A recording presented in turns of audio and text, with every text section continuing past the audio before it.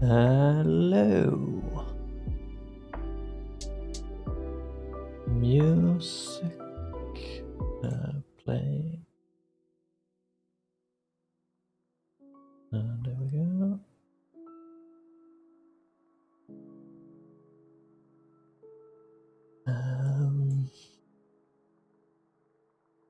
So,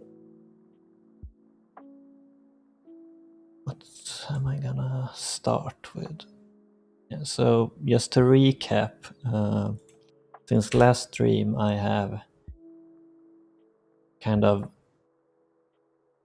tried to figure out how I want to deal with the sprites in the game, like the asset loading, storing, animation format, and such. So I spent like probably 8 hours yesterday just coding and figuring it all out, setting it up. So I have the base done now, and can actually show. So I was gonna use this. Oh, let's close that game now. I was gonna use this, but after looking into it a bit, I realized that it isn't quite what I want. My biggest problem with it is that the way this is set up,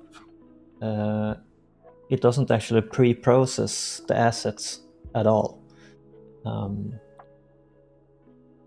actually find that content pipeline, importer, processor. Like here we have what the content pipeline processor actually does. They simply just read all the bytes and spit it into simple record, and that's it. They don't do any more than that.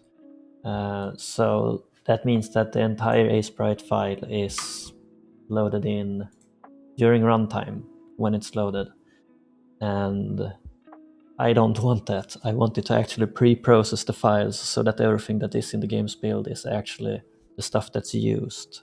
So hidden layers and unused frames and all kind of stuff is actually not included in the build, and it also makes it much quicker to load during runtime to have everything be the correct format, etc. So this system is actually made using a library that they've developed. So I just used this library directly instead to create my own processor and writer. We can see here that I actually go over all the data from the sprite file and parse it into a format that I have made myself, which is here. We have the sprite sheet format, we have the sprite tags, we have the sprite frames, and it's converted into all of this. And then finally I use message pack.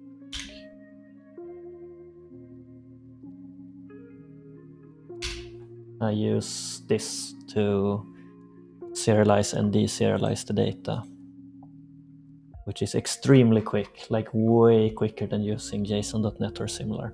So loading in sprites that might appear which are not already loaded in during runtime will have a basically insignificant impact on performance. So I should be able to pretty safely load in sprites and such during runtime without it affecting performance. I did that, and then I started last night, just very briefly, I started setting up an animator, which is basically where we are at now. So it is extremely simple. Like, it just loads in a sprite sheet, and then we call update whenever something should be drawn, passes the game time, and it steps through the frames. And then we just get current frame and such to actually do the draw. It's an extremely simple and bare bones system, but it works. Just for now, I just set up so that go to gameplay grid objects and player, see here, during the initialization I simply load in the cloud side move, and then I create a spreadsheet animator and set it to use the right move. And if we go here and actually open it, side move, open containing folder, load it in, see here that it has right move and left move. Oh wait, here we go, right move and left move. So it's simply playing those. You can see here, right move. That's what I did, and the next step, none of this is not committed yet, because this is what I was tinkering with last night. I kind of wanted to stream this, but I was doing some other stuff, and I just started thinking with this on the side, and then suddenly I had a system set up, which was not my intention, but yeah. I should probably commit this as is, and then move on to the next step. So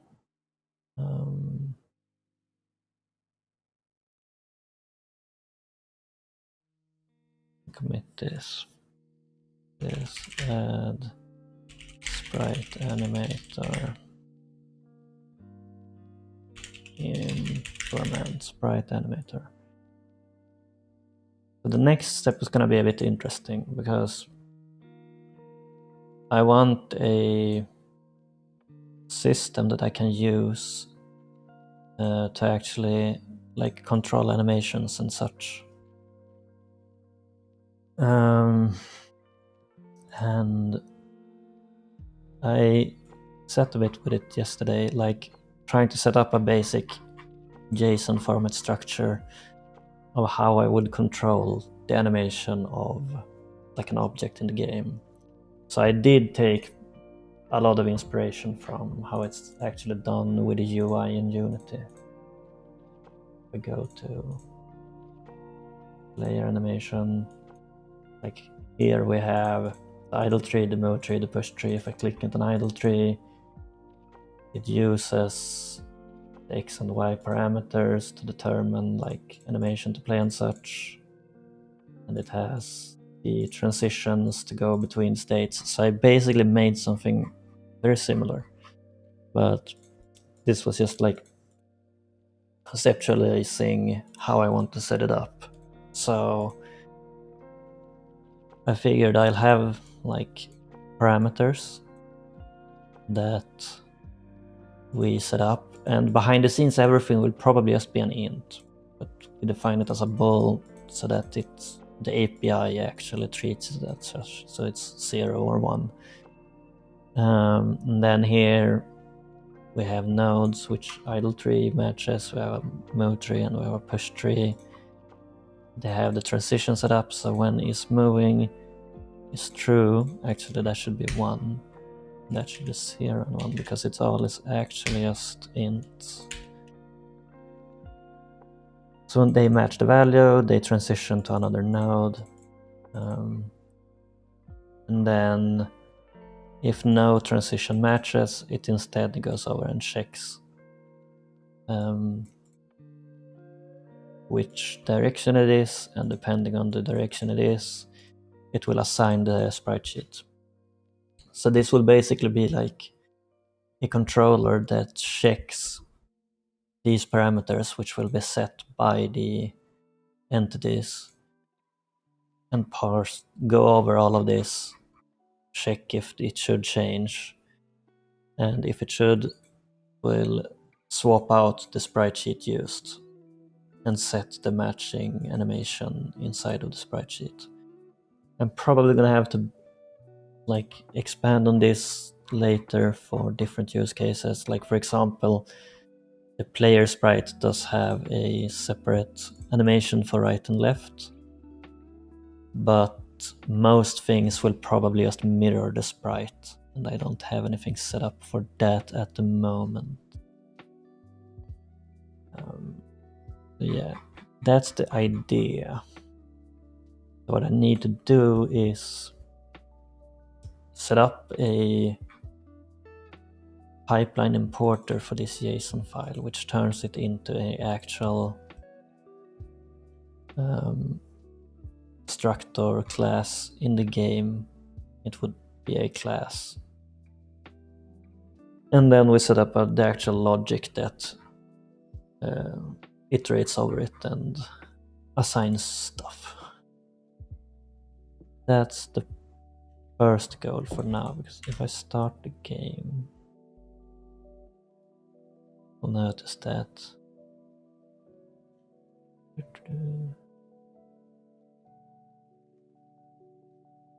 okay, I do have this, so everything besides the player is currently just using the same texture, and we're gonna change how that is loaded in as well, and that is not correct.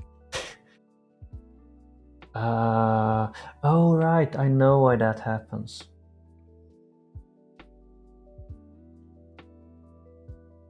I should fix that first. That's a very stupid mistake on my part.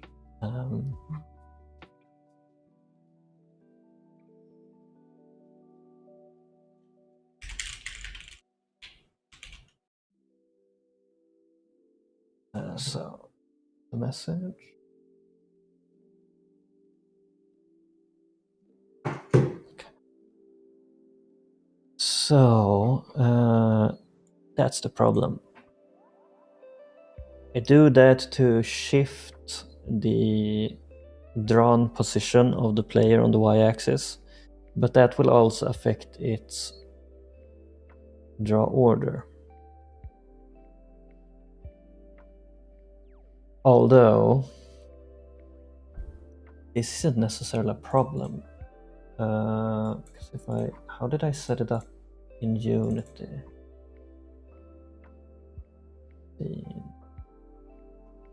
Right. Yeah, that's right. I think that's actually my problem. Go here. It should actually also check if layer is bridge. That should solve the problem. Because everything that is basically ground, just the terrain, decals, and bridges, they should have the draw order from the top of their sprites. Yeah. Let's just commit that real quick.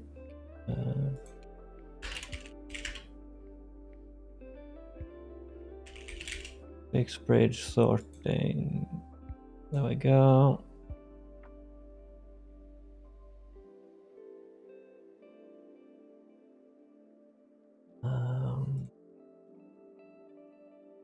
Right, so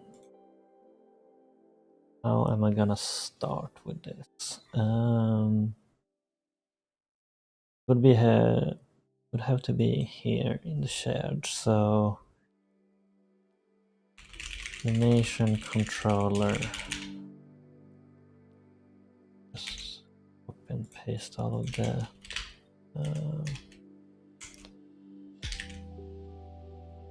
Animation controller. And then I'm actually gonna move this into a separate window that I can see.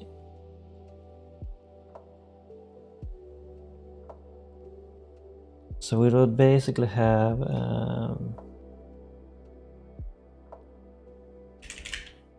public string entry immutable array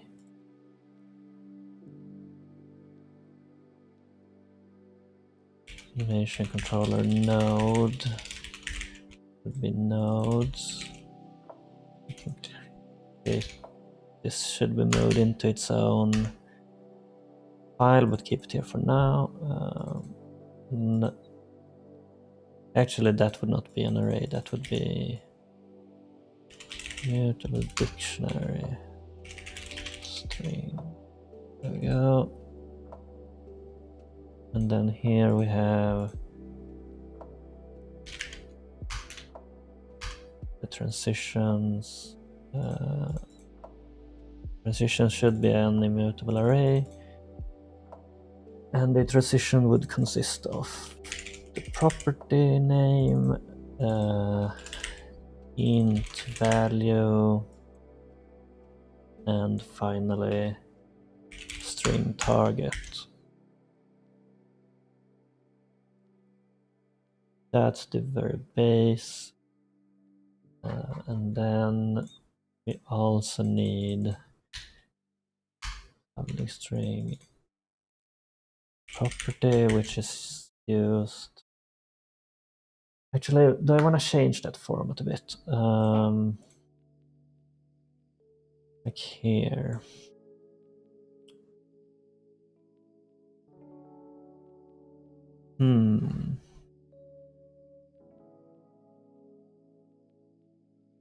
I might want to change it so it's like switch cases.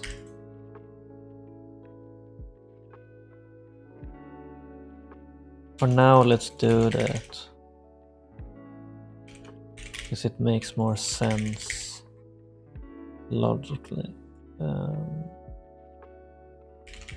So switch, and then in cases we would also have immutable array of case.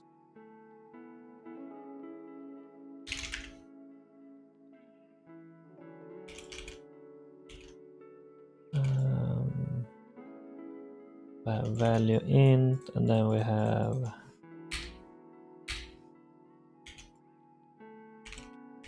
sprite sheet, which is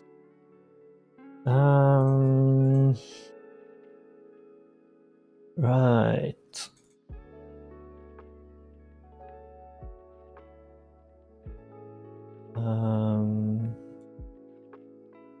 I want to set it up in another way, but it should be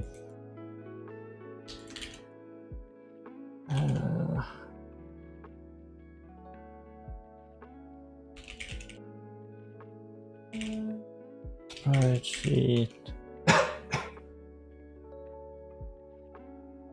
is basically just wait, wouldn't this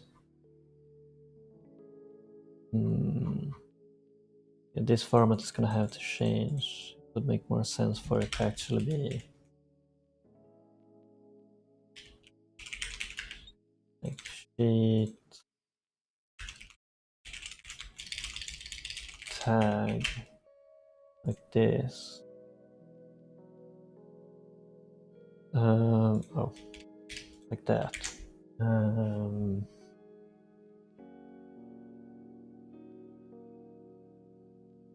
Yeah, let's do a simple order. You can't actually see this, I now realized. Anyway, let's fix.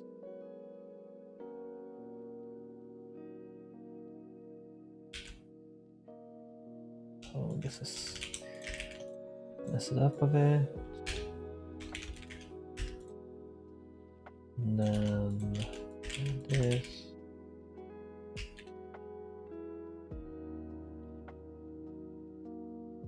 No, wait, like that. What did I miss? Oh.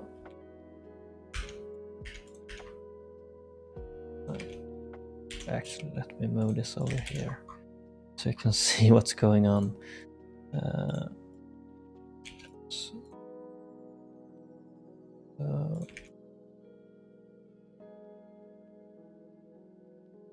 This format makes more sense, because that would map better to formatting game. Let's move that up. do this instead so it can be seen. Close that. So we would have that, and it would be string sheet and string tag. Oops. Like this. This should match, I think. Wait, I forgot the parameters. Public. Actually, how do I want to deal with that?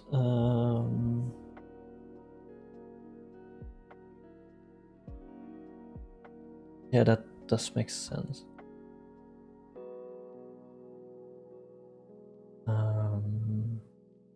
Yeah, we could also have default.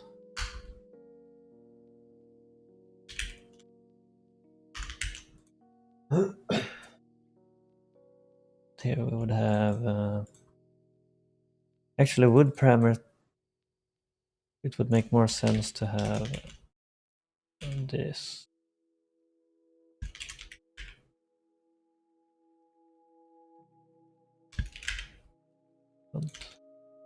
So that we can look them up easier. I think this is what I want for now. Oops. Like that.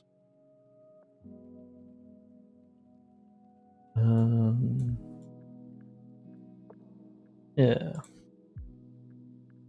So here we would basically do the same parameters. Some of these should be structs, not classes. Anyway.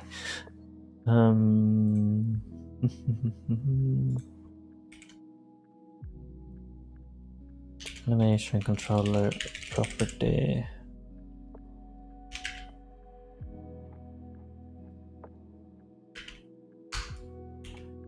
It should have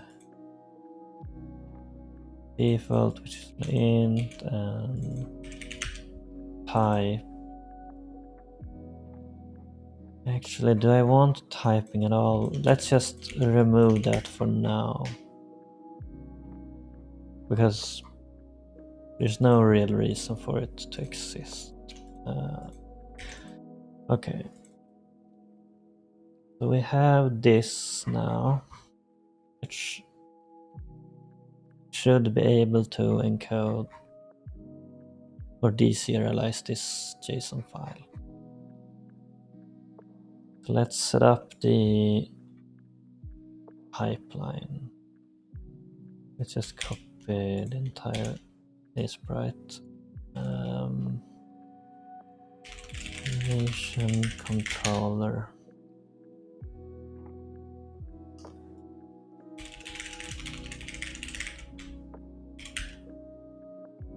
Rename.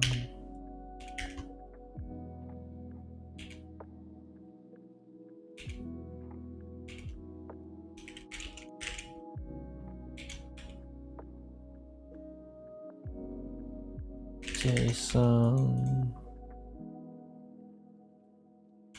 Let's just rename all the files first.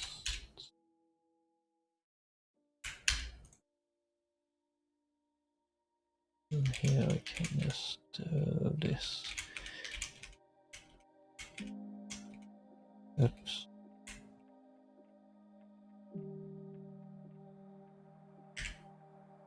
Controller. Yeah, right. That, then here.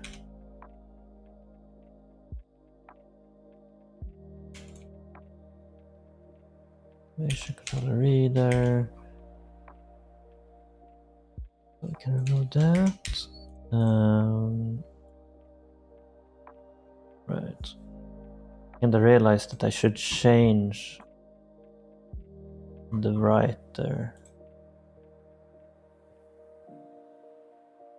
Most of this logic should not be in the writer, it should actually be in the processor, because that's the point of processing. the writer should just be how the finished data is stored. So this is set up incorrectly, but yeah, whatever. I'll fix that in it later. So we read in all the bytes.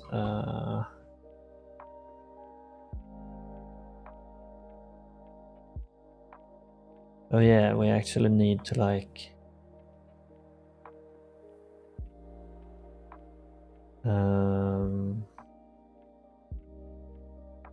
we need to set this up to support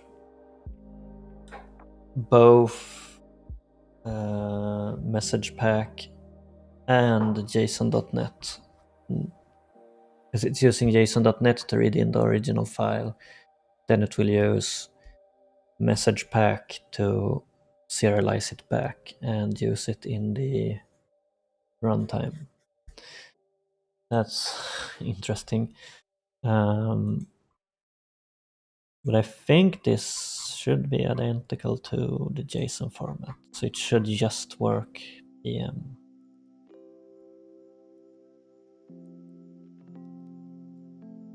Alright, I need to actually set up all the keys for this.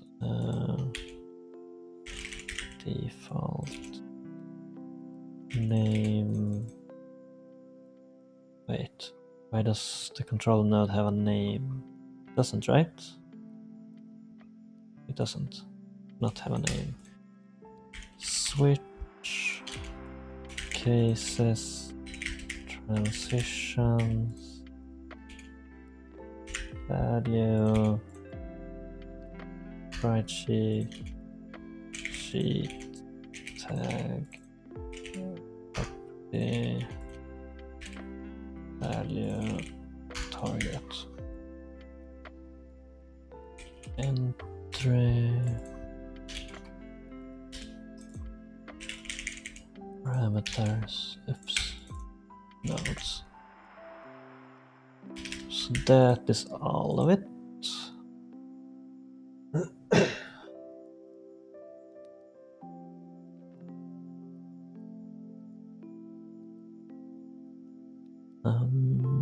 Right.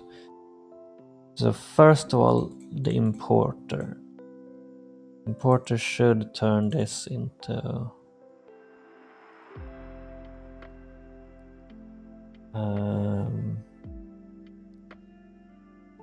yeah, I guess it should just turn it directly into animation controller.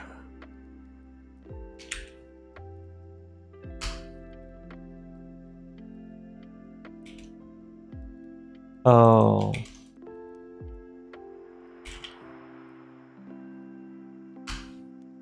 Like that.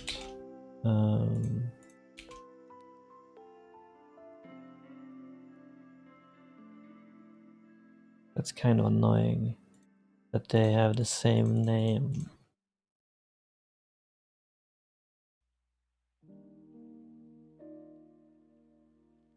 Oh well.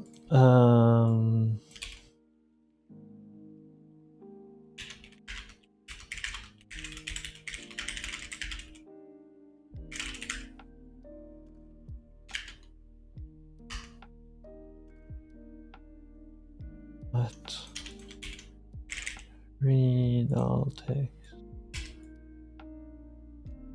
JSON. Wait, do I actually have? Yes, I do have JSON.NET. Let's see if the autocomplete can help me.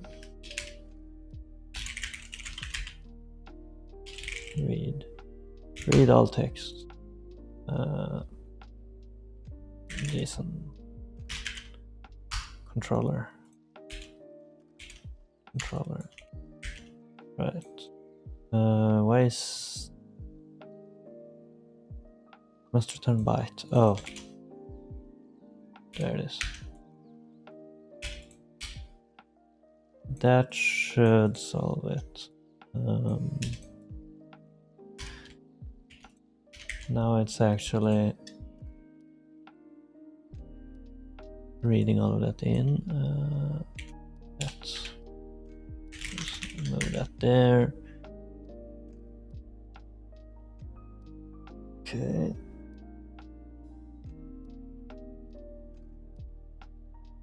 Or wait, what's the difference between the processor and the importer?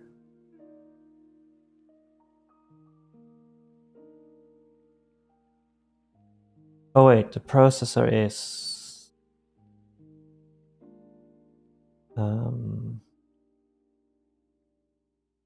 I confuse myself. I forget which one does what.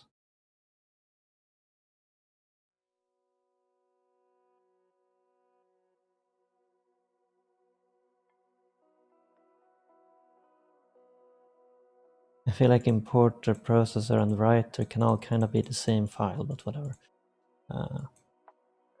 Important thing is that it works.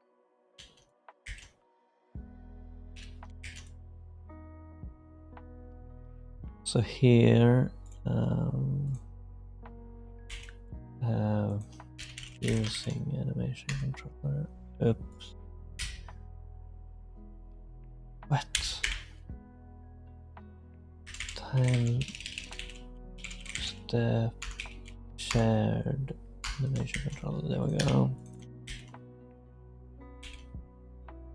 No.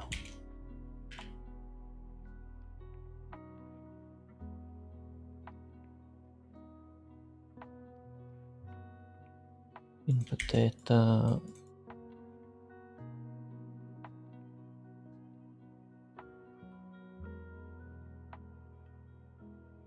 Wouldn't it just be like return the input data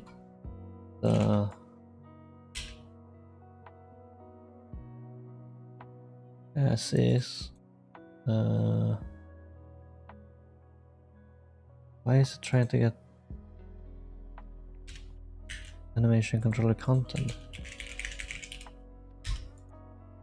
Oh wait.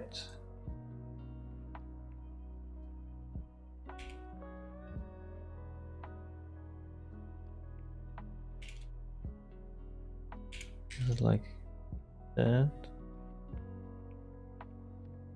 Animation controller content. Right, spreadsheet. Animation controller.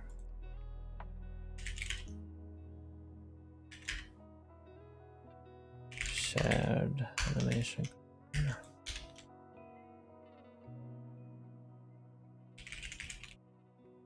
Let's just call it controller.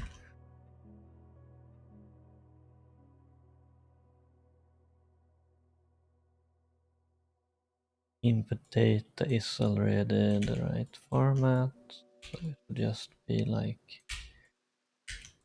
like that, which feels kind of pointless.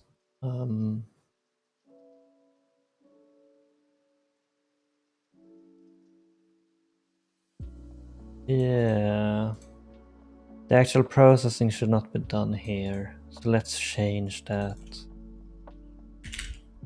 String JSON.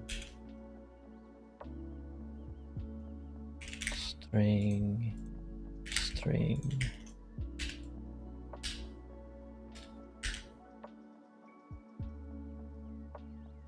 Down here in the processor should be string. And then here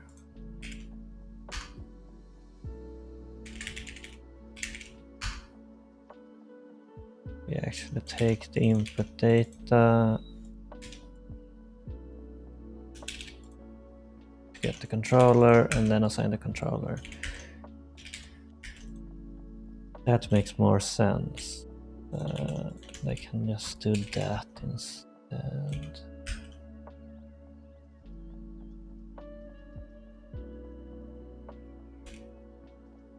Do that instead. And all of this is also kinda pointless. We're just gonna skip all of that. Take the result controller, serialize it, and Yeah, version length data.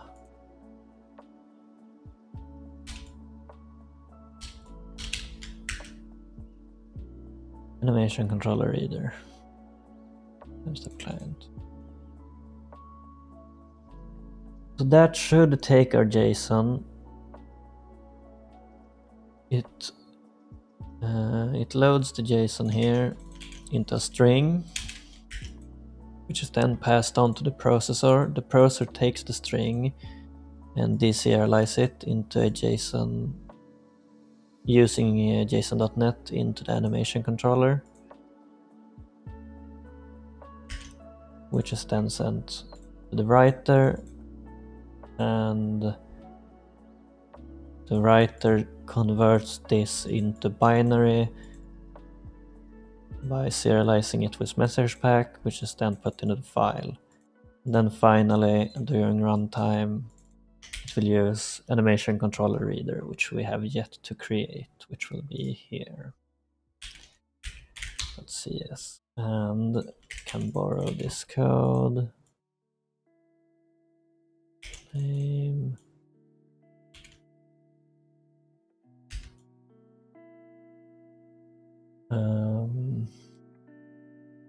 Right. Content type reader. It's gonna become a animation controller. Animation controller. Animation controller. The animation controller asset version. It reads the length, it deserializes it into an animation controller. Controller. Like that. Now we just need to add in the animation controller. Animations. There.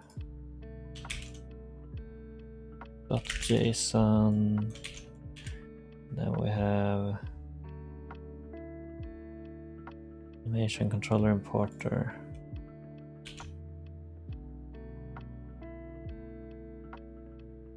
And processor. Unless I made a mistake, this should all now work. Let's hope it does. And it should pause execution here.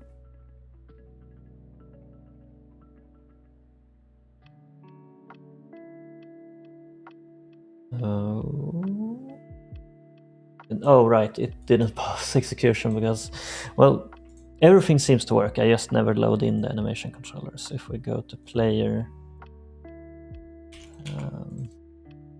animation controller.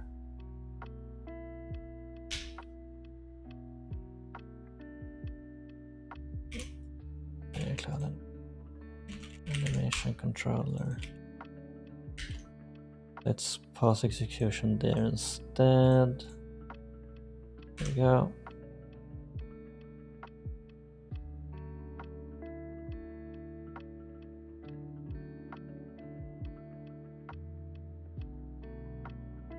Now we have our animation controller. Enter is idle tree. It has all of the nodes. It has the switches. Spreadsheet. Everything looks to be correct. It has the parameters. Their default values. Yeah, everything looks correct. So now we have created our own importer for that format, which was very simple. That did not take long. So now I have all of this. The next step is to actually make this into something that does something. Some of this should become structs. So actually, yeah, pretty much everything. Oh, did my mouse mess up? I feel like the sensitivity has changed.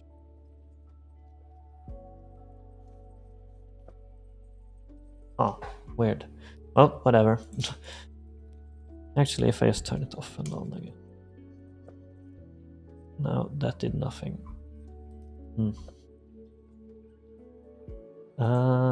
So it's clearly changed.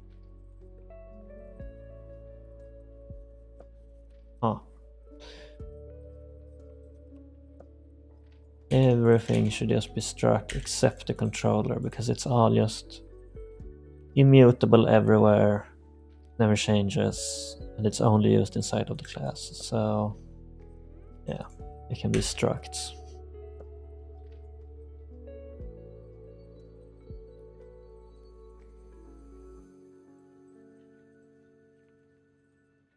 Let's just have this. So first of all, we need like a public void update, which will be game time.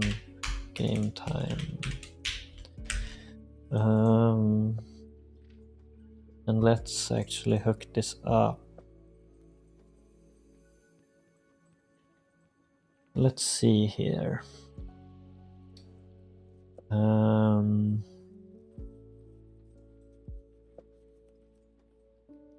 We're gonna want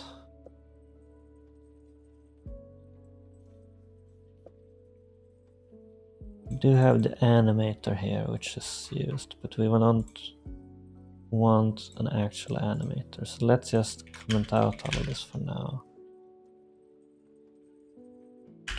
Oh, the mouse is so annoying.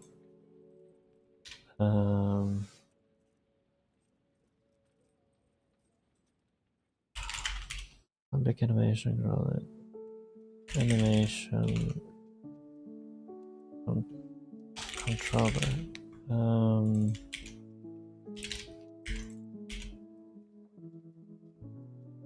Then here we're gonna update it. And oh yeah, that's also a thing. Oh right, I was gonna. No wait, I did fix that. Never mind. Yeah. Okay. So this would take the animator, and we would get the animator from the animation controller.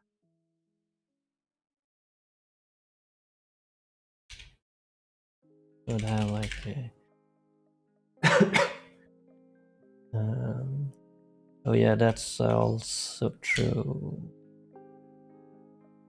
Public void initialize. We're gonna want that because our reader gonna want like controller initialize, and we probably want to just pass on the content manager so that it also can load in the required sprite sheets and stuff. Let's see here. Or actually, yeah, it should. That makes most sense.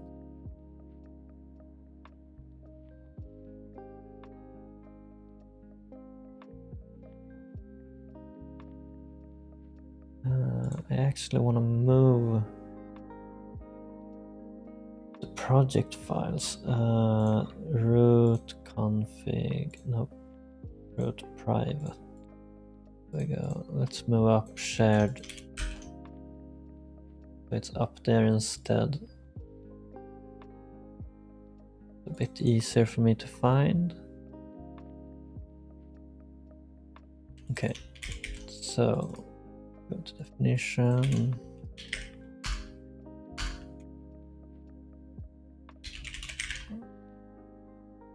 Private content manager. And then we're gonna have ignore member. Yeah.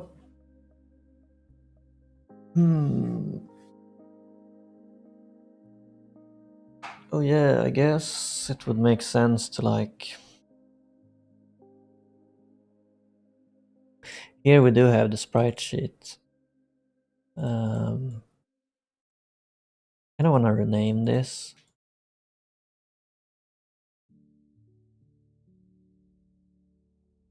It's just sheet or something.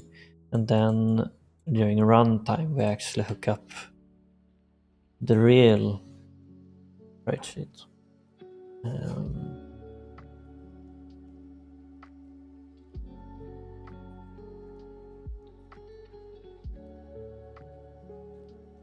Or should I? Yeah, let's for now. Let's just ignore member. Public sprite.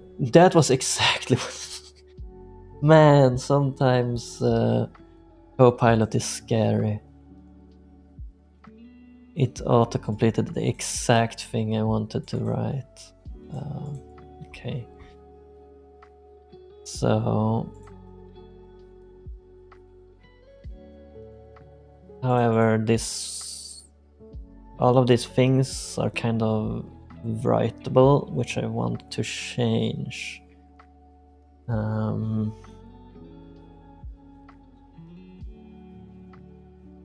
But whatever. For now, everything can just be unsafe. So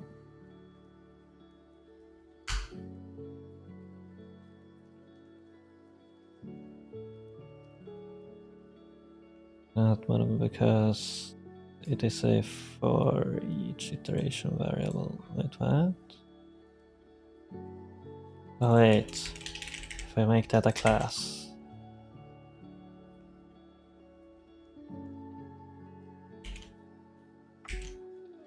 Is it yeah, it's because it's a struct, right? Yeah. So some things would have to be classes. Well, whatever. That is exactly what I wanted it to do.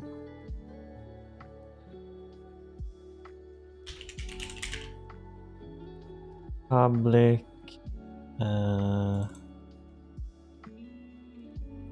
Yeah. Let's just have this be. Let's just have everything be classes. It makes it easier for me. I'm gonna want to point stuff. We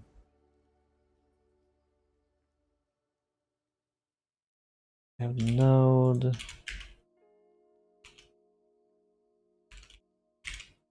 Active node. Oops.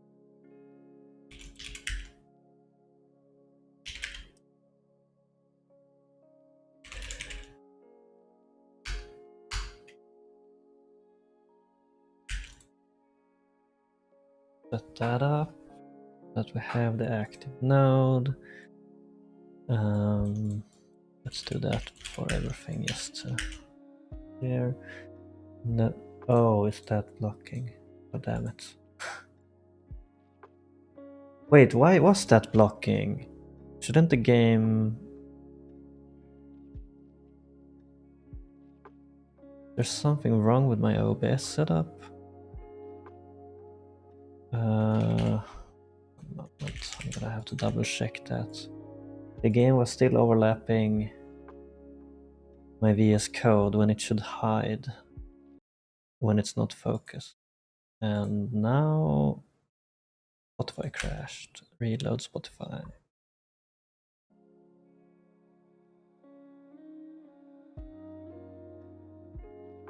Content file not found. Oh right, that was also derp. Let's comment it out. I just wanna fix this OBS problem because otherwise I might block the code a bunch without even realizing it. So now game is focused and it's on top, and now when I unfocus it's still on top. Let's time step game high. Oh well, shit. It was hiding the wrong window. Oops, that explains all the problem during the stream. Hopefully I didn't block all too much.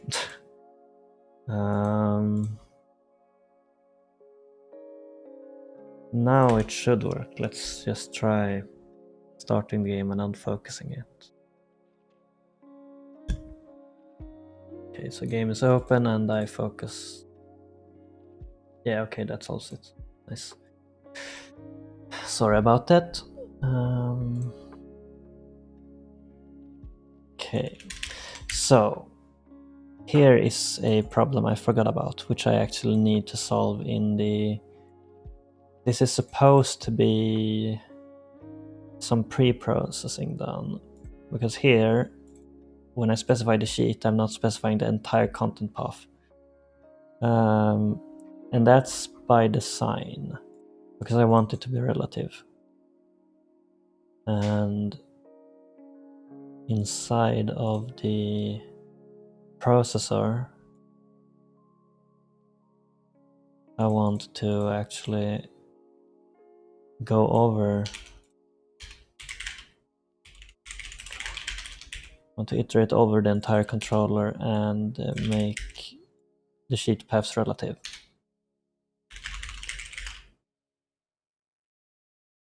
Over all the sprite sheets in controller and make paths relative to the directory of the... Is it in the context?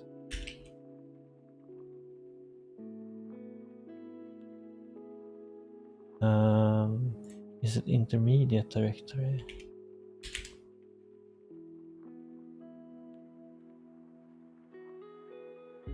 Or actually, shouldn't it be... Yeah, we have the file name here. Oh, wait. Result file path. Right. That's it. So...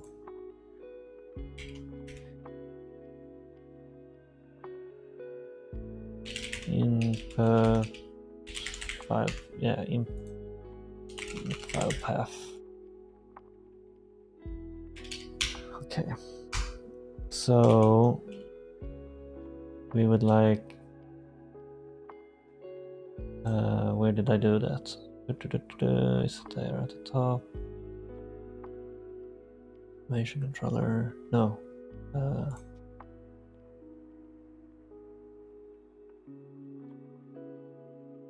Oh, there.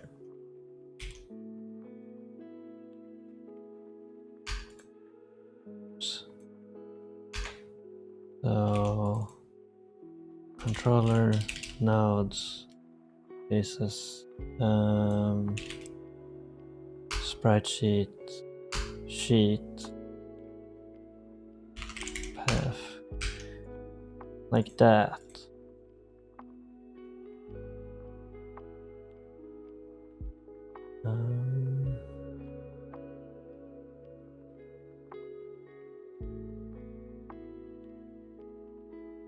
Wait, this would actually not work, because this would not be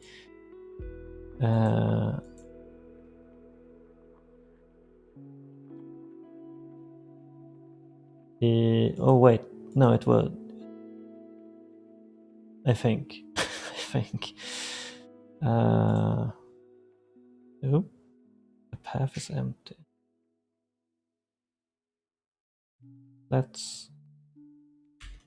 Can I actually do that? No, I can't.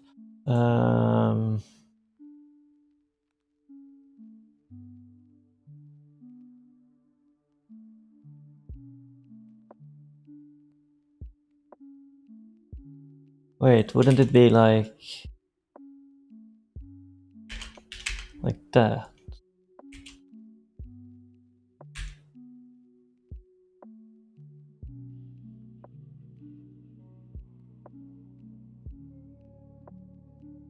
Wait, this is still wrong.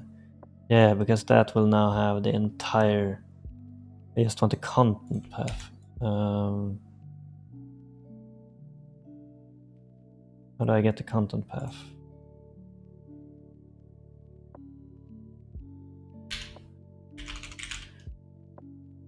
Wait, that's the context. And we still have the context here. Get the content path. Rotation. No, that's not what I want. Context, build configuration.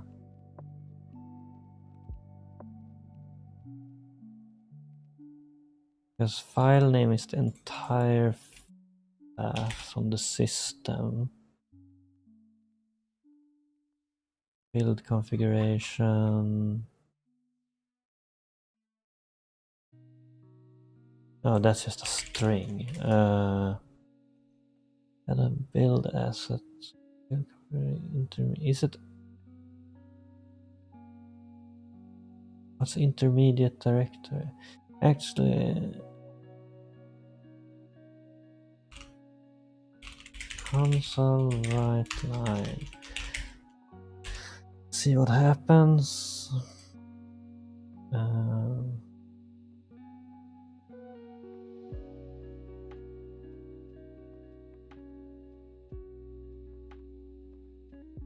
I see that anywhere.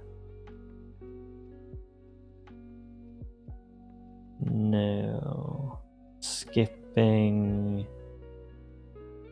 It's doing that one, but I can't see the message. Should I just ignore this for now? Let's ignore that for now. I don't want to be stuck on that issue. So, which should mean that here we're gonna add characters player so that it actually has the entire path.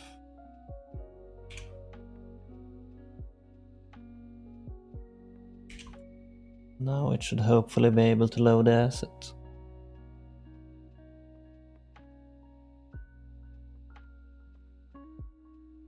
Yeah, it didn't crash, so that's good.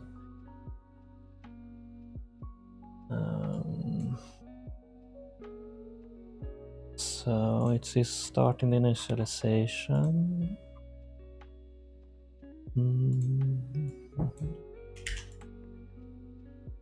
It's loading in all the spreadsheet instances.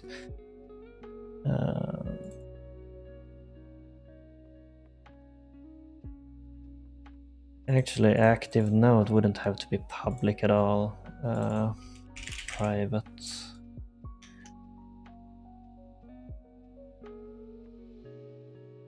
Everything should be basically behind the scenes. Oh yeah, we would also have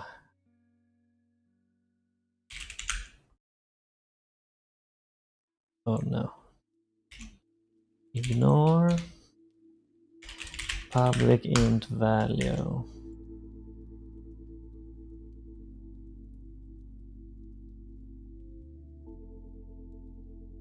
Which would default to, I guess we would actually, for each prop, set the default value.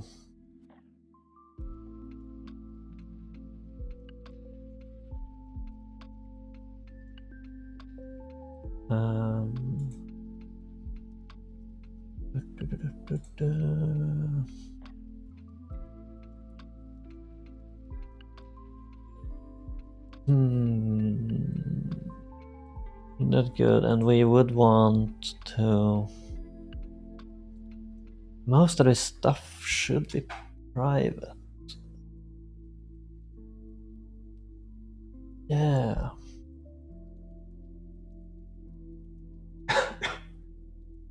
It would still serialize and stuff, right? Let's just try making all of it private.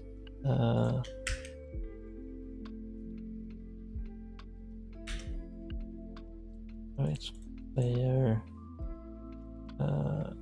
Let's pause there. We can inspect it. Nope. Fail to deserialize animation controller value.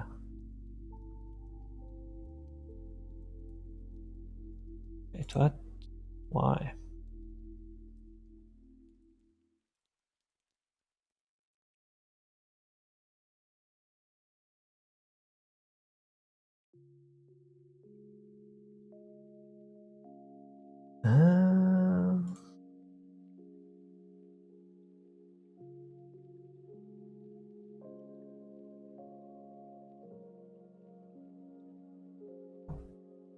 Is it because of that? Or is it because of me making stuff private?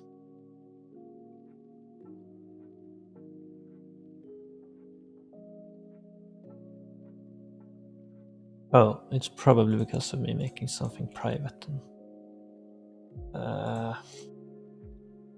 For now, I'll just leave everything public and work on setting up the correct permissions later. Because basically nothing here should be exposed.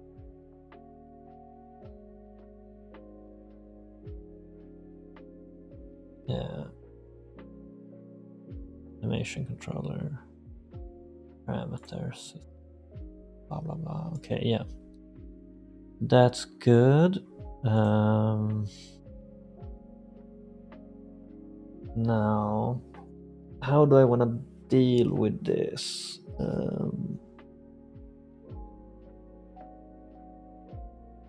I guess we want public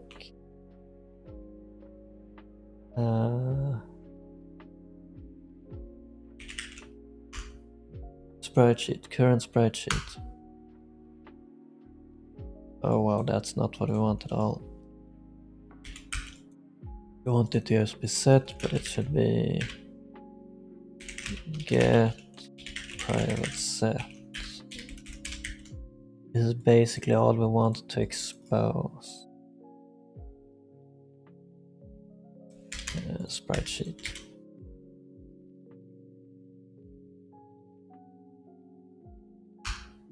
And here, I'm gonna check. Yeah. How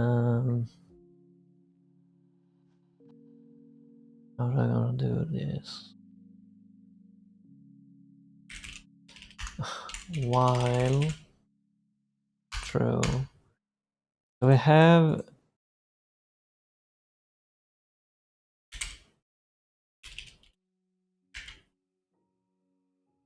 can't we just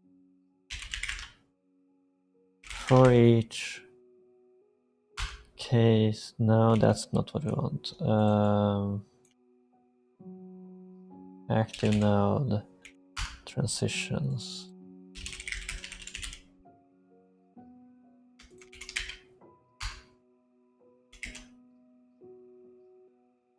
So if we find a transition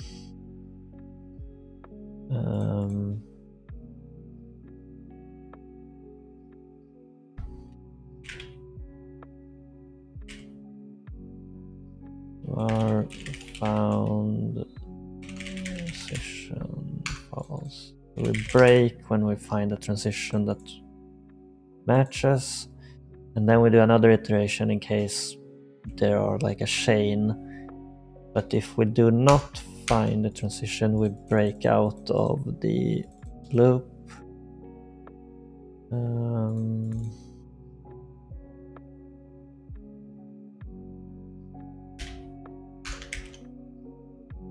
Wait, wouldn't I just have to set it?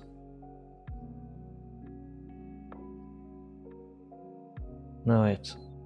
No, I'm confusing myself. Oh boy. We find a transition, we break, and then we do another iteration. But if we do this entirely,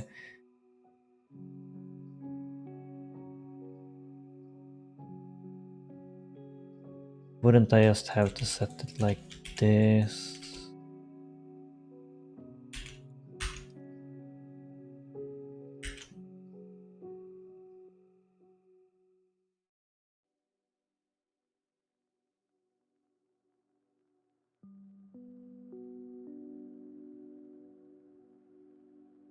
Or will that be an infinite loop? Wait. God damn it.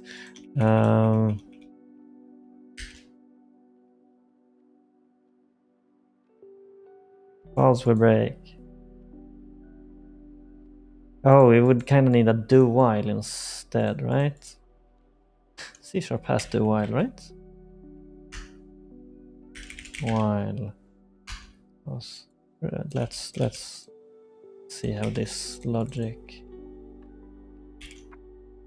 works out.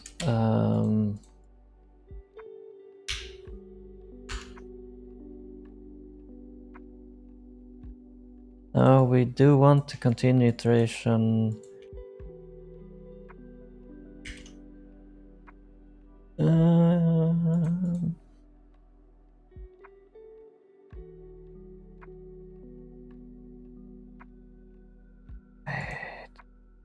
I'm so confused. This is such a simple logic. Why am I confused? So it checks, has not found a transition. It does find a transition. It will continue looping. And then it finally does not find a transition. Okay, this is correct. It can probably be written nicer, but it works. So iterate through transition until we reach a node without any transition. Okay.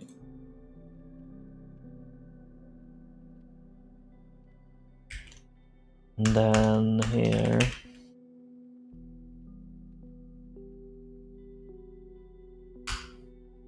find the case that matches.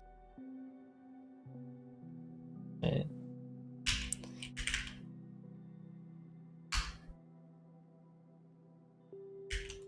Yeah, we go over all the cases and we set the sprite sheet.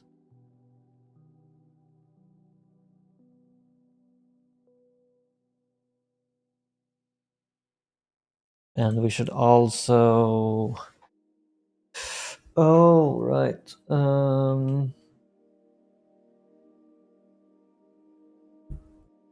That's interesting.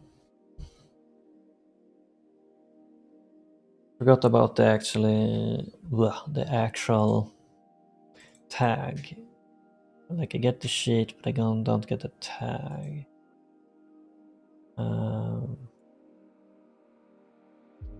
And I also don't have an animator.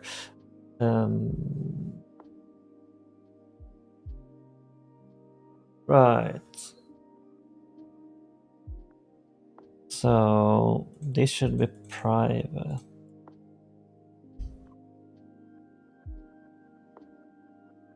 Sprite sheet, private, and then public. Let's ignore that.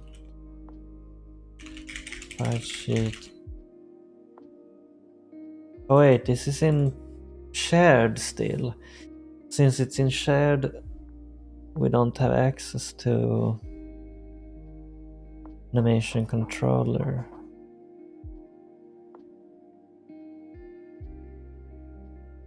Or sprite sheet animator would have to be in shared in order for us to add it in here.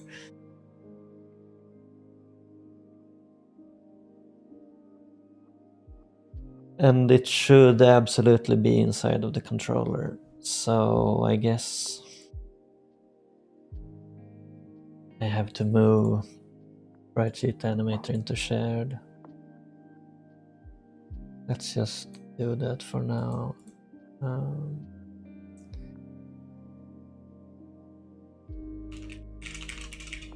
Animator.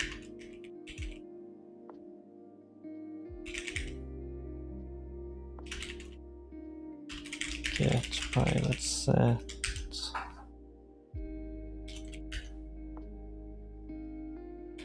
So this animator create an empty animator. Ooh, wait.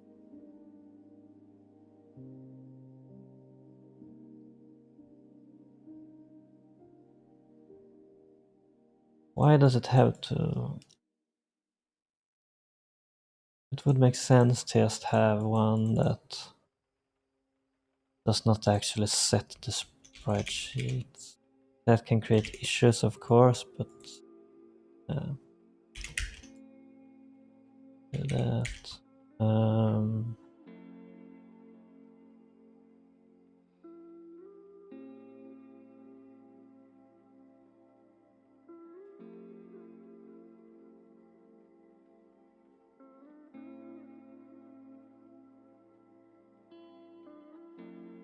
When we set the sprite sheet,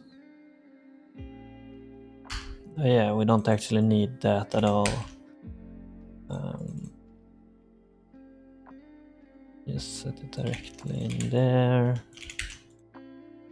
Okay, so we set that, and we also should set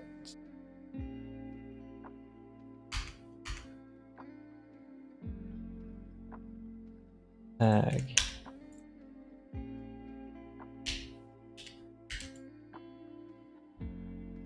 Like that. But we don't want to set this constantly.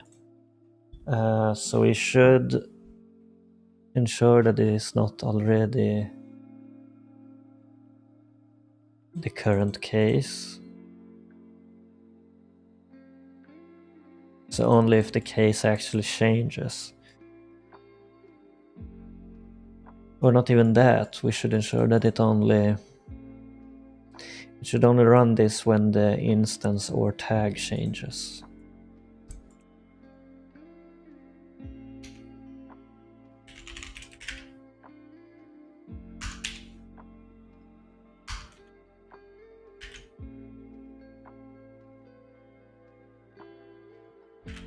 Or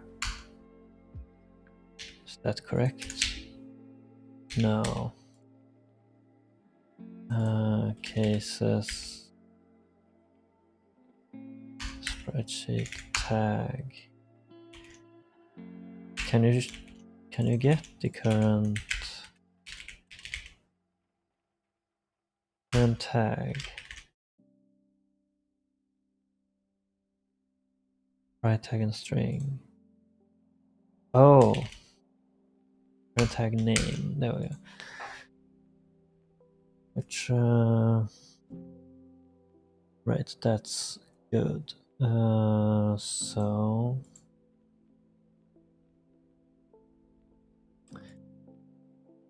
if the sheet matches, right,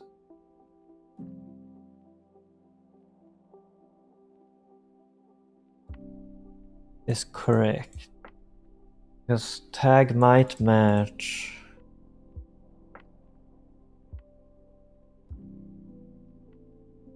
Okay.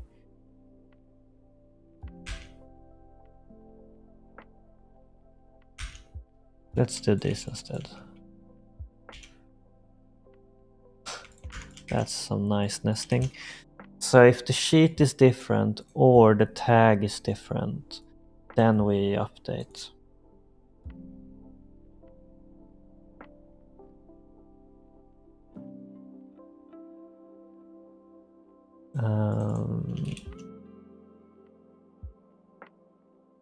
We actually don't need that because we create the sprite sheet instances here.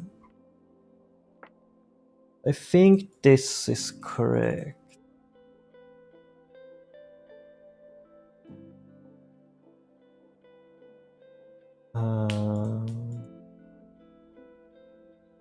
Let's see if anything crashes when I do this.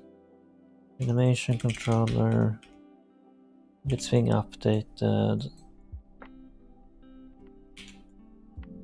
Oh yeah, animator should also update and be cleared. So when we set sprite sheet, it clears everything, right?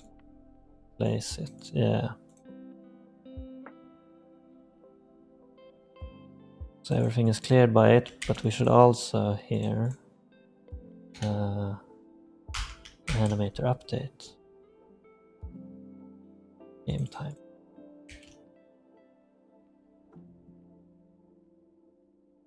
I think that's it.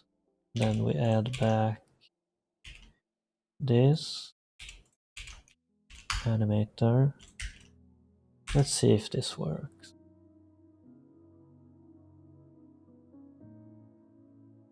Oh.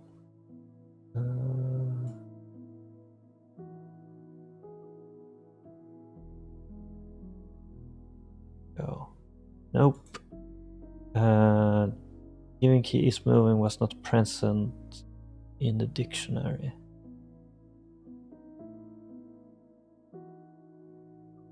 It's not?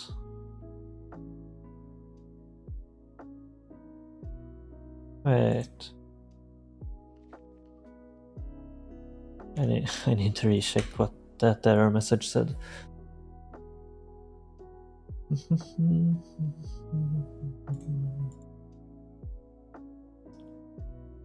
Okay. So we're in the controller.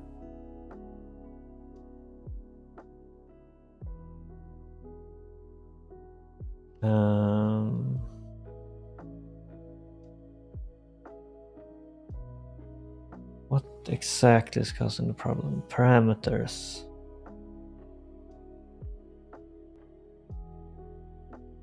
Key value pair, key value. Oh, can you not access it this way? Because it clearly does have parameter. Is it because it's an immutable dictionary?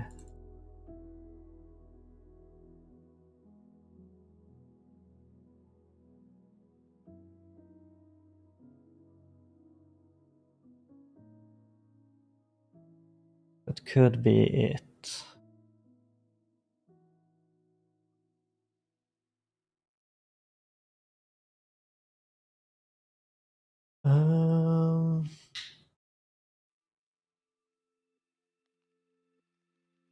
What if it's just a dictionary? But that, I feel like that shouldn't be the case at all.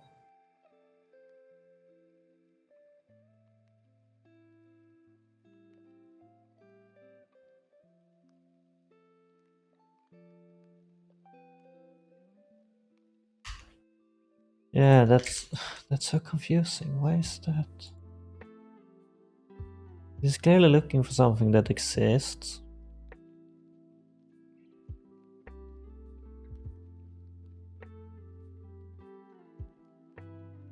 The given key is moving was not present in the dictionary.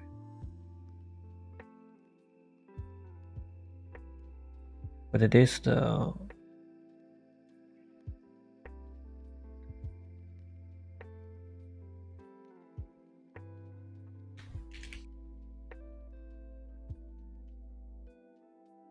I need like do a try get value.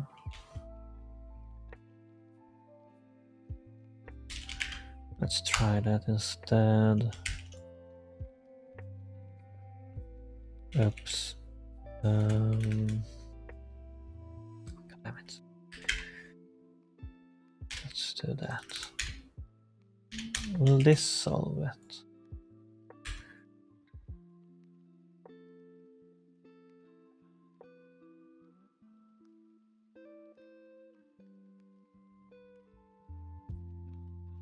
Oh, yeah, that's actually.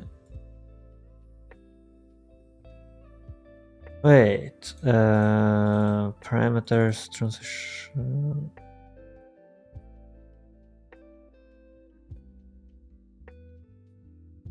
Now let's try and change this so it's direction 2, that's facing down. Will the character actually face down?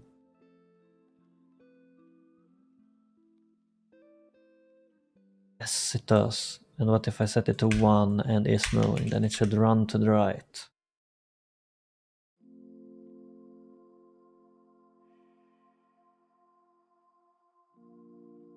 it is not running to the right. So it's kind of working. Might not reach the move tree. That could be why.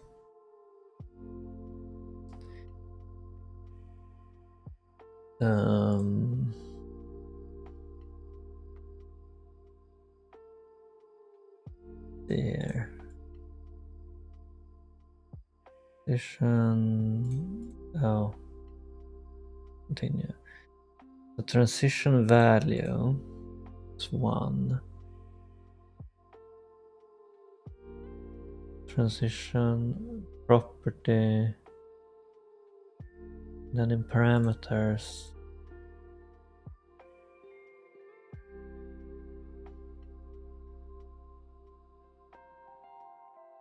Is moving. The value is 1.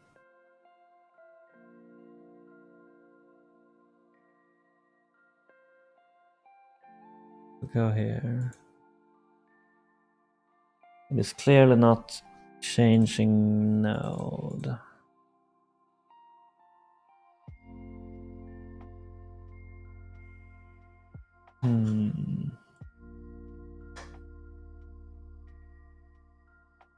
Oh. Wait. It is never changing node. So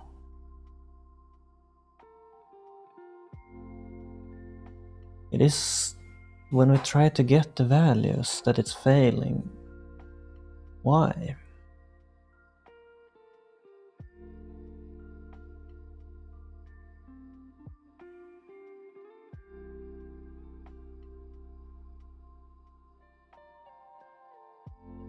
Let's just try a regular dictionary instead.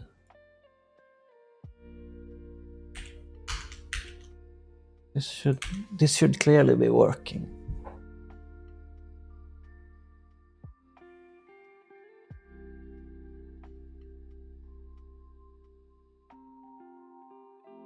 It is not. Why? Like, you can see in parameters here. Is moving is set to 1. And we're checking in the move tree.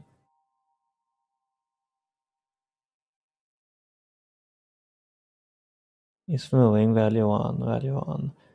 So they are matching.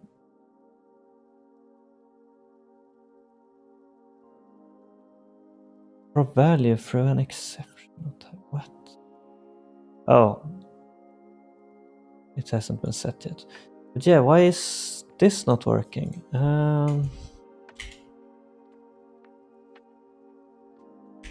Console bright line parameters.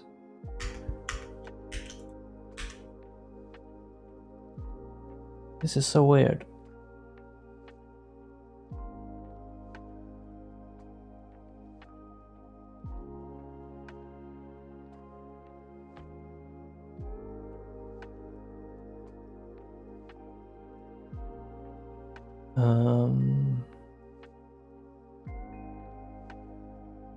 Why is it lying?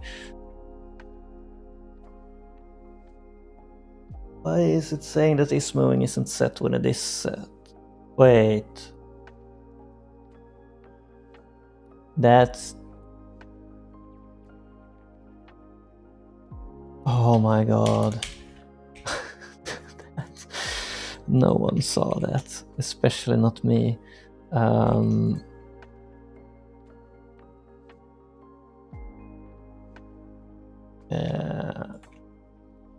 Let's just reverse that code.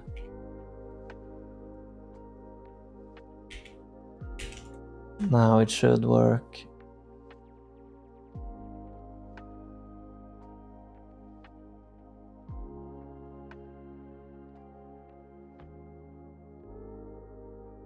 There we go. Okay, so the controller is now working. I have no idea about how performant this is because it will have to check this on everything that's animated in the game, every single frame, which is bad. We could like ensure that a parameter has actually changed before running the update. So, and that's what we're gonna fix next, so that we can actually set parameter values. Let's set this back to 0, 0, and public void set parameter.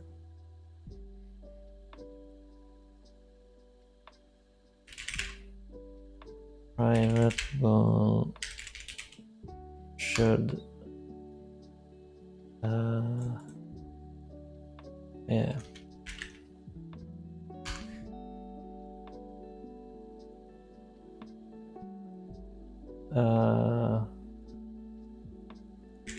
Traverse tree.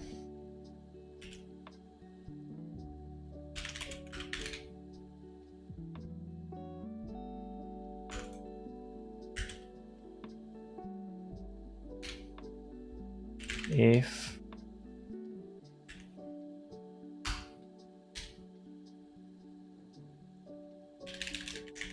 check if the parameter exists or if the value is different.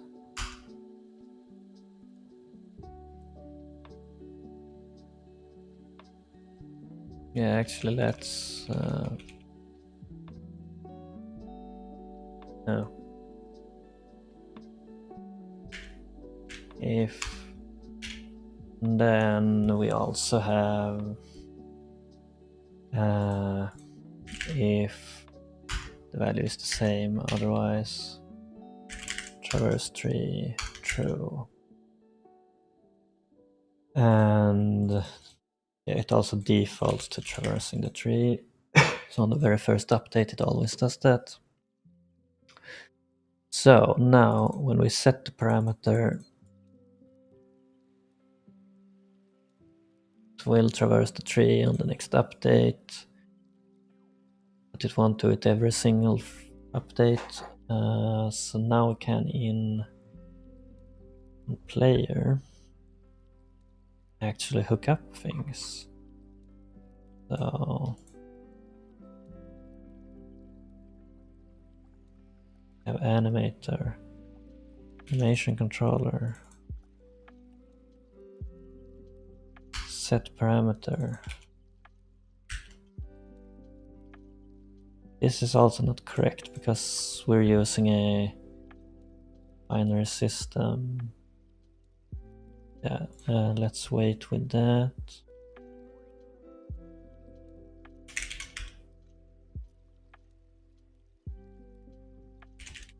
Animator. Remove that.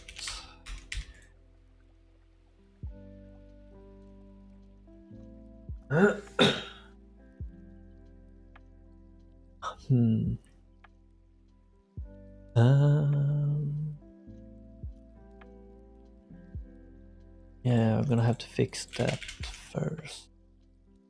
So, do I actually have anything like that set up?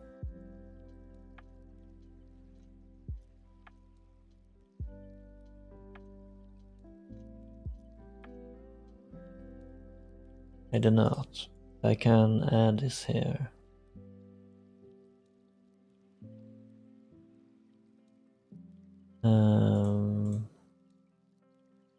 Is it called cardinal direction?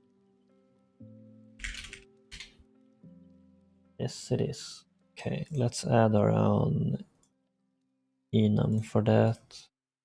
New file.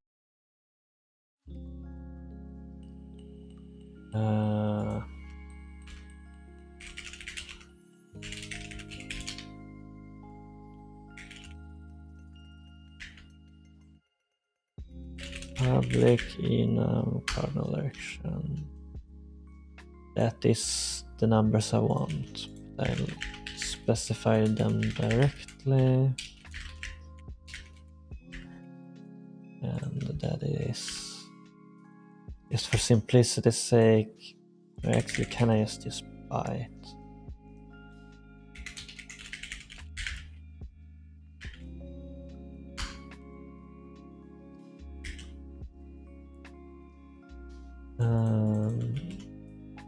Wait, actually, I don't need this to be in shared at all.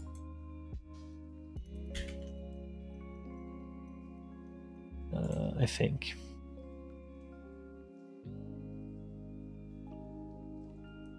And then Victorin.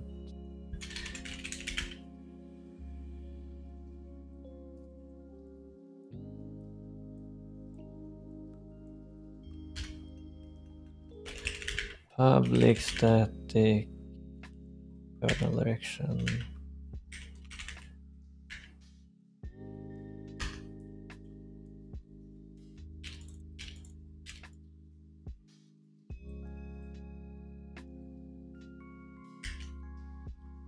Like that. Wouldn't this be better as a switch case?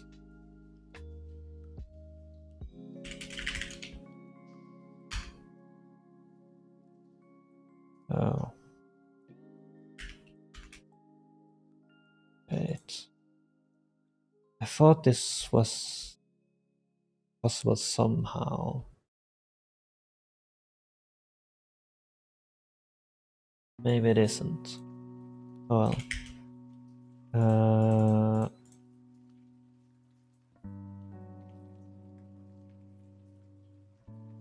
For now, let's do that.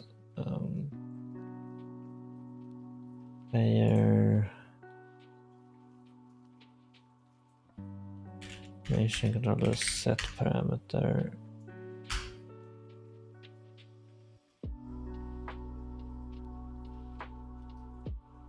Oh.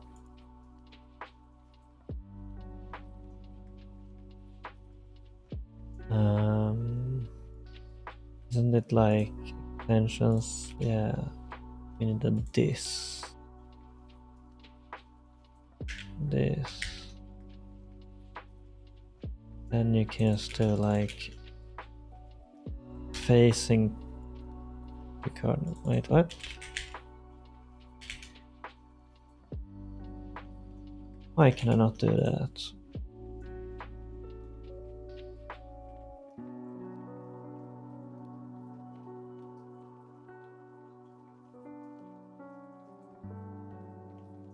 Oh. Well.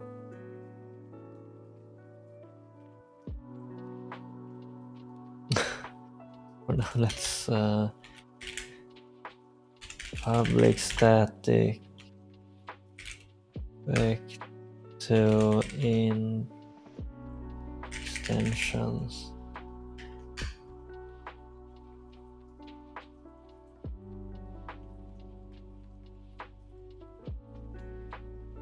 Class.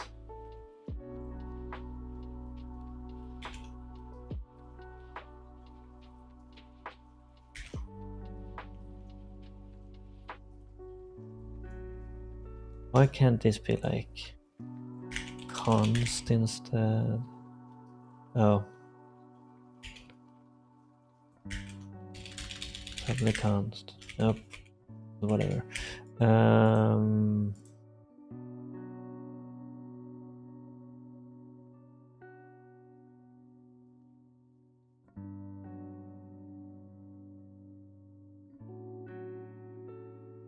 Common strings. Direction.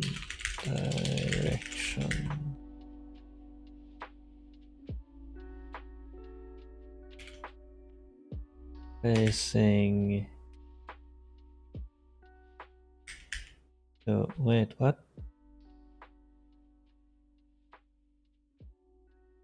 Oh. This. To cardinal direction.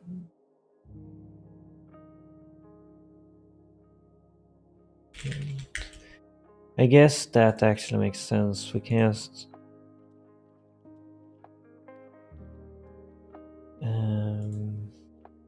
whatever. Okay. All right, these should be removed. Oops. Oops.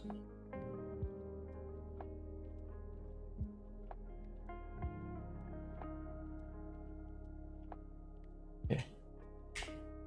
Now it is actually updating as it should. However, in entity, I'm gonna have to change these things. We're gonna move this code as well. Actually, let's wait a bit. Is animator? Yeah, animator is inside of entity. Probably want it directly in grid object. Uh,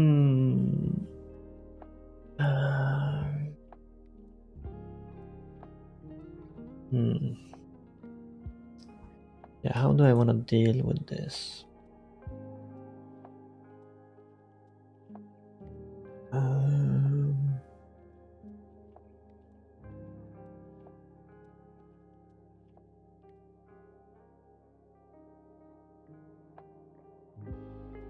hmm.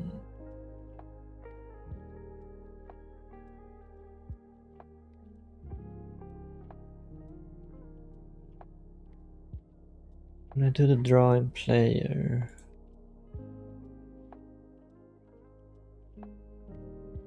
like all of this should just be directly in all grid objects. Let's just add animation controller to everything.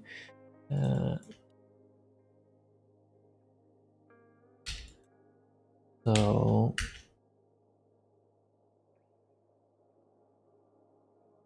grid object.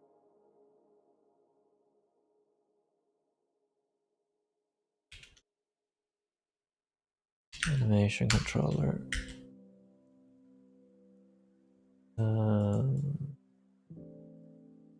Layer. Animation controller. Yeah. Inside of initialize. Actually, yeah, that makes sense. Like this.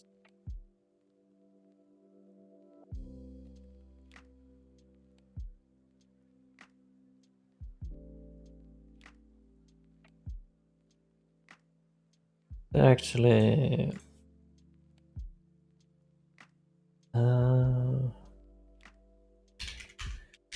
public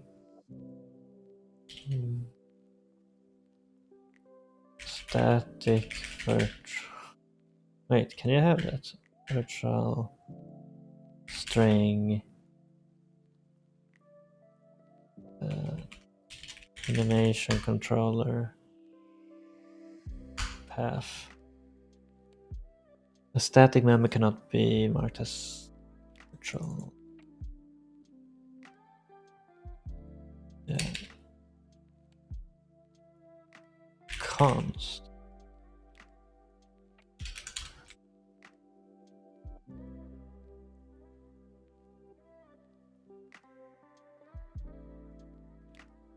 Can you override?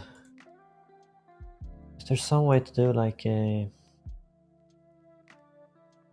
C# const override?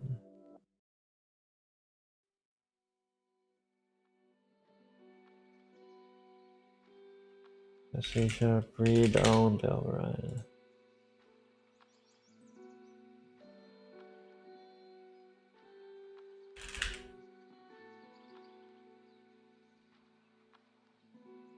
I guess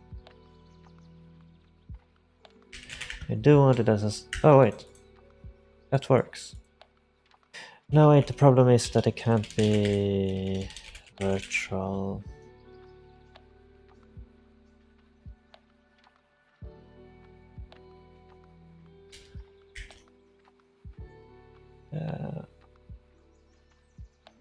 Well,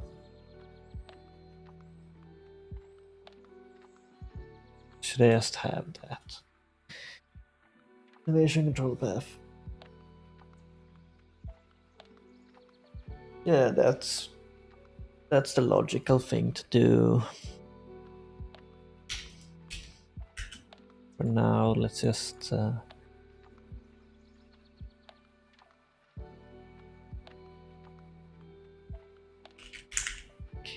this should be abstract and force.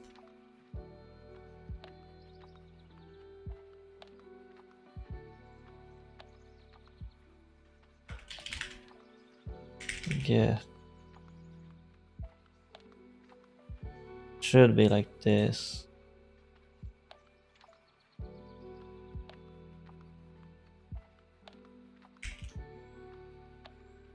Everything should be required to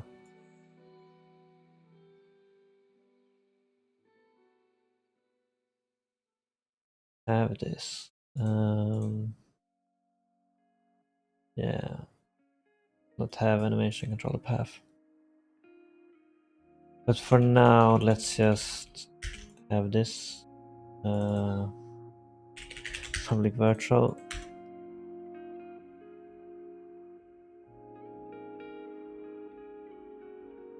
And then here we're gonna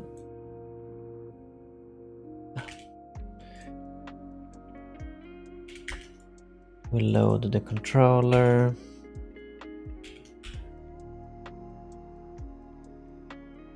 And then in draw,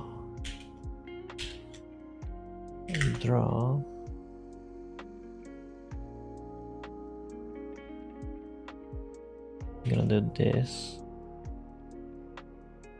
and use the layer.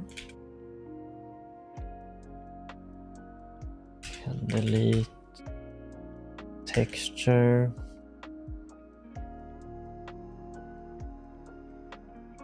And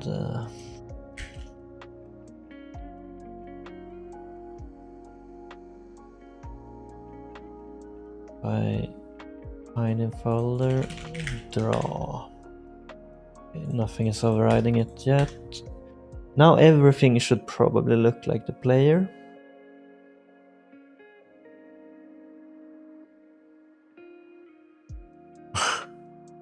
Oh, why is it?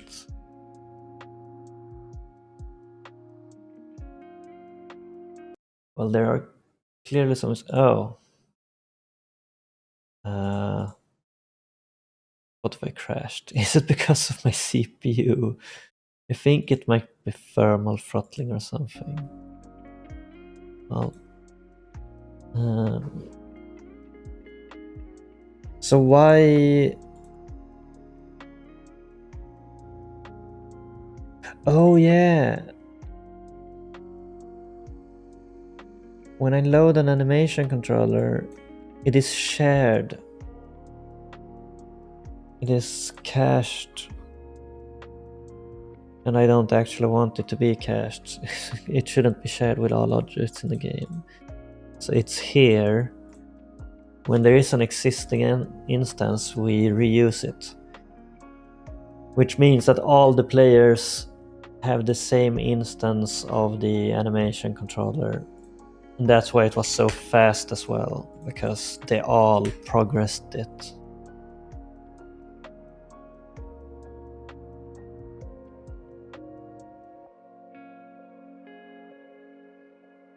Wait. Why is it still doing that? It should be creating new instances.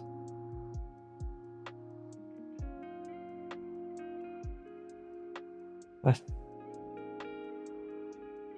Let's check. Or do I need to specify that it isn't cache? Yeah, it only runs once, okay. So I should have that probably. But I need to specify somewhere that I do not want it to be cached. How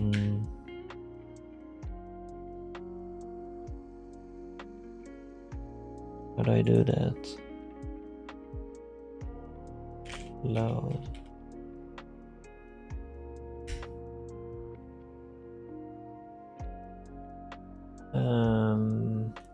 Monogame content manager do not cache.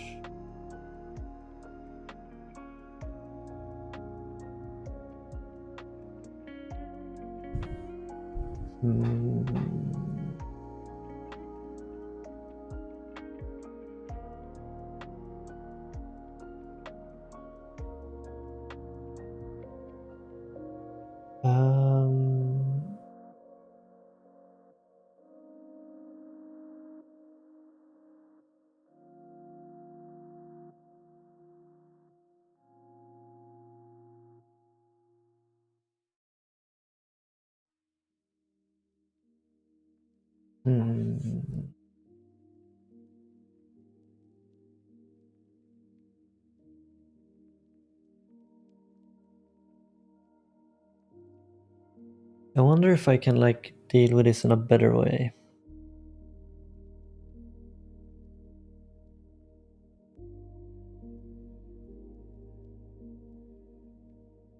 So basically, we would get a sprite sheet animator and then we clone it. So when we call initialize, we get back a clone. Oh wait, no, initialize is called in a content reader, so we can't do that.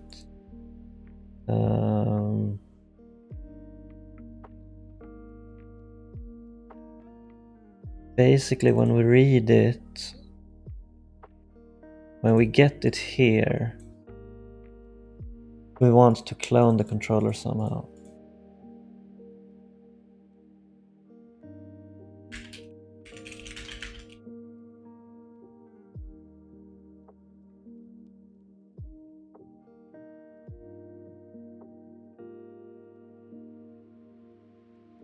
I can probably set up there. Clone.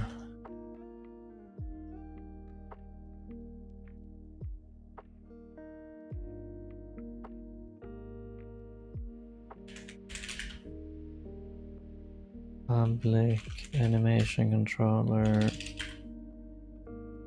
clone.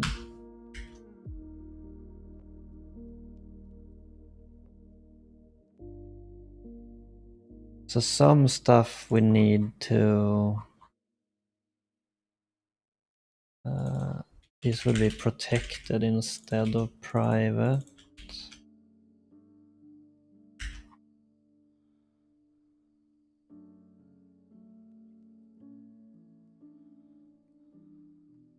No wait, they can still be private, obviously.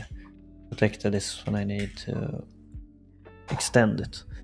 So everything is copied, but some stuff like parameters we need to actually clone. Entry we do not need to do anything about. Nodes we only ever change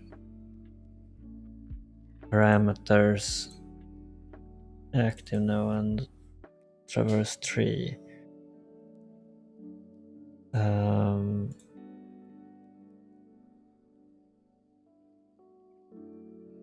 Oh yeah.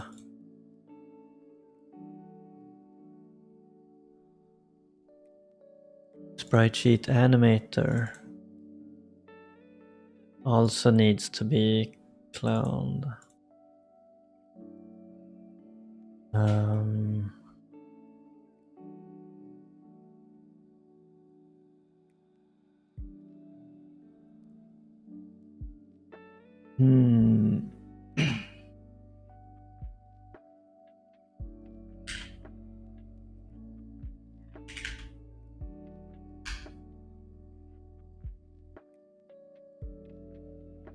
Clone animator. Oh, I guess. Well, let's just do this. It will reinitialize.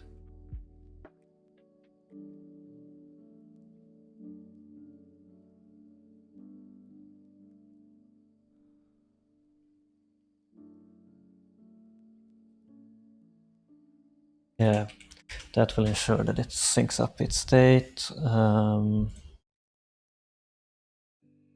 Spreadsheet animator. Animator sheet. I think this should work. Maybe.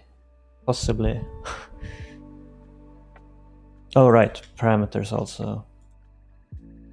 Sound parameters.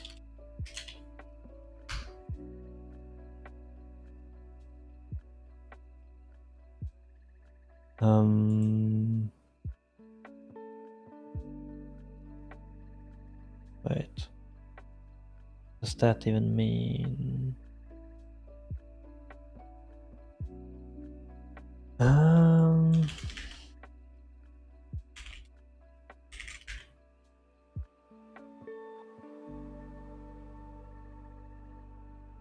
That is clearly not doing what we want.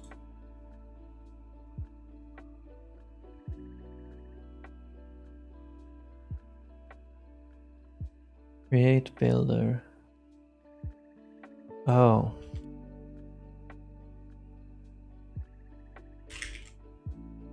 Builder.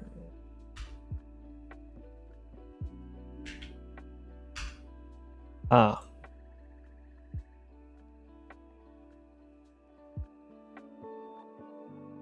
So would it be like that?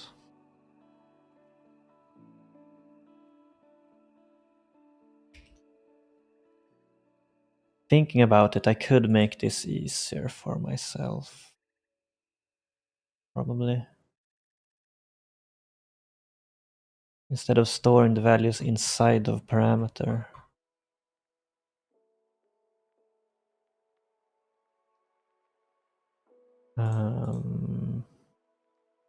Like here. You could just have a dictionary with the values and clone that. So that state is separated from... Yeah, I think that's better. Let's remove this. Then we have... Well, actually, that's... Okay, for now, let's just... let's keep it like this for now. Will this work? Now that I clone it, everything is recreated.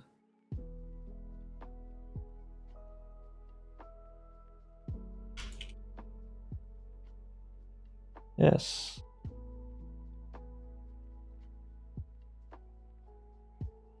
And it also doesn't seem to have any real performance issues, I was gonna say. I think my CPU is... Well, no, actually, my CPU is barely using anything.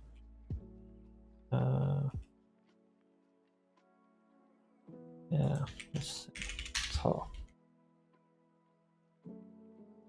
Where's the game?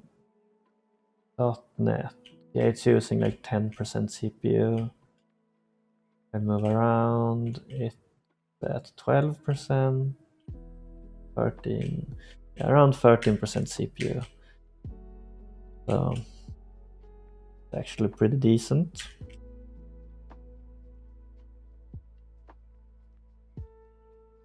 Nice.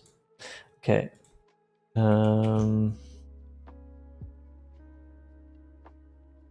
So all of that works.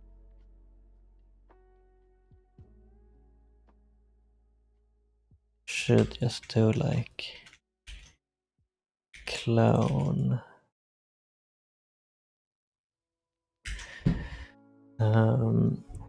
Actually, where's that? Extension. Public static animation controller. We just default to always cloning. And here we don't really have a directory set, but yeah, let's do this. Load animation controller. And date.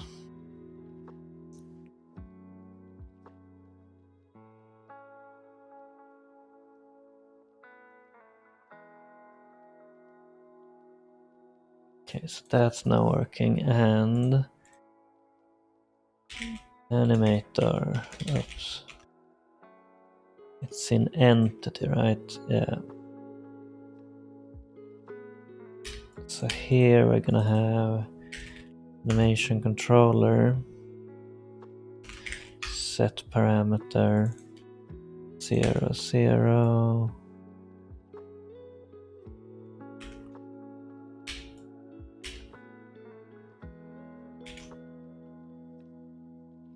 One, and then like that.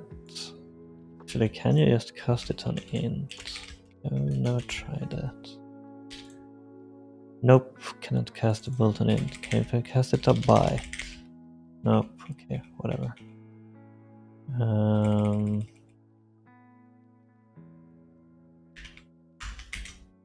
I have to do that. Animation controller. Actually, there should always be an animator controller. Animation controller, rather. So I will have it there anyway, just in case.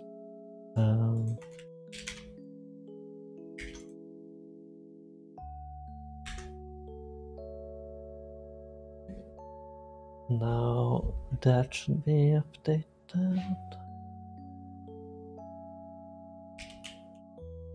Okay.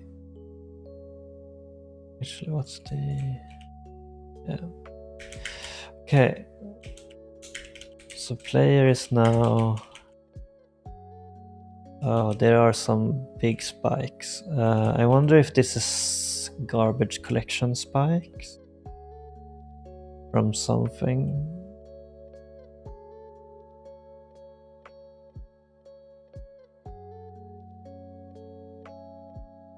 Either that, or it could just be my computer because of the streaming and stuff. I'm actually not sure, but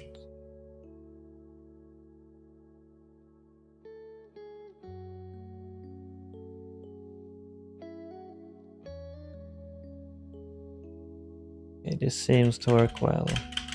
I can step.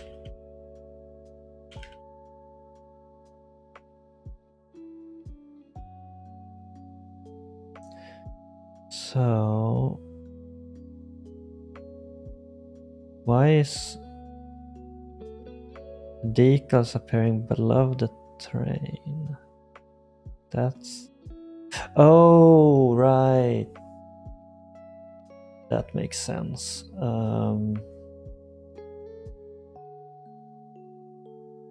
That's because they're offset. I'm gonna have to figure out how I want to deal with that later.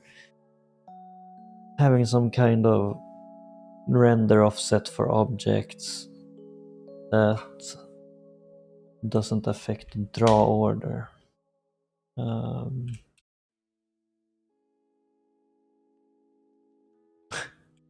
Nice. Okay. Now that works.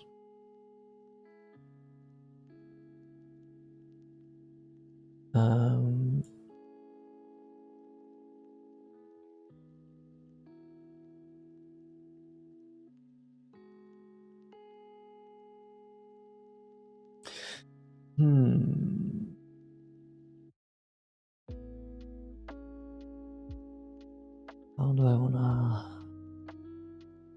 deal with this?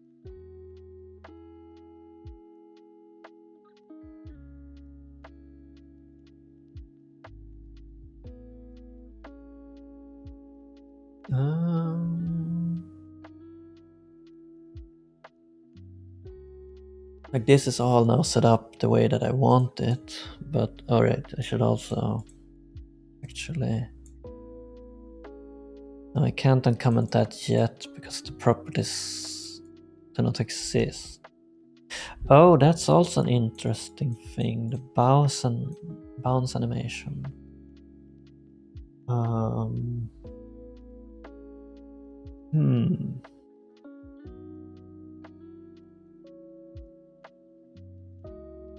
gonna have to figure out how to deal with that. In this case, it would... How did I set it up in Unity? Folder. Yeah, I would probably want to add a play to animator which goes to a specific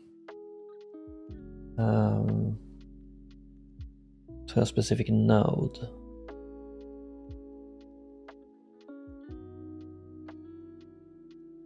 Which would play an animation.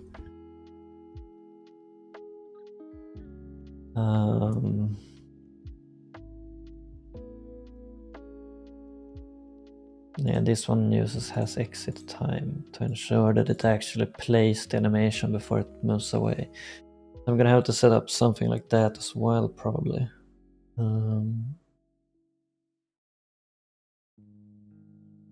Or I just deal with it differently. Kind of depends. Like the bounce offsetting could be done directly in code instead of in the animation controller.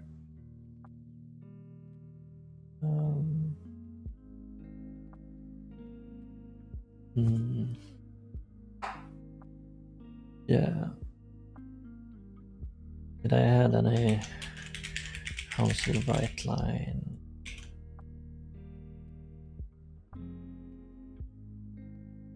Yeah, all of it is fine. I can probably push all of this.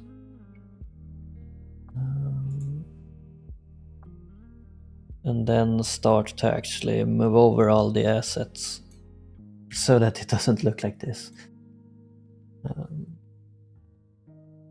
Oh wait, that's another... I should not push this because this should be... where should this be? Like the draw offset.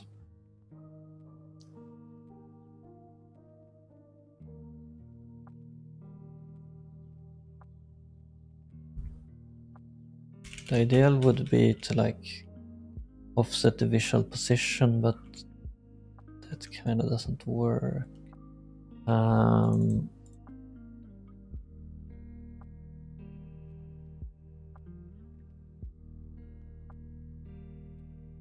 Do I just want like a...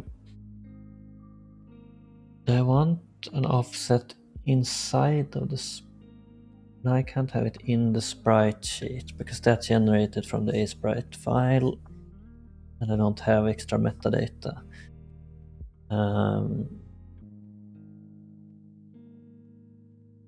So I could place it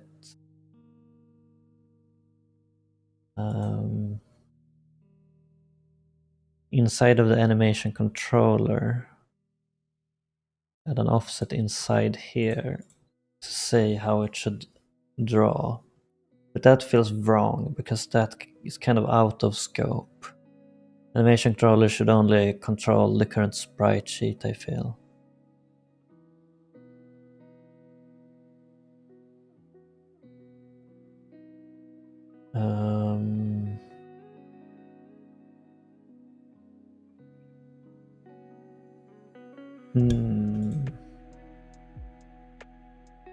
But I want to do this.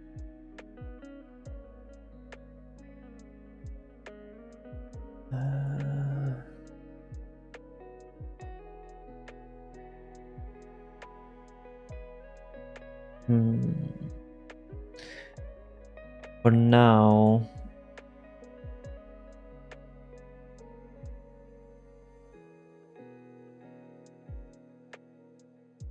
let's just do this for now. We have visual position, and then we have visual position offset. which feels wrong, but yeah.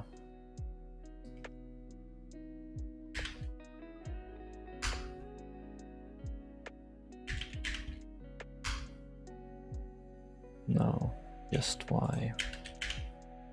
Just said.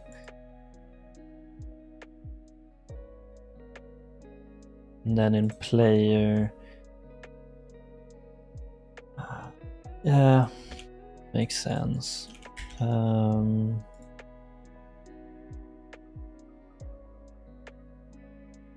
Move indicator prefab.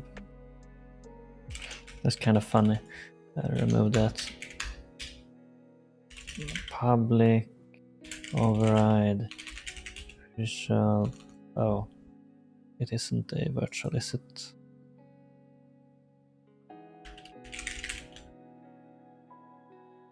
There's...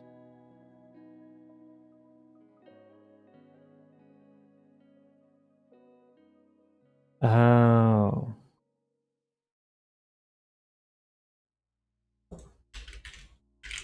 Get set. There you go.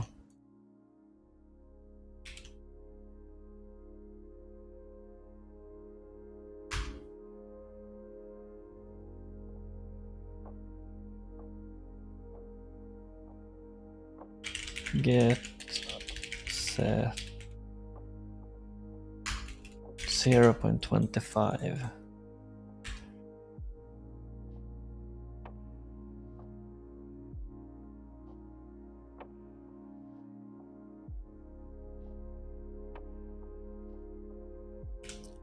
There we go. Now the other objects are also set up as they should be. The player is offset slightly, it's higher up. Okay.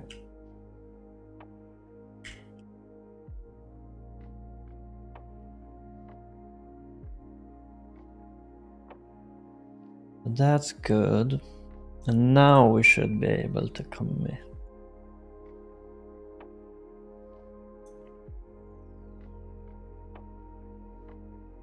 Actually, animator dot.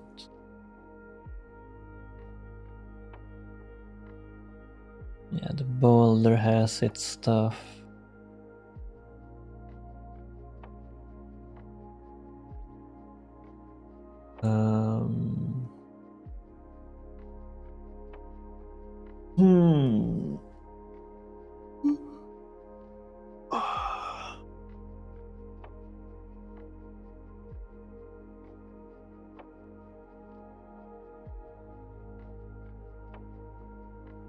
Yeah, I guess.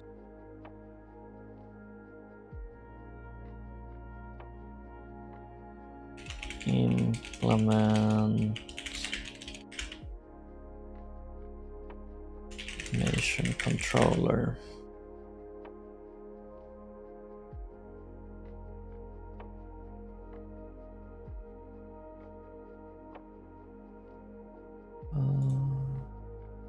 There we go. Next up, I need to set up all the textures and stuff. Can I? Oh, Explorer. Oh, streaming. Yes. Textures. We need. We need. The boulder should have a sprite somewhere. This one, right? Yeah, vertical, horizontal.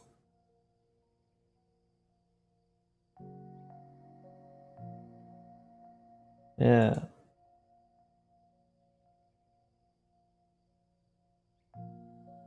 Now that I think about it, how am I gonna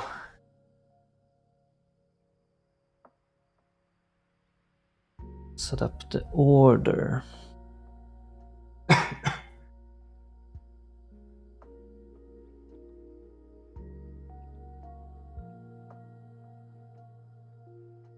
Because this one I would want to play in reverse.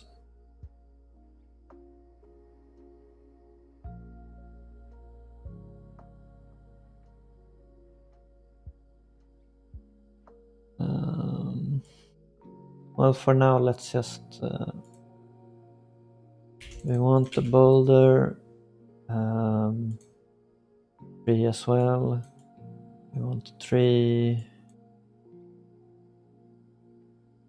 It's this. Yeah. I want 3.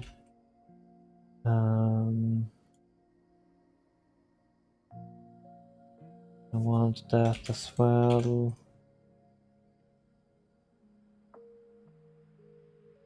Isn't it? I should have more stuff somewhere.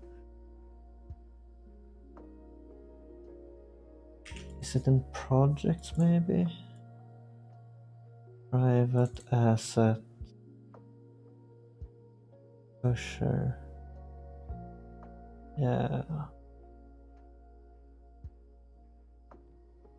Oh yeah, that's also interesting.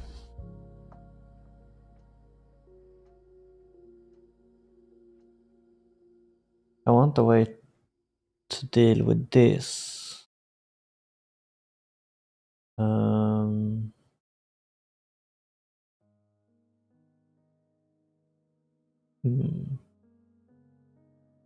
Yeah, I guess instead of having it like this, I would actually make it into 4 frames that are their own animations, then play those. Yeah, we're gonna want that as well.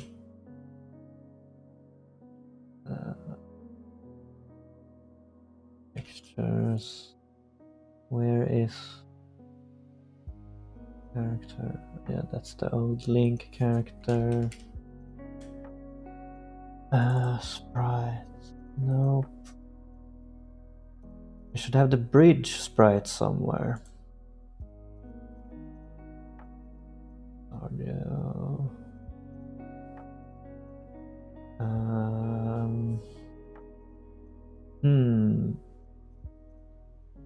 Is it on the Linux side maybe? Documents, downloads.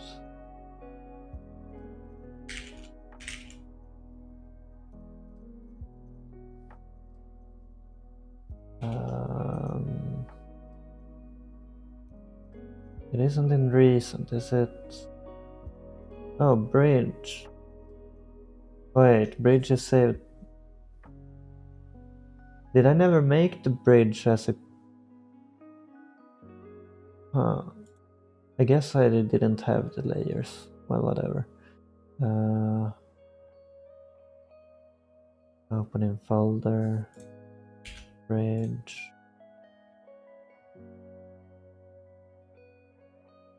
Am I missing something? Used to create.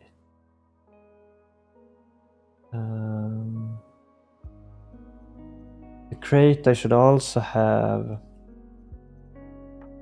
somewhere with layers, but for now, go in Explorer, crate.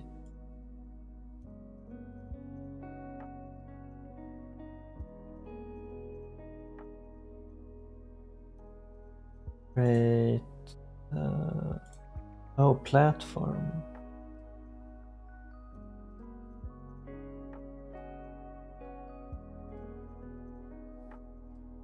I thought for sure that platform was apparently also just a PNG. Okay. Well, it's very basic, so it makes sense that I don't have layers for it.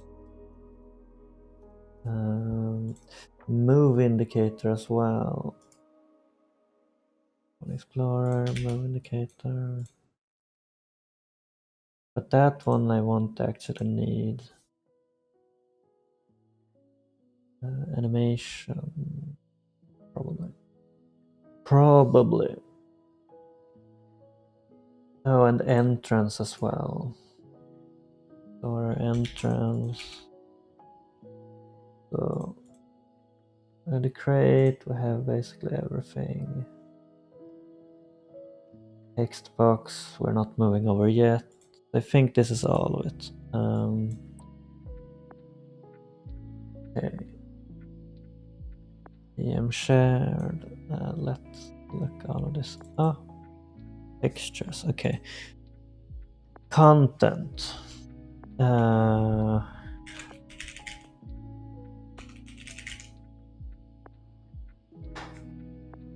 Let's just objects.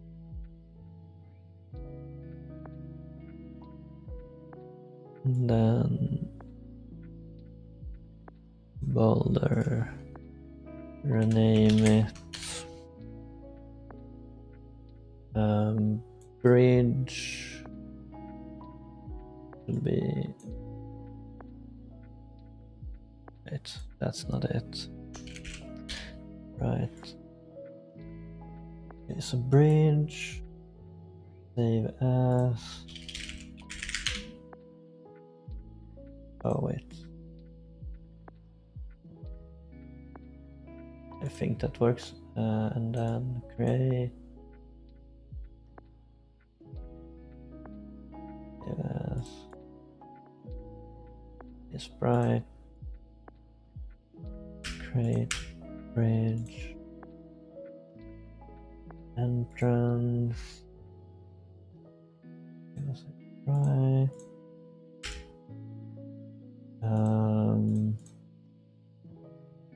Wait with movement indicator for now. Right.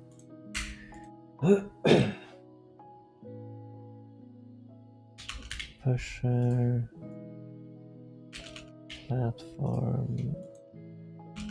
Entrance. Create.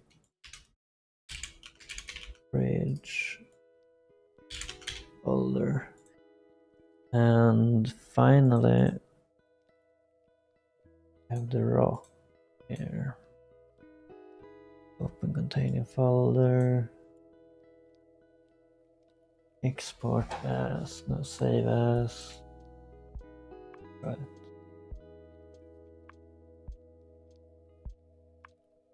Okay. So how do I want to deal with this? Do I want everything to just have an animation controller? Or do I want a generic setup or things that does not have one?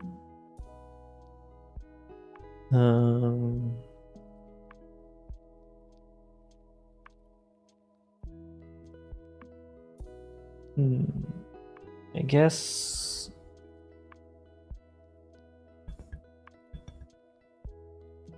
I do want everything to have it. It feels inefficient though to set up a sprite sheet animator and the animation controller for every single object, even the static ones. But I don't have a system in place to separate the two yet. Like in grid object, it would make sense to move these things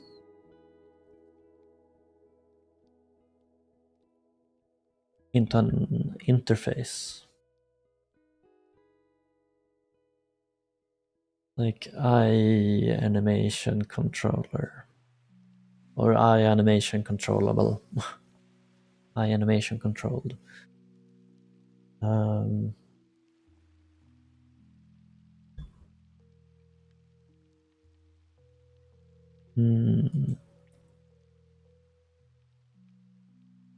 Well, start by removing the rock, and then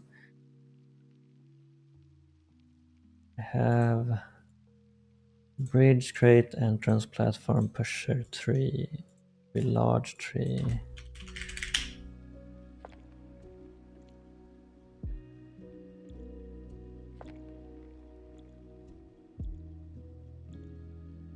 Open containing folder. Folder was correct, right? Yeah, it's correct. So Kind of want. Hmm.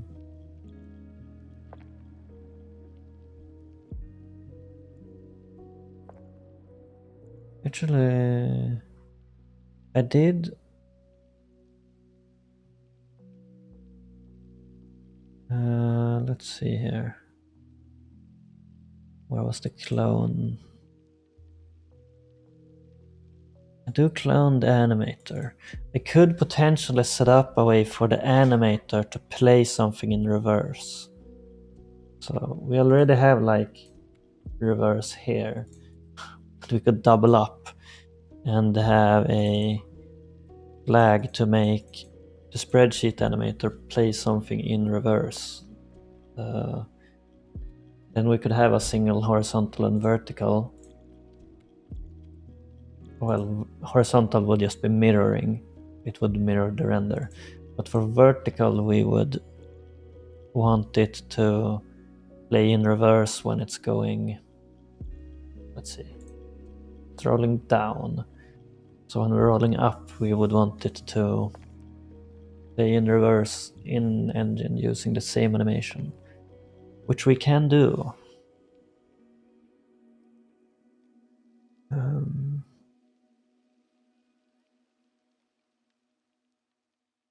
This is also interesting because when we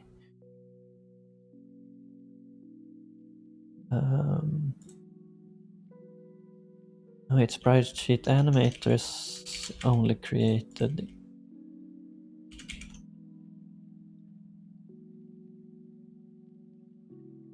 Yeah, we only ever create it in animation controller right now. Yes, there's no problem there. Yeah, that. Then I'm probably gonna do that. How long have I streamed? 224. I'll probably go like another hour. I wonder if I can finish everything in an hour. Okay. Let's remove that.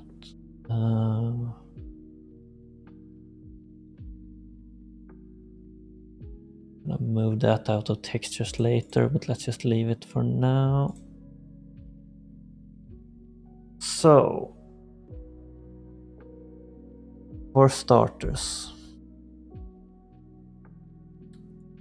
do I want to separate so that objects can exist without having an animator?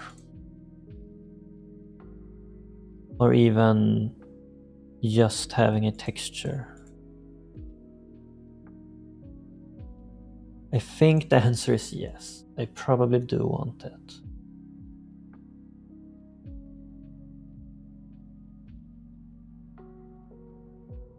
So how do I set that up? Let's play with the idea bits that I just mentioned earlier. So animation controller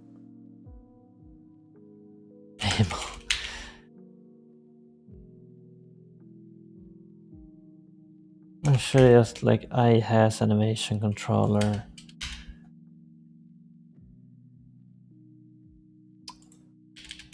Animation controller feels wrong because it doesn't.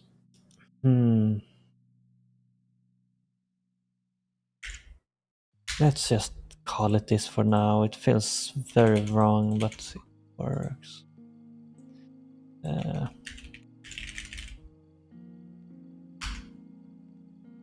Okay, so what we want is from grid object, we want this.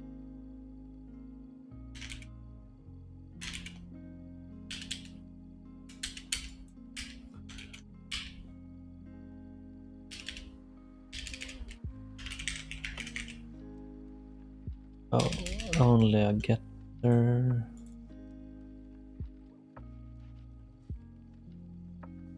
Public abstract.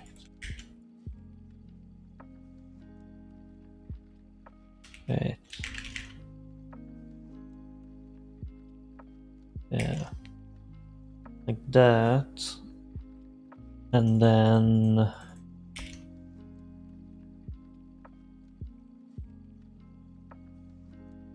in player we would add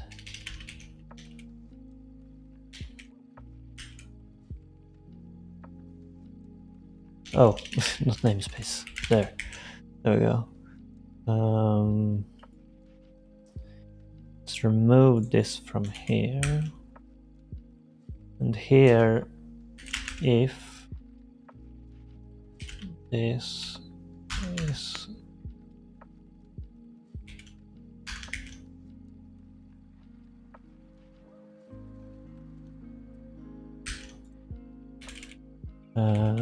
animation controller,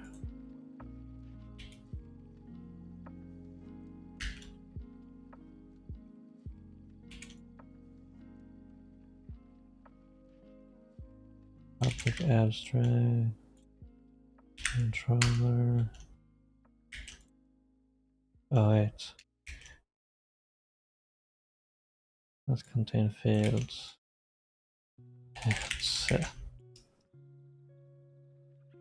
You can't have private interfaces, right? No, that's kind of annoying, but whatever. We'll just deal with it. Oh wait, can't I just...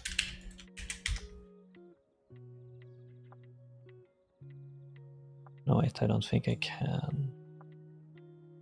Because now...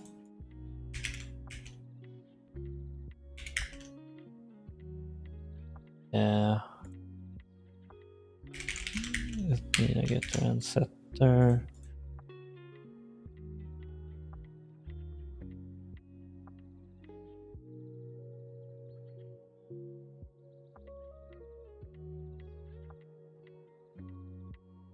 Man, this this is kind of nasty, but whatever. It's fine.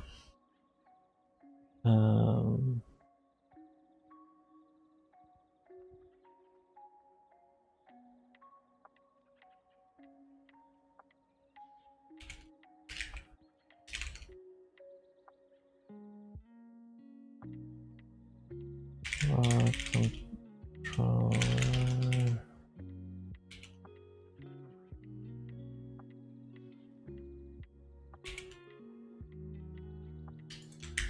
Like that.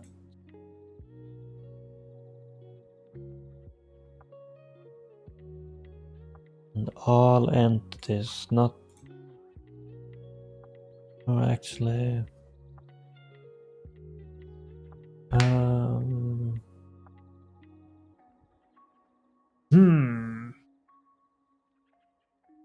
I'm not sure if I like this idea. Kinda don't.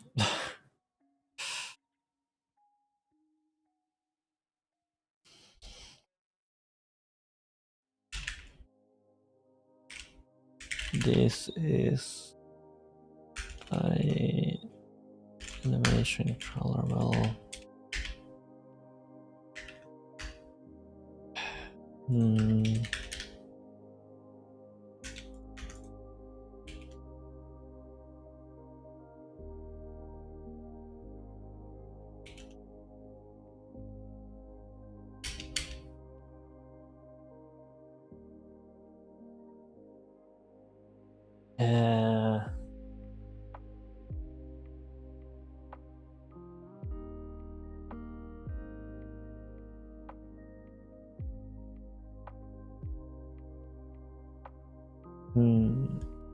I want to just give everything an animation controller. Feels more logical. They don't really do much anyway. They're only updating the animator. Since this will just be false for everything doesn't really have anything specific to it.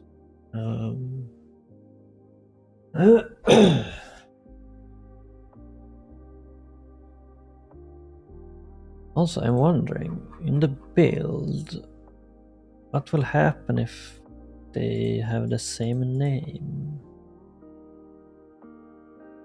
I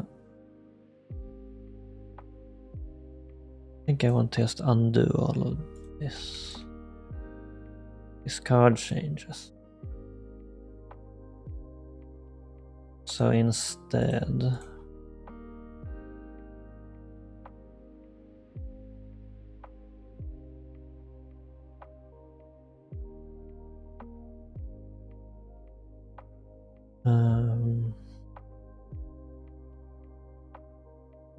oh right,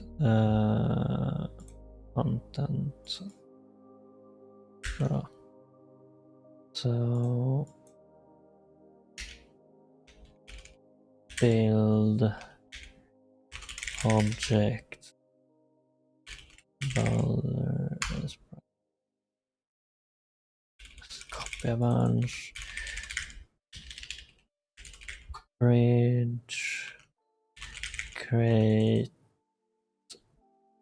entrance, large tree, platform, pusher, and rock. There we go. That's all the objects, and then we're also gonna have the animations for them, which will just be same path, but they're gonna have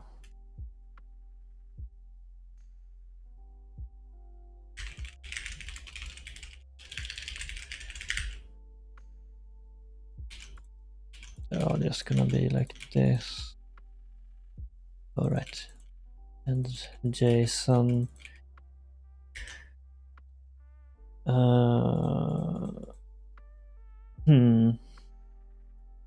the names feel pretty long. I maybe just change them to controller, but yeah, we'll see. For now, let's copy this one, and then bridge animation controller, and entities, I guess no parameters, and just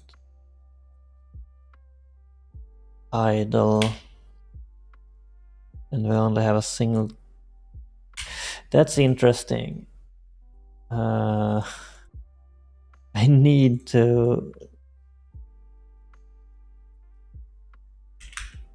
add a dummy value, and if dummy is 0, this makes me realize that there are things I'm gonna need to do with this format later, because this is bad. I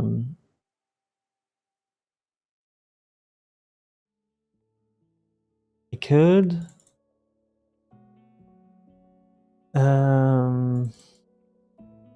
value 0.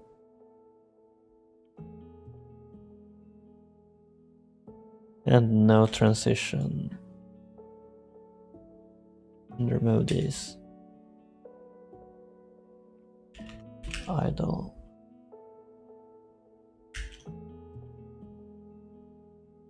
So this is basically what we have. This is the bare minimum. And we would want bridge sheet and oh yeah, open containing. I haven't looked into that either. Bridge does not have a tag. What happens? That's kind of undefined behavior.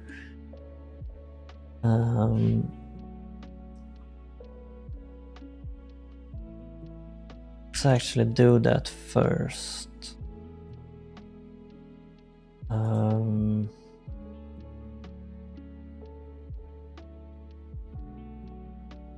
Oh, that's the wrong path.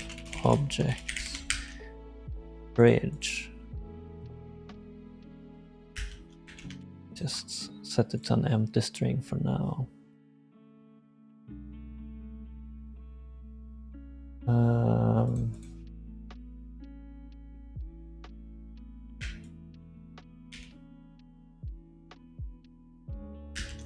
Yeah.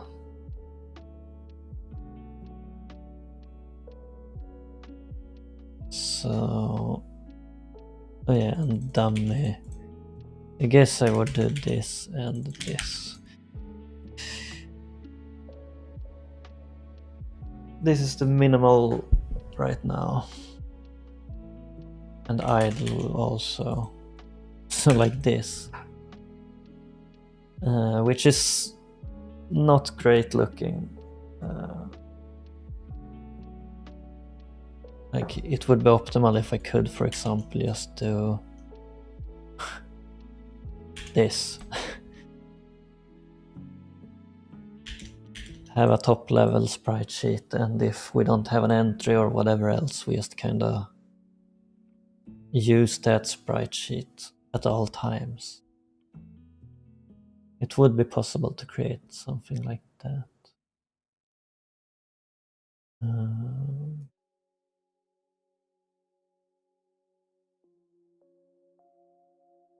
But let's leave it at this for now. And then we have this. We go to bridge,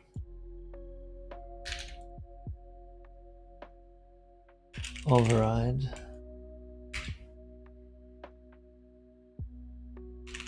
object, bridge animation controller. There's probably gonna be some weirdness because of the missing tag. Yeah. Oh, wait. Because these don't exist yet. Comment those out for now. There we go.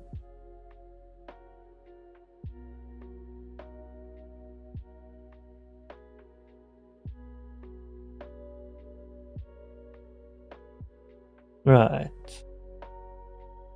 Transitions do not exist.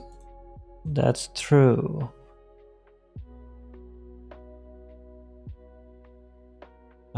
Shouldn't I... Transitions... Wait, where's that?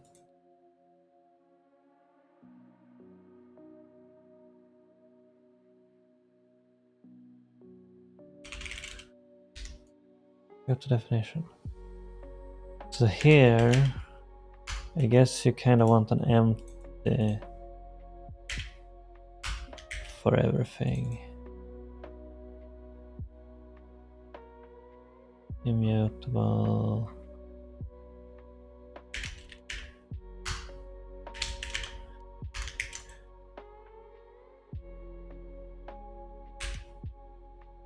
Now that shouldn't crash at least.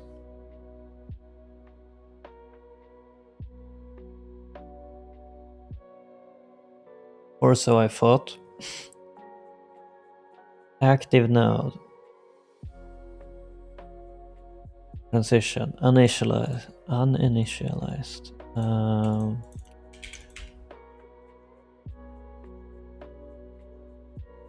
So that didn't help at all. Why?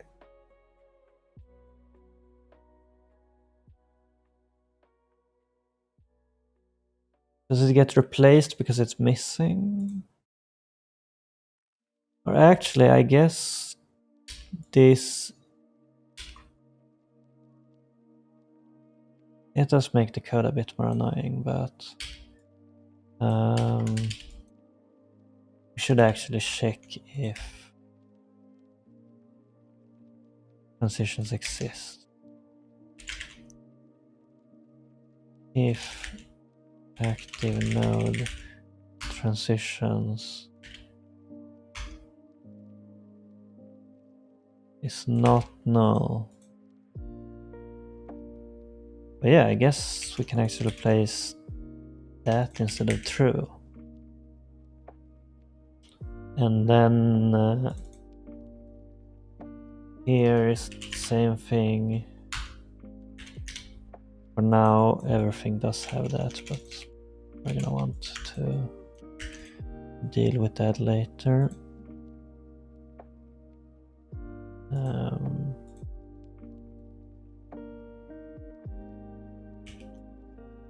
Parameters if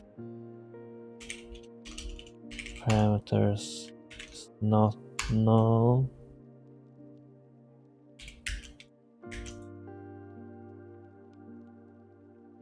Actually, never mind.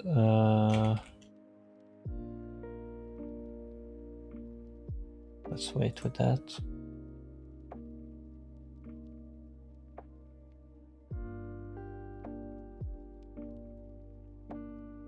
Okay, so what's now? Okay, now we reach the actual problem. There are no tags. There's one region, so this should be fixed in the sprite sheet. I need to change the logic here. Tags.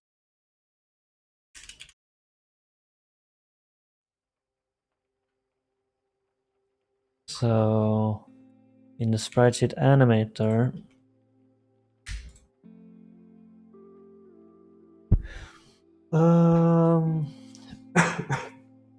we need to ensure that tags exist. If sheet tags count is 0,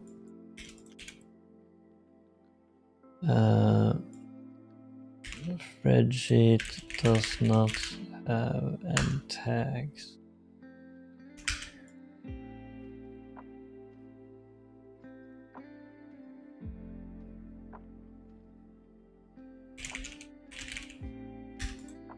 So then we should, I guess, do nothing. Current frame index. Yeah. In that case, we just set it to 0. And total frames is less than 2.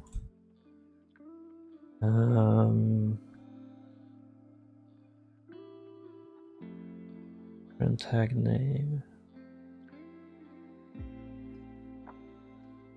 Current frame index. So how about that?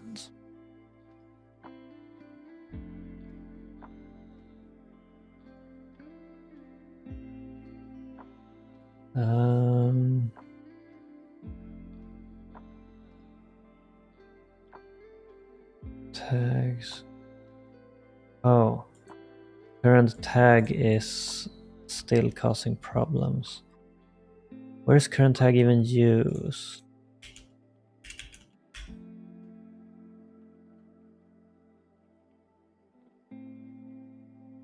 Current frame.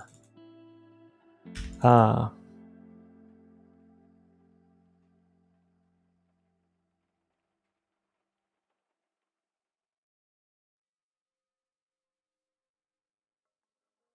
Wait.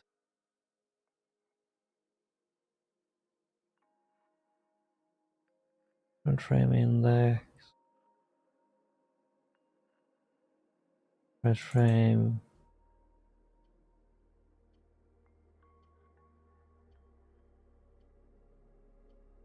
Animator.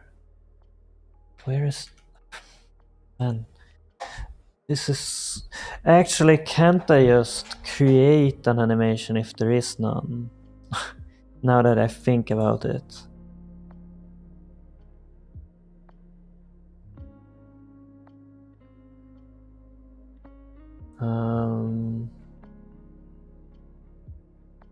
Yeah.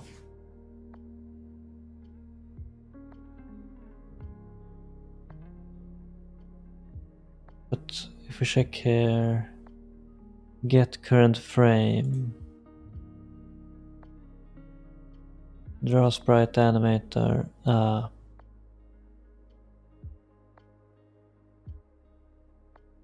So remove that. Remove that. No, that can actually be kept. I think I can in the reader here.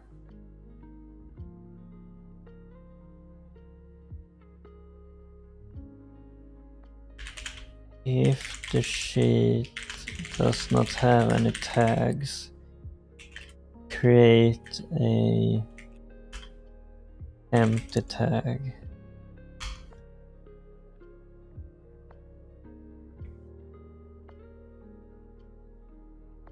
Wait, why can I even do that? Isn't it immutable? What happens if I do that?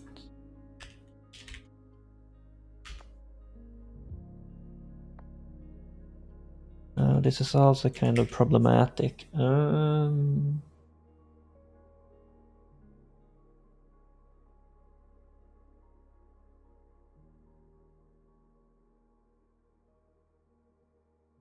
How do I want to solve this?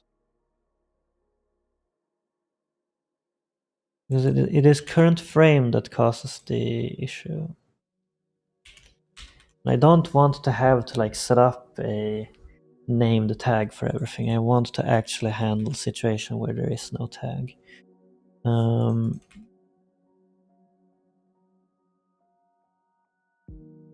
Like this is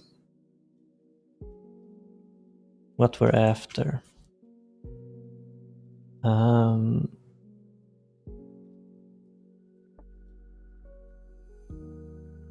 could just do I use this in more places? No.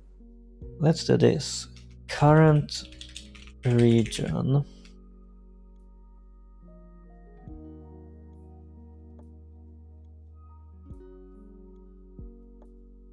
No, wait. This is current frame. Animator sheet regions. 8. Animator.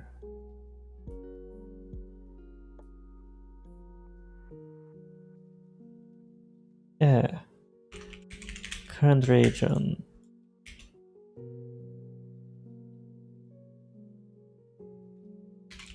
Public. Rectangle.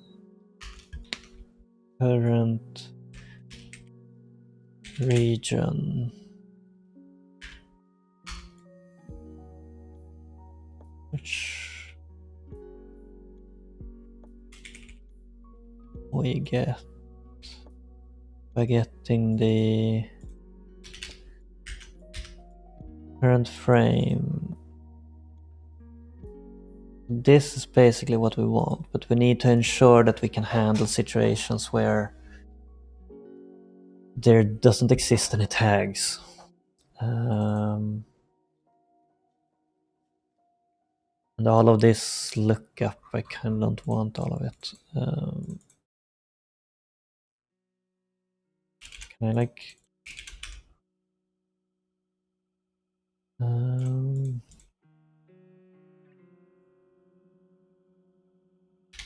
I could change this.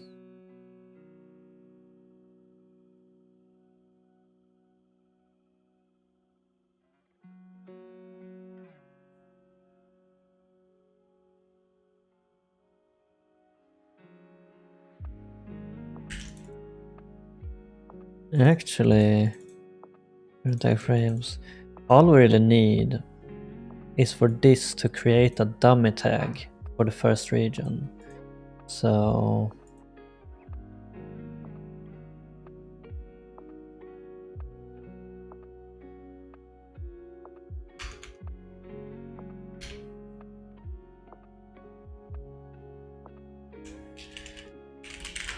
private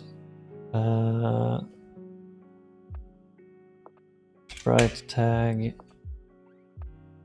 default tag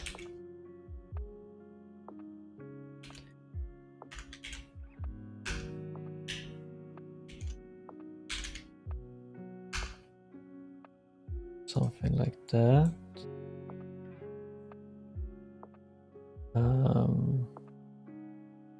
That is not correct. That's correct. So what can I actually set here? Flags 0 by default. Let's just loop 0. And then frames should be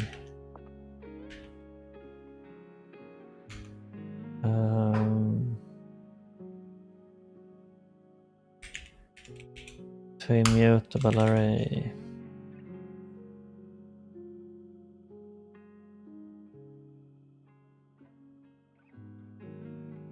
This should be enough. And then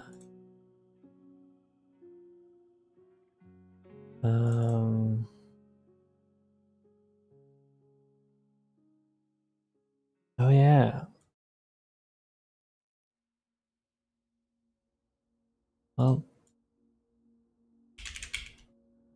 where do we actually use dot tags?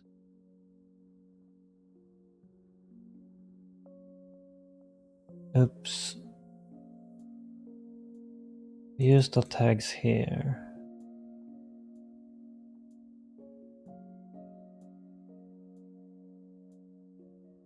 So if I just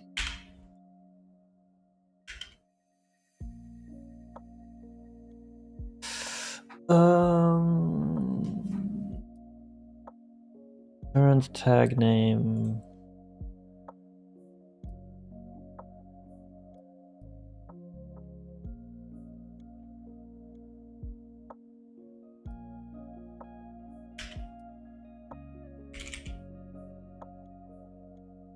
no, I kind of want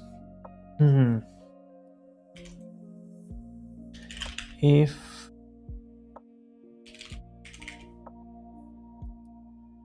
no this this is so frustrating.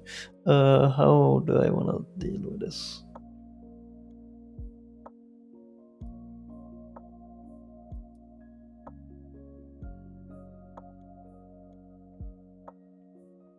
Let's just try this.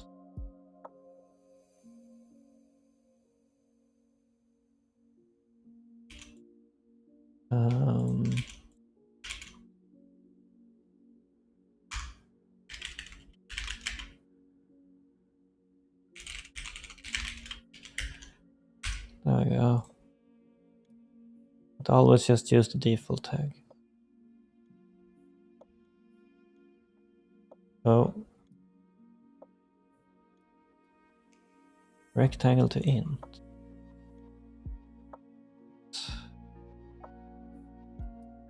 Oh, wait.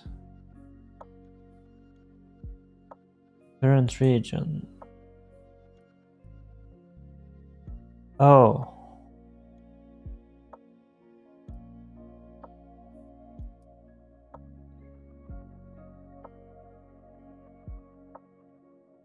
Should just be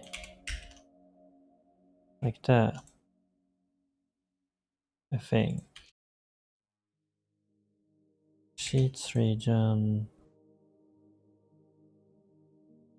Yeah. Okay. Oh. It works. Nice. Okay, so now that bridge is set up, I still want to fix this extremely ugly format. We need to add support for when there aren't any nodes.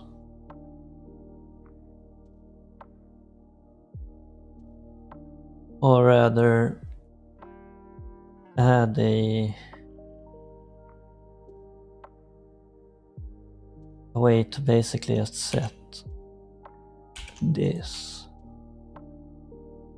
Which I could add easily actually. As a default for when no case matches. So if we go to animation controller, we have here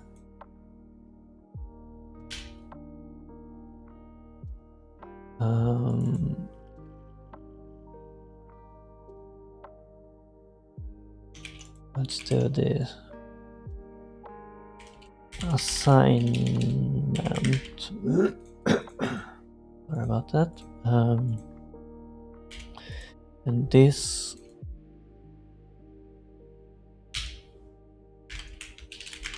extend that,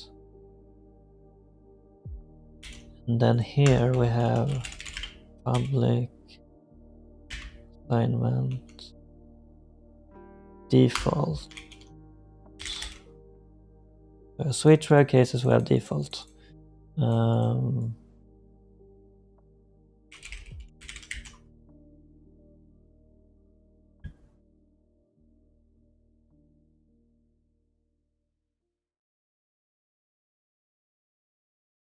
And that also means that here in case instance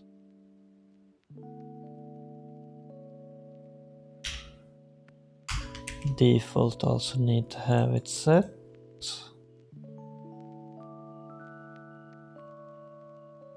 And here we should ensure that cases even exist.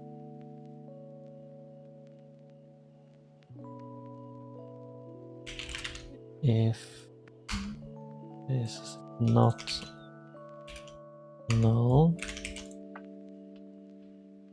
we iterate over them.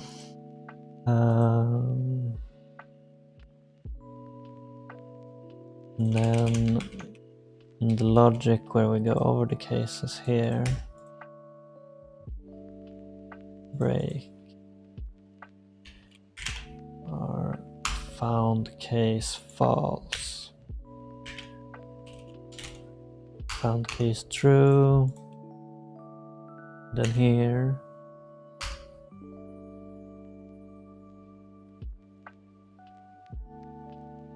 we set it to the default. This is a lot of boilerplate, but yeah, actually let's do this. Case, oops,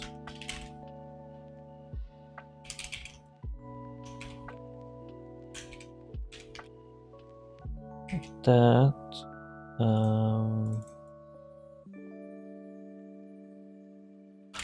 Bar default, oops.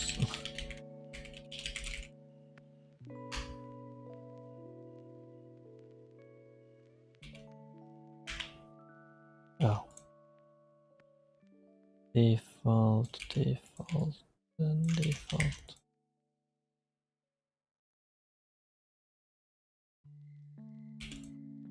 Default is not null. And then both of these. Do it like that. There we go. Then it will fall back to the default when no case matches. Although, let's just check if it compiles first. It does not.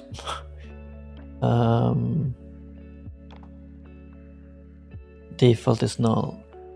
Oh. There we go.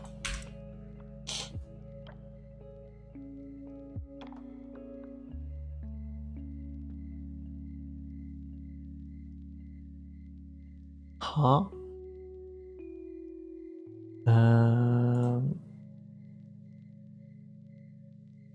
can't see. Let me see.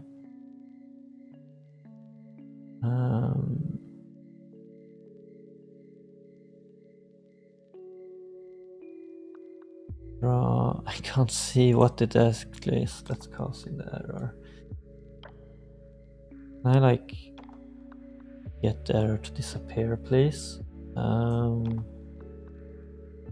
I cannot get it to disappear. Well, that's annoying.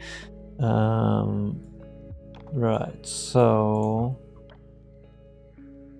what specifically is causing that?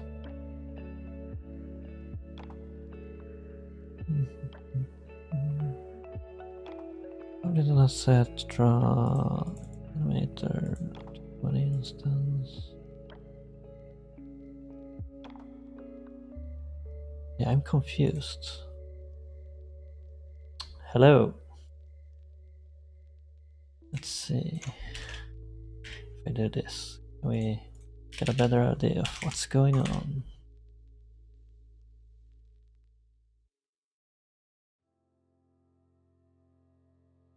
Yeah, I am. It's right now it's a bit frustrating because something is not working. It is not set. Why is that the case?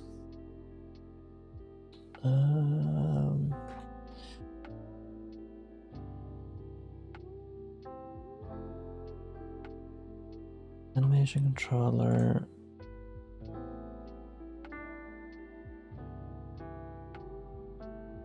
Default sprites.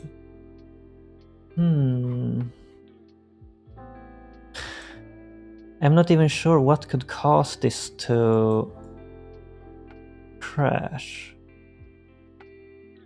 Because none of the code added should actually affect the existing animation controllers.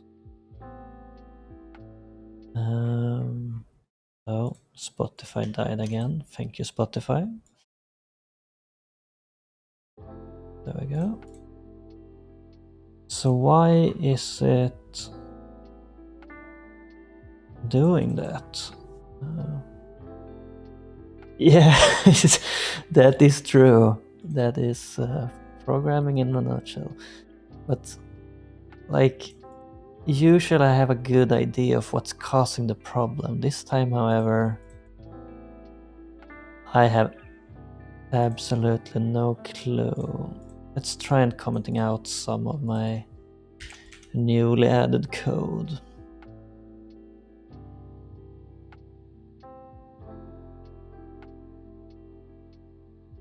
Okay, it was not that.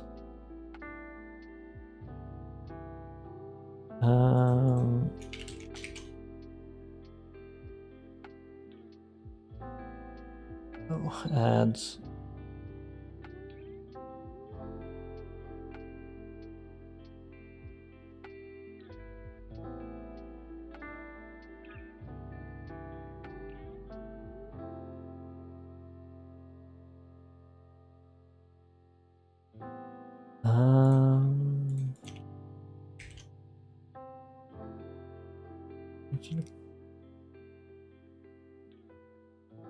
Let's, if I step through all of this,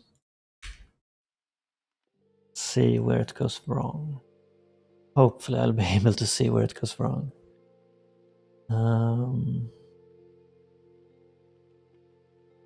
Okay. Step over.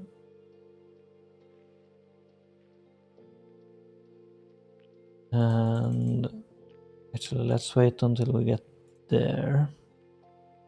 Okay. The cases is not null. It should step inside, which it does. And should be setting here. Instance is set. Tag is up idle. That is all correct. It is setting Wait. Which object is not? Oh. So why is this not working? This one that's causing it. Oh wait, I forgot that I updated this file. So if I do this, it shouldn't crash, right?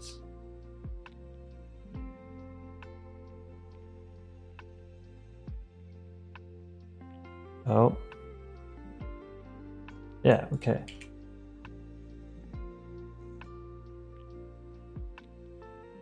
Wait. Okay. So that does work.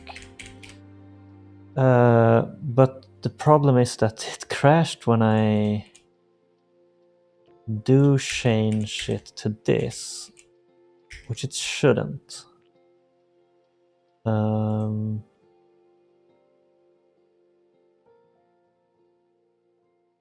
So what's causing that?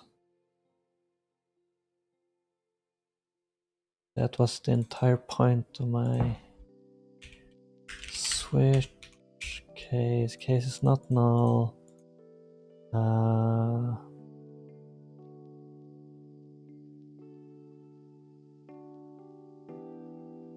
It does go here. Wait, idle 3. Wait, why is...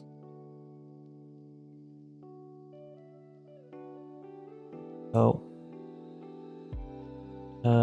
Why is that the case? It does set found case to true and break.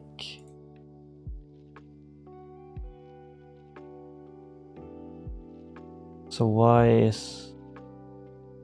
Oh, wait.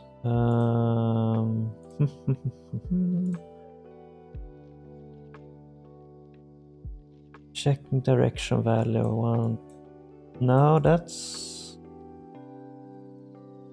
There's nothing in the game right now which should trigger this code. So why is it?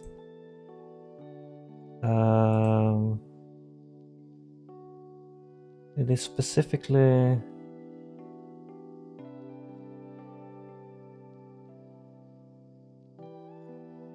the player...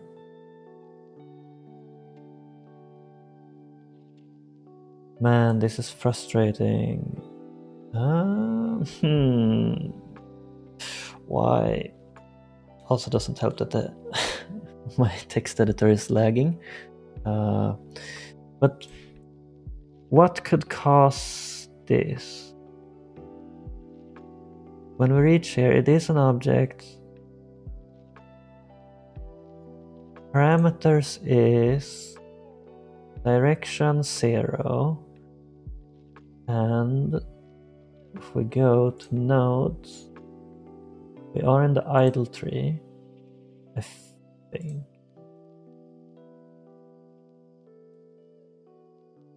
If we check there, transition.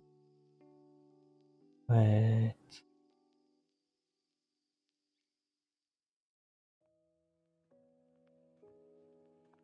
Direction.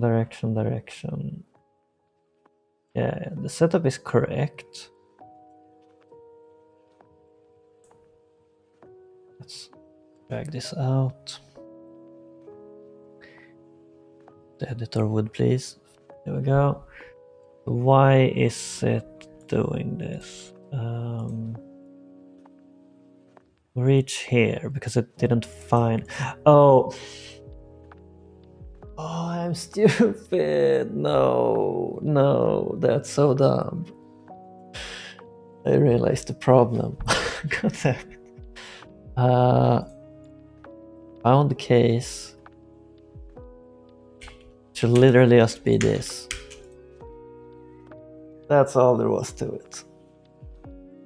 Those lines should not be inside of that if statement. Because that's only supposed to prevent the sprite sheet from reloading unnecessarily, but those should be outside. Oh, god damn it. Okay. How about now? Does it work now?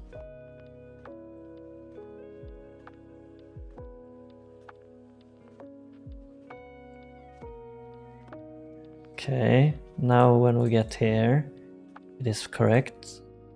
Oh, shit, something is still going wrong.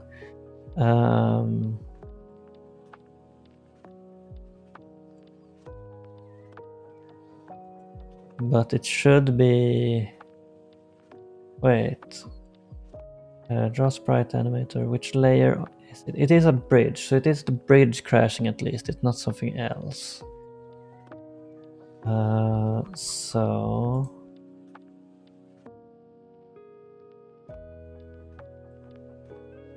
Is this the problem? This if statement messing up? It is. Default is null.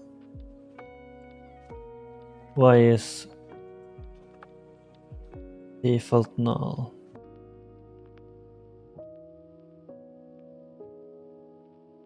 Default. Oh wait, where is it? I forgot. I renamed it. There we go. That should do it. And something else goes wrong. Why is something else going wrong? Null null. What?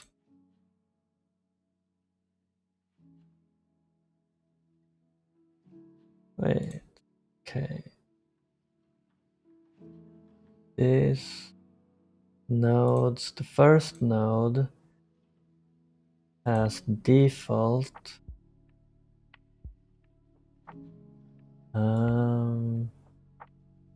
Why are those values null? They should clearly not be null. I'm setting them here.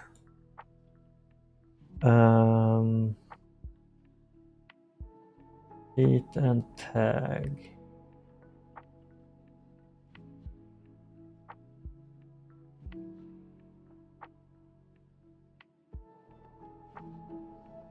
Did I forget something?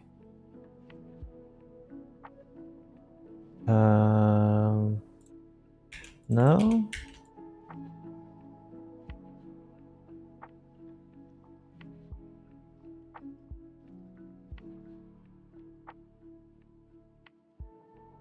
They should be set.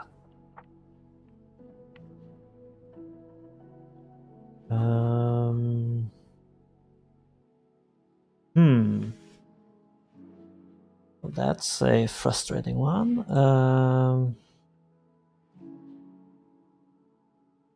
I am setting default. Why is it null?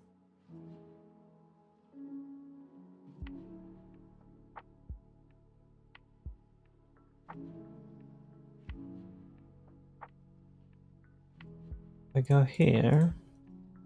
Node default. Is this trigger? This should trigger for the bridge. And it does trigger for the bridge.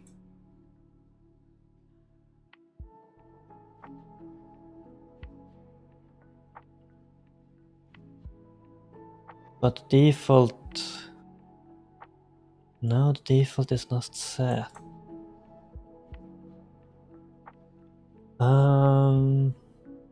Oh. Wait.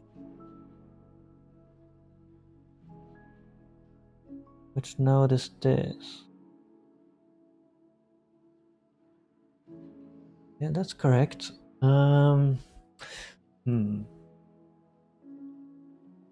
Why is this happening?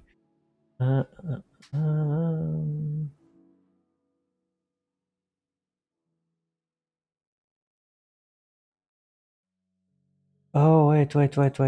Is it in... think I know why. Possibly. Or no, wait, that shouldn't. I don't think that should affect it. No, it shouldn't.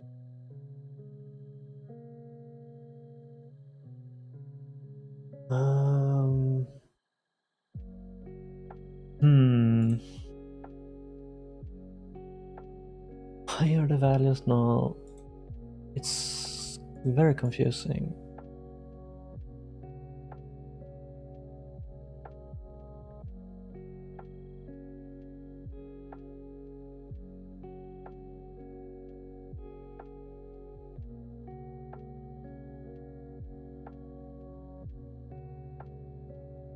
Hmm. I don't get it.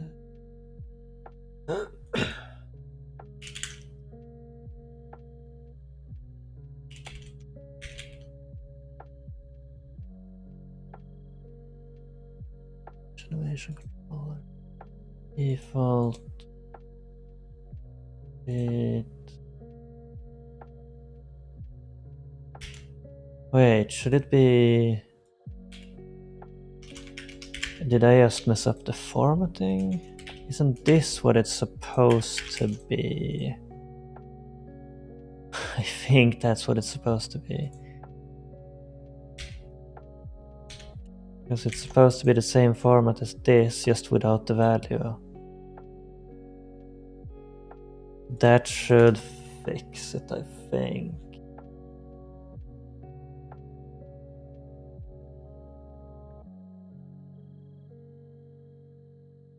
Run.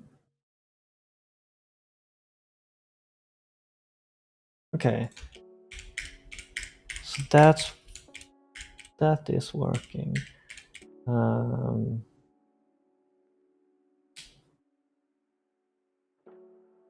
the problem is that it keeps spamming that tag is not found in sprite sheet. Which I guess we go here, this, and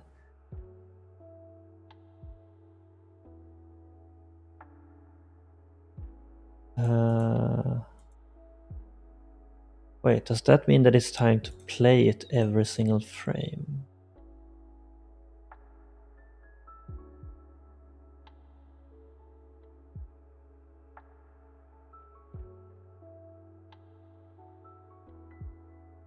It is.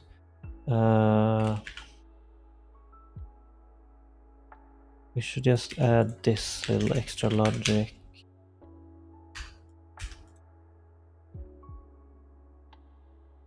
And string empty.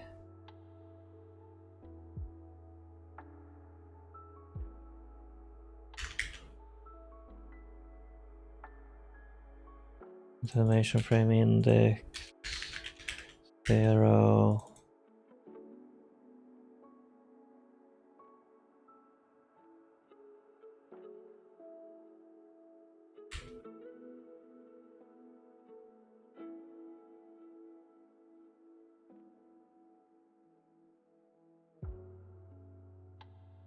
There we go. Is it running play every frame? No, it's not. This is not super nice code, but it's functional. It works. It's using the default tag stuff. Okay, so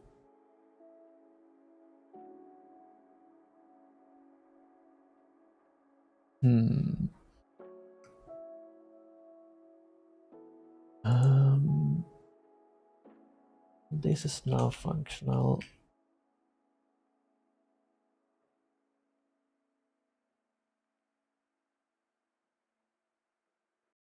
Oops.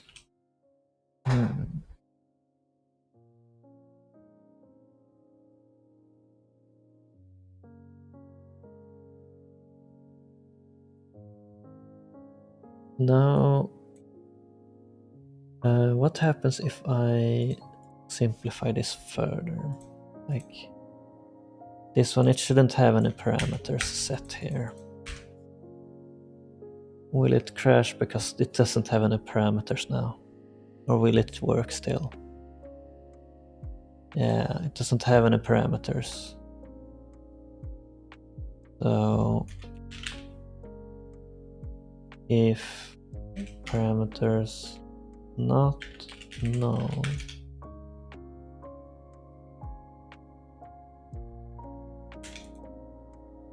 actually, can I just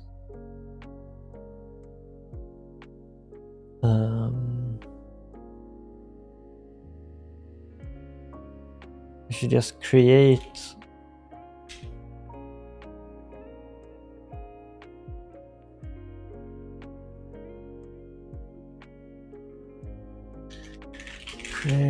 no, I shouldn't create if it doesn't exist.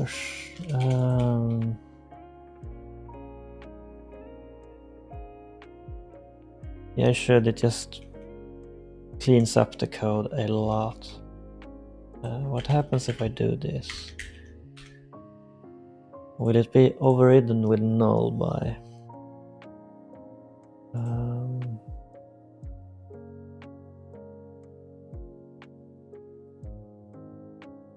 Yeah, it's set to null. So can message pack prevent that? Do not set null.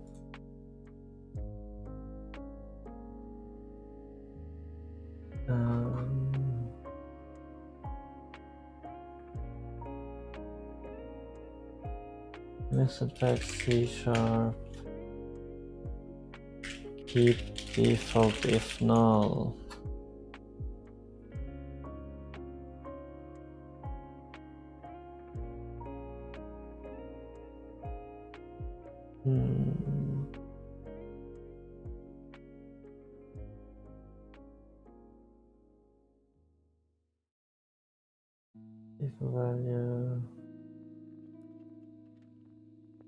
Default value true.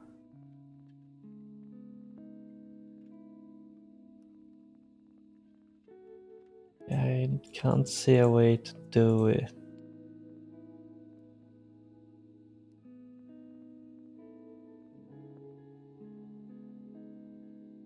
Message pack C# deserialize, ignore null.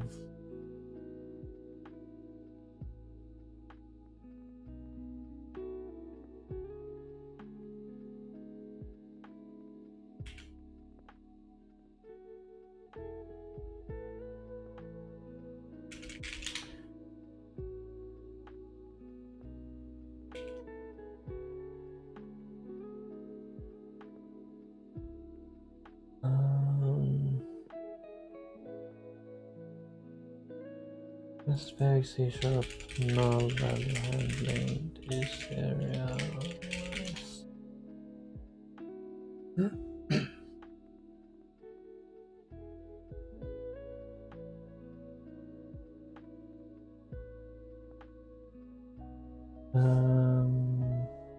Yeah, I can't find any. Let's try asking ChatGPT.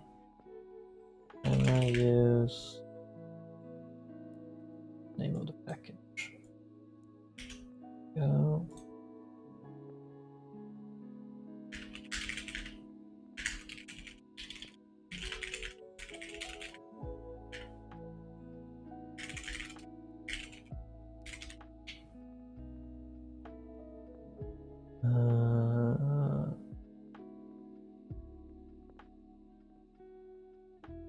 Oh.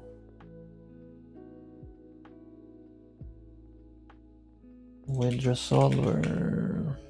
Okay, let's go to here.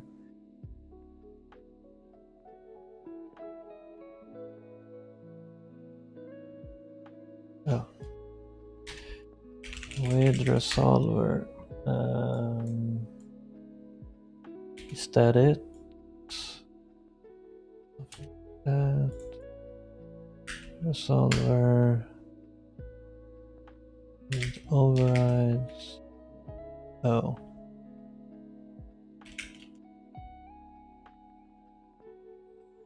And that doesn't exist.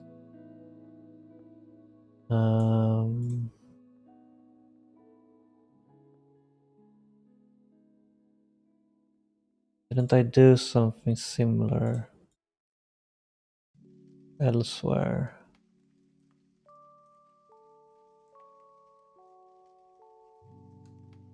I thought I did. Wasn't it like dynamic?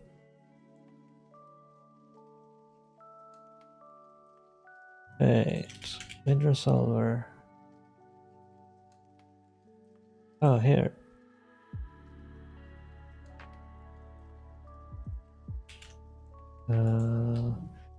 So if I use that as a reference.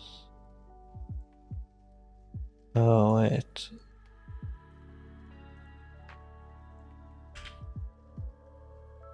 Resolver instance.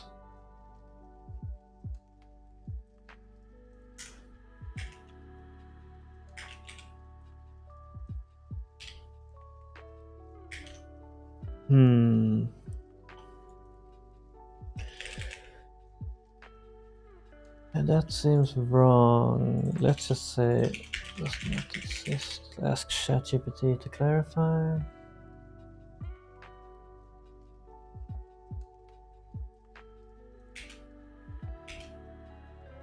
Okay, so how about that? Within no.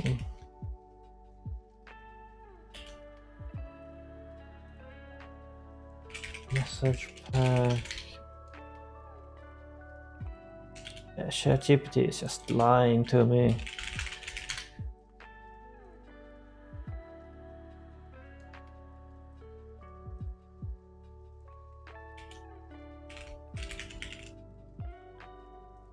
Yeah, it just keeps making stuff up.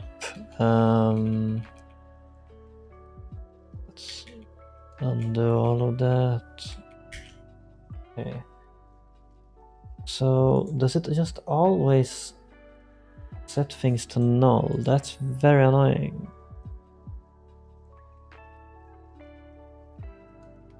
I don't want that.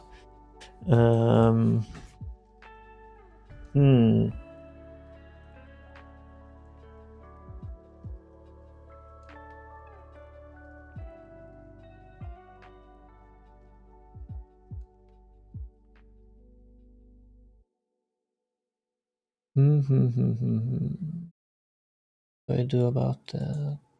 Like, I guess I just have to set it here. That feels very dumb.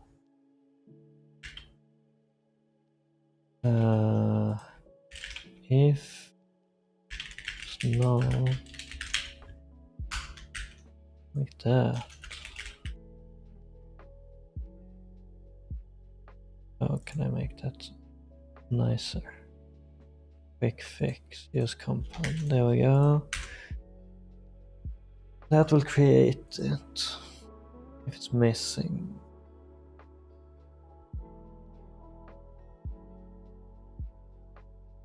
Yeah, that works. It's not what I want to do, but important part is that it works. Okay, so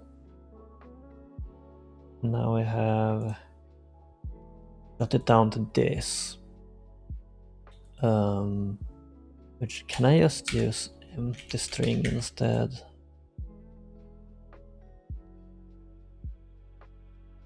This is probably as far as I can go. Or actually, can I set it like this? Because want it default to empty string, I think.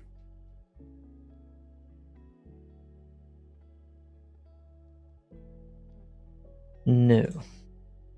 Entry is null, not an empty string. Because of course it is.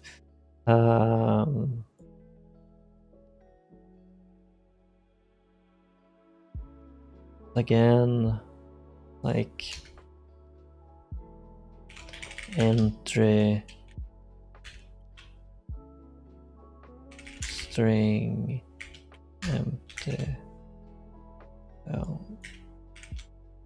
Oh wait, actually the best thing would be to set it to the first or default, which should be fine. Oh, should be like that.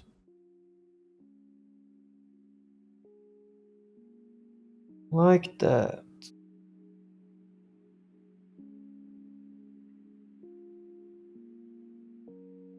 Now that works. And this is the minimal markup I can get. I can make it less, but kinda don't want to.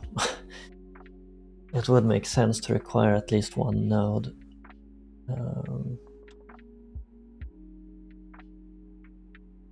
Oh yeah, also what happens if I just set tag to null here?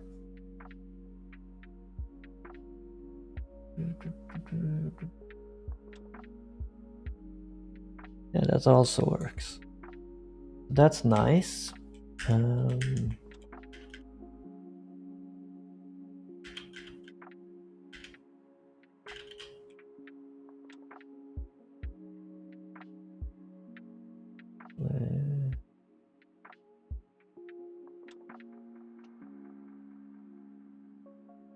Why does it feel like characters' Y position is changing?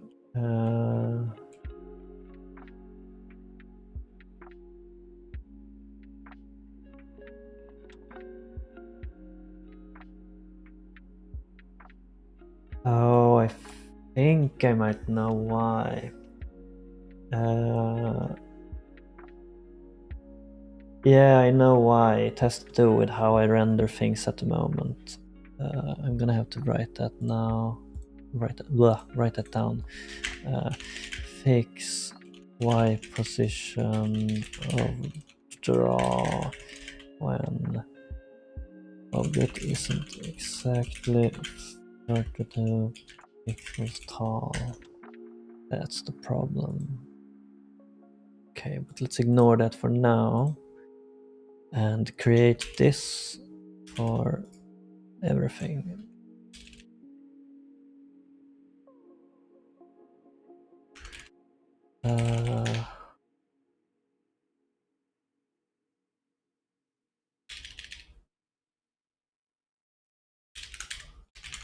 Create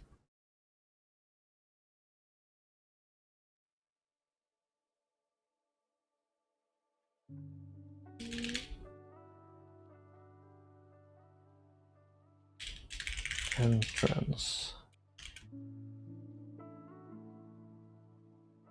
large tree.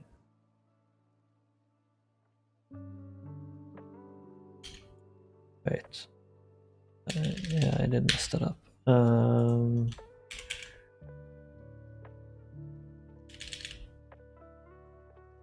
Platform pusher. Oops, I named the wrong one. Oh, platform, and then rock.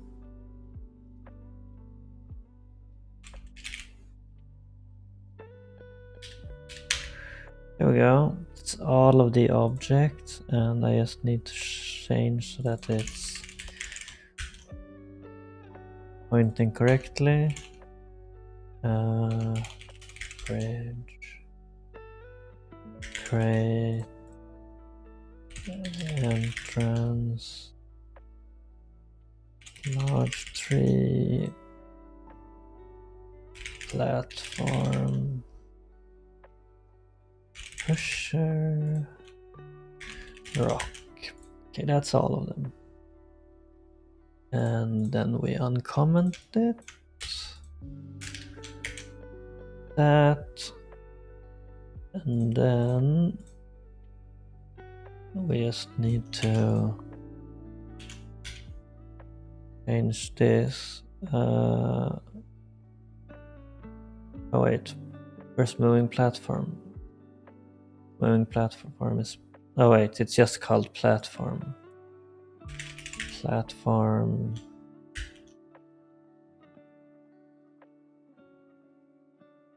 And then entrance.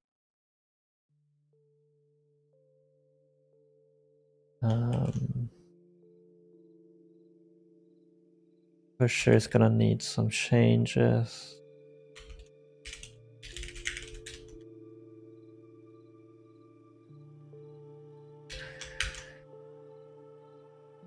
Then we have the rest. Boulder.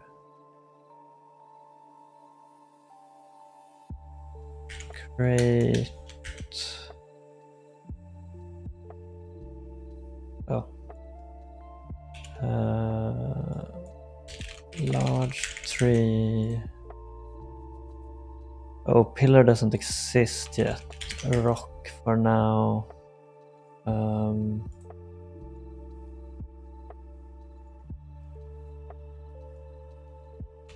Player. Wait, actually, where's that set already?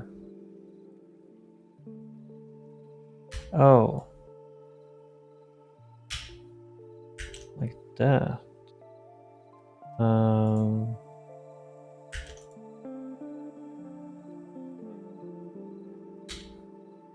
Abstract.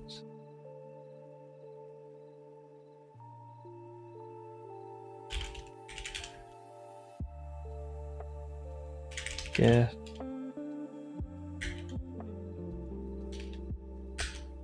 Like this.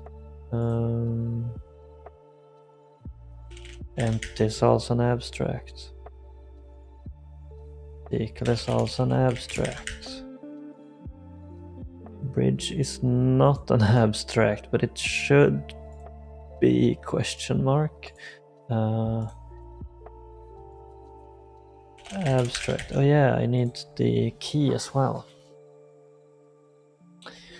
But let's temporarily just have the key look like the rock.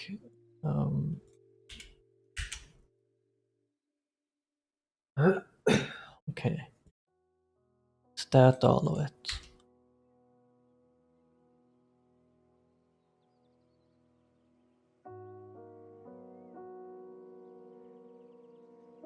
Rock. Oh, I forgot some. Okay. And then sign. Sign also needs to be moved over.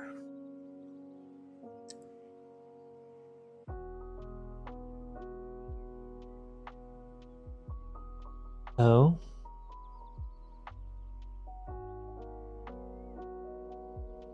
Object. Player animation controller. Oh, right. Got.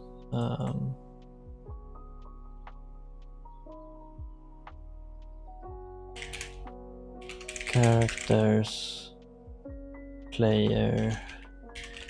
Cloud animation controller. That should do it.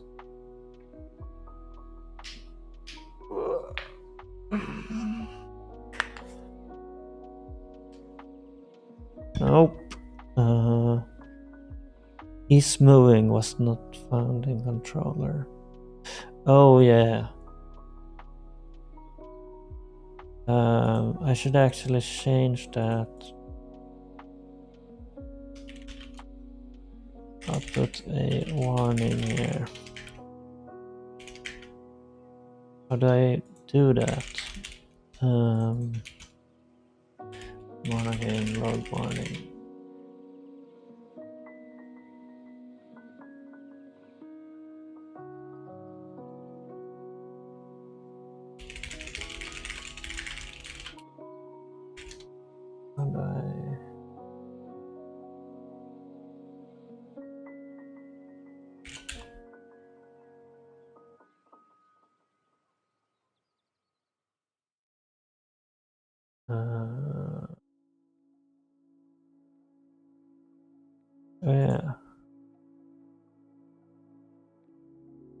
Is this, let's see, this what I want?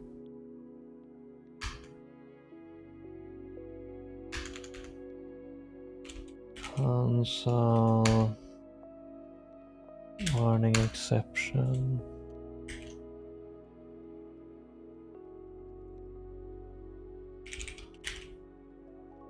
Setting on exit.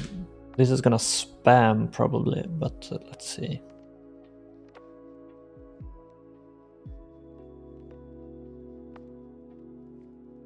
Oh.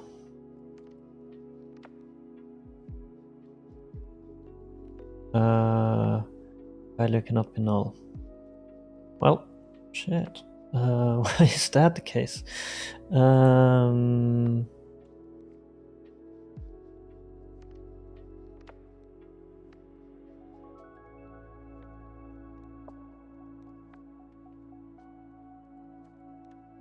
Oh yeah, it's because I removed it before.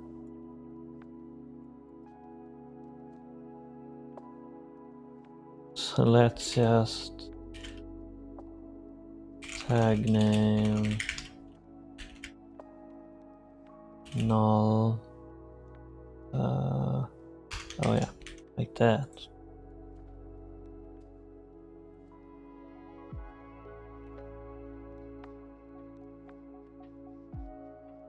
Yeah. Okay.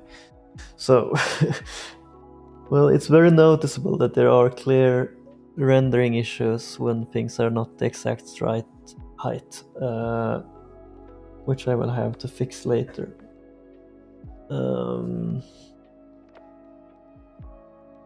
So, but that's not part of this commit. So let's ignore the rendering issues for now. Everything else is kind of working.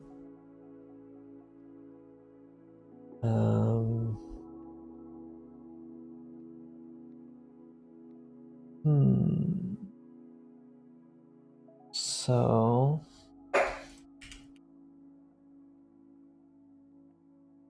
I should update the pusher.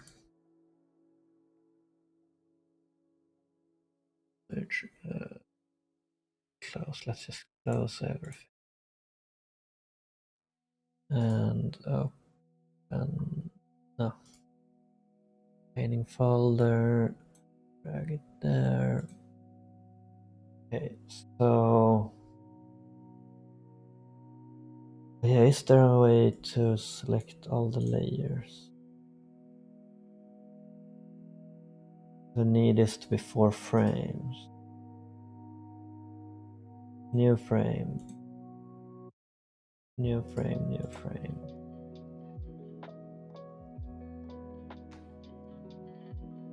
So the first one, just want to delete everything else. Nope, that's not what I wanted at all.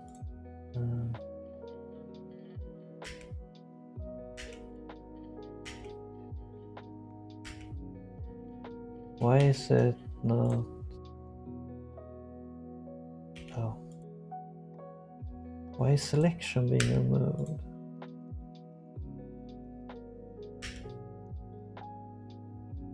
Like, can I just like, nope.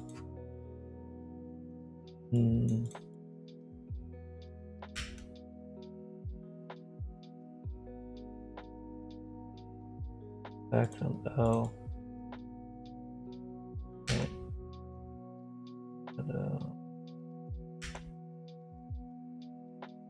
And then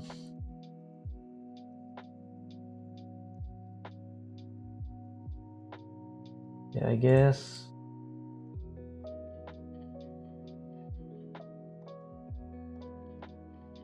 I would just move this arrow. Remove, no.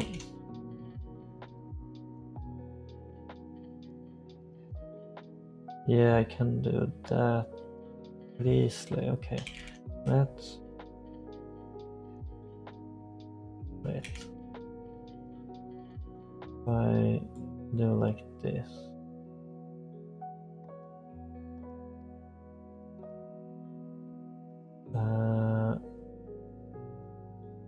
remove that, and then drag this like that, and then here drag this, oops, like that, and then finally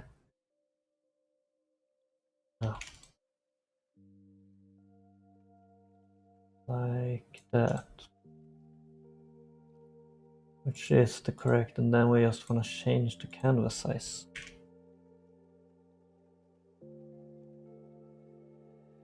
And then we have all of it. Okay, so that's fixed now, and then we actually add a tag.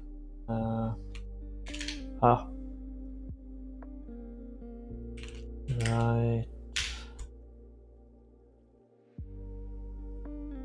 down left.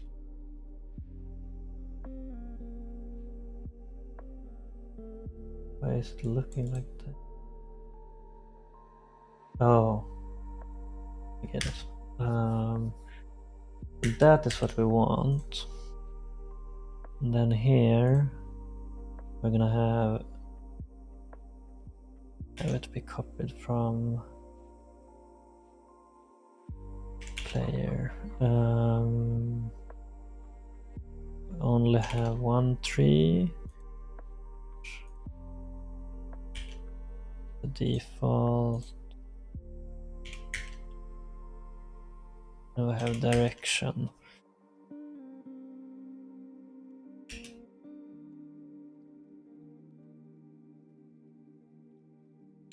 Up, right, down, left. Then we have objects. And no transitions.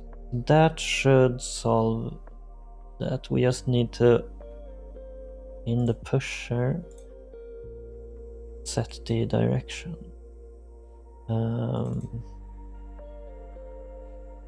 Which we would do. When do we do that?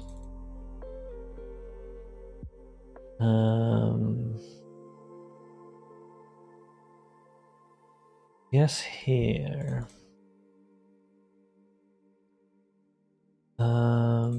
Actually,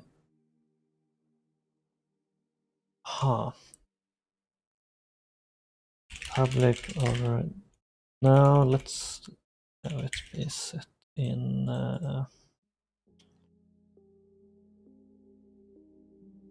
Yeah. It's private vector int direction. Oops. And then we have this. And here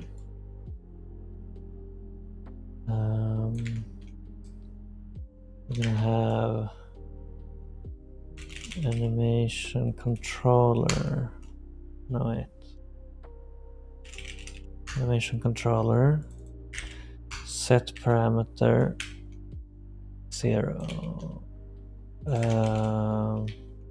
Direction. I want common strings direction, right? Common strings, oops, direction 0. And we have 1, 2, 3.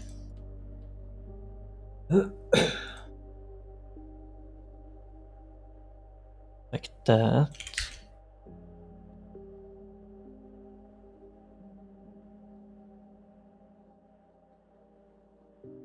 Will this actually work? Because Go property is no longer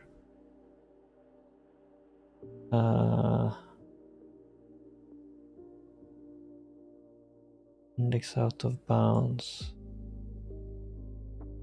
Oh, Why is it index out of bounds? Is it because of the canvas size change? 96. Yeah, the pixels still exist outside the canvas. I need to delete them. That's annoying.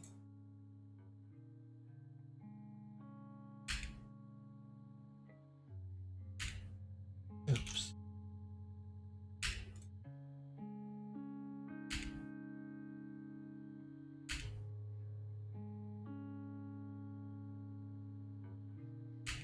Wait, what? Why?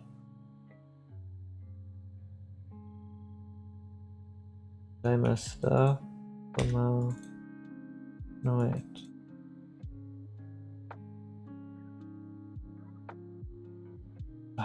Undo. God damn it. Canvas size 128.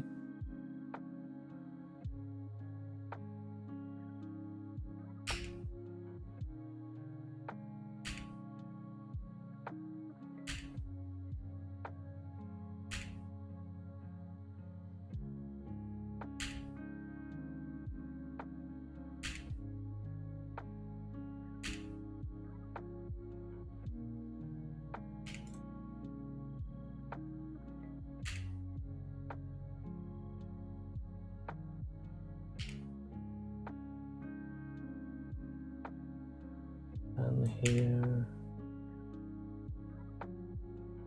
Oh.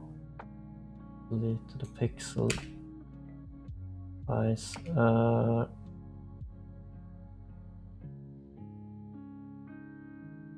For that. For that. Where did I? There. That circle. That.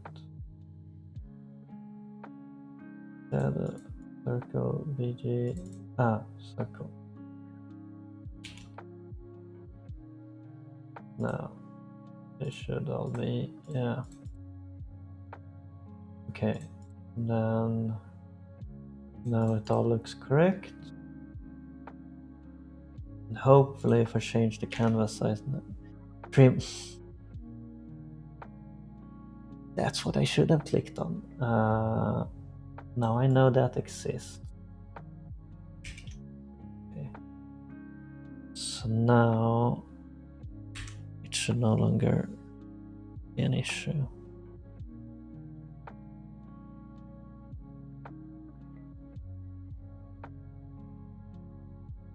Oh. Content file was not found. Player pusher. Oh, why is it player pusher? Pusher.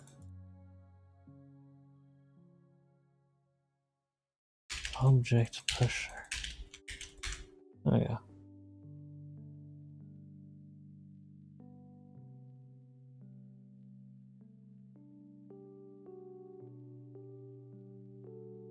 Okay.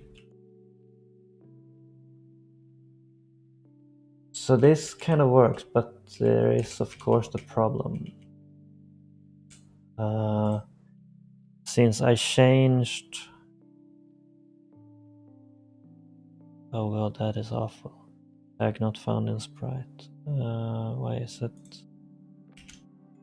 Warning. Exception. Let's just not do anything if parameter doesn't exist.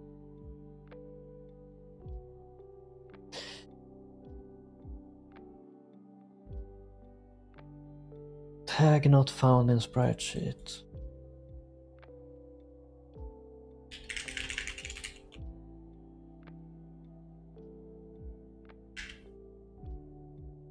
Not found in... This means that it's doing play constantly again. Why is it doing that? Oh yeah, it's comparing between null and an empty string. We should prevent null argument. Can you do that?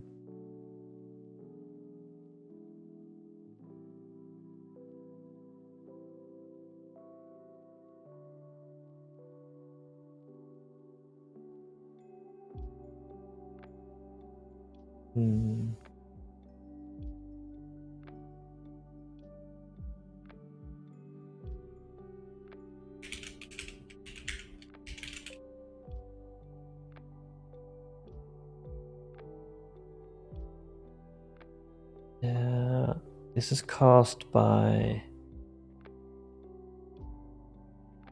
not specifying the tag, which we can hear. Case sprite sheet tag, and here it's the same default. That will solve it. These are kind of hacky solutions, but it should work. Nope, it's still doing that. Why is it being called with null?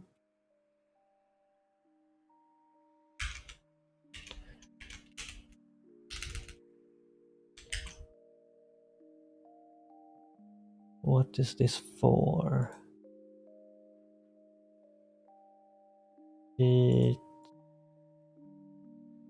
texture regions. It has many regions. Name null.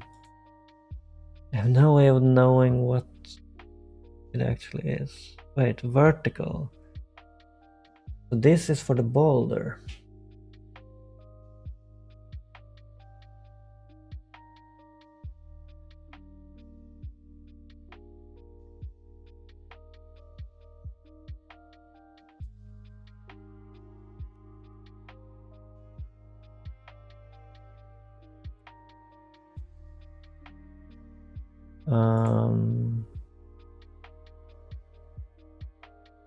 But why would boulder specifically have this problem?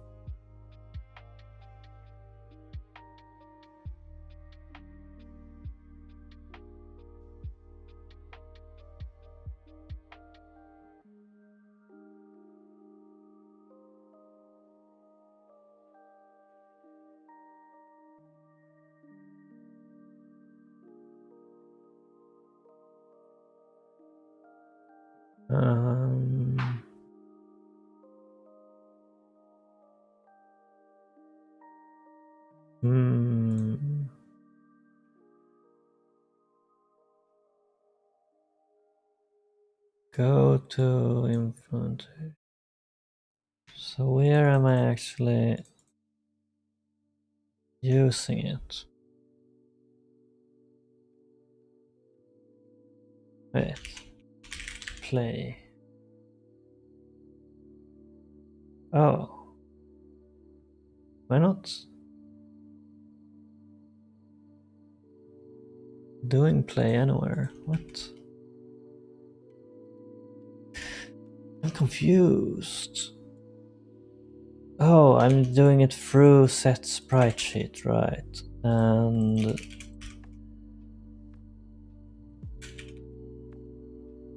that sprite sheet is called here.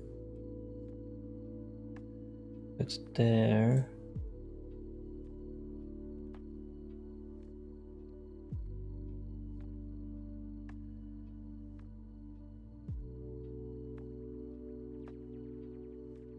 So why is this an empty string?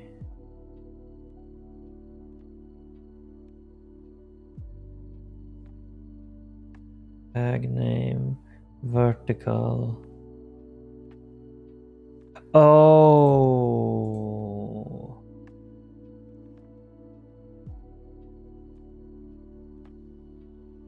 I'm trying to set it to Well, that's just my bad.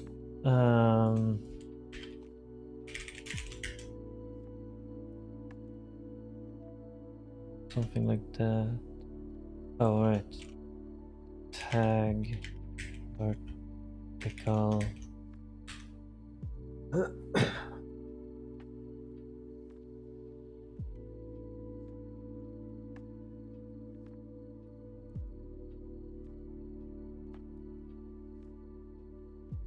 Now, okay, they are rolling. So what we want is we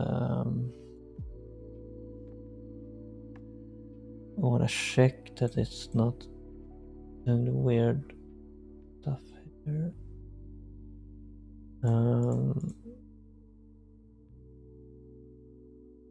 Most importantly,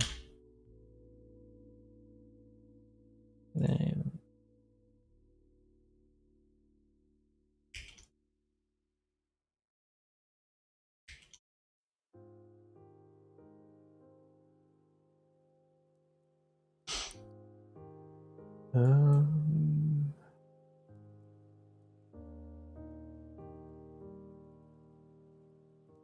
Wait, why is this not working?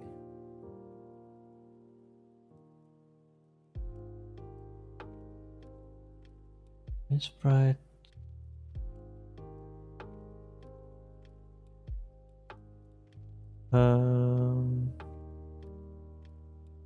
Yeah.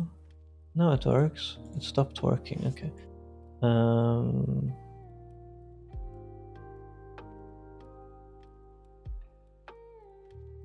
Let's see. Because of all the null stuff, it's starting to get complicated. But yeah, it's fine. It's functional.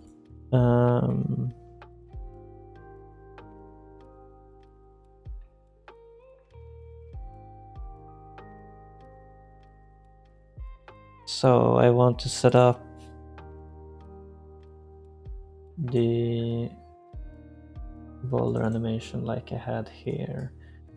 I can't really do it the exact same yet because I haven't built the support for it, but okay, let's take this. We have a single idle. It would be like this.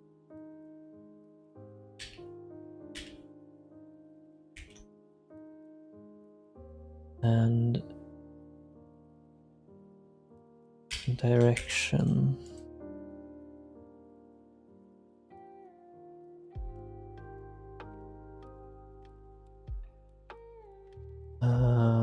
We don't have a push.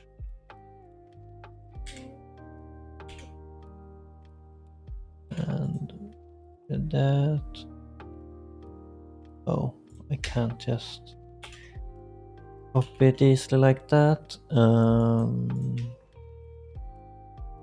this. So vertical. It's just called vertical and horizontal. Horizontal.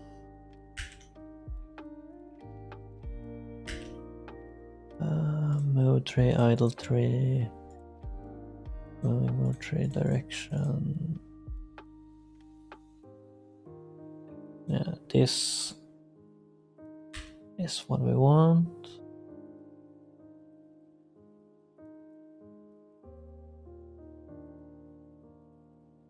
Okay, so now it's rolling. Wait. Why do they keep rolling?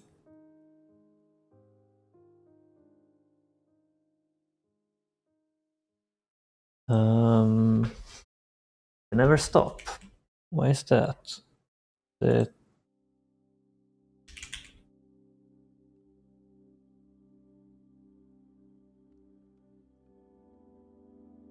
is moving parallel. Is this not being set? No, it does set that. Why do they keep rolling? Like the player clearly works. The player does swap back to not moving.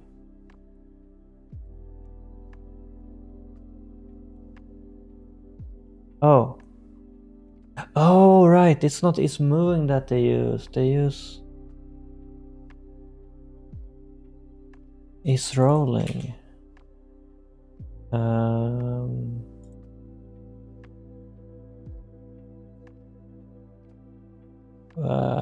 There we go. Is rolling. And then that's what we should be checking. No, wait. It's moving. There we go. And then here.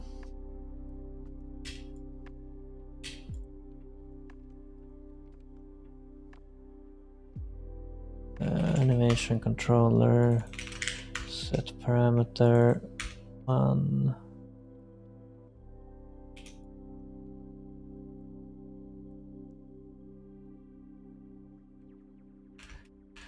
Direction. Let's do that for now.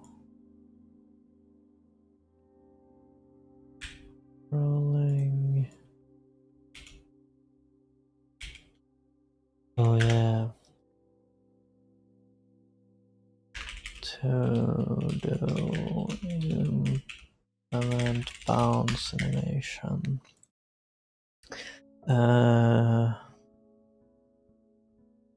Roll direction to cardinal direction. Oh. Did VS Code just freeze? Hello? It reopen. There we go. Okay, so now we have that set up. Will this work?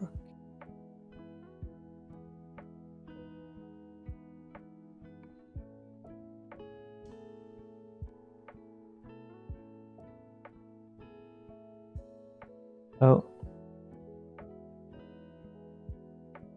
Int.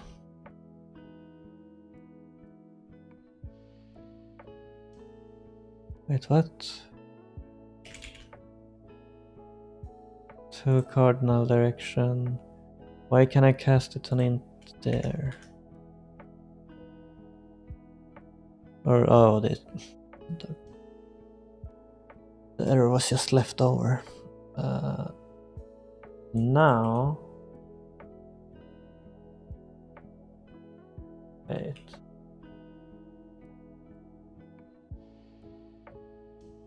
That is clearly not correct.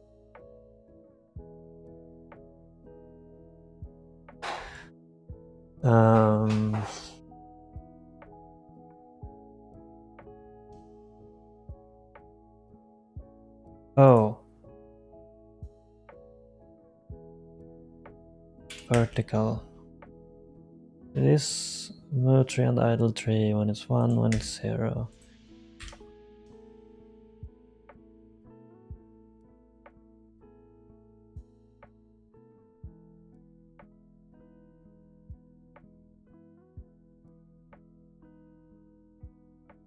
Why is... Oh, right.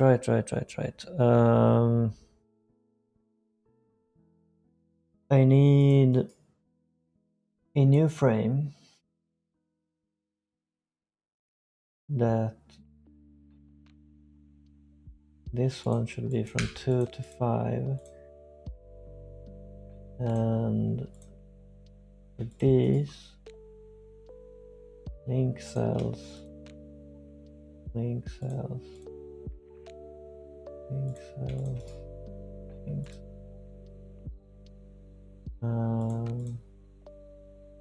Yeah. And then we add a new tag, idle. Like that.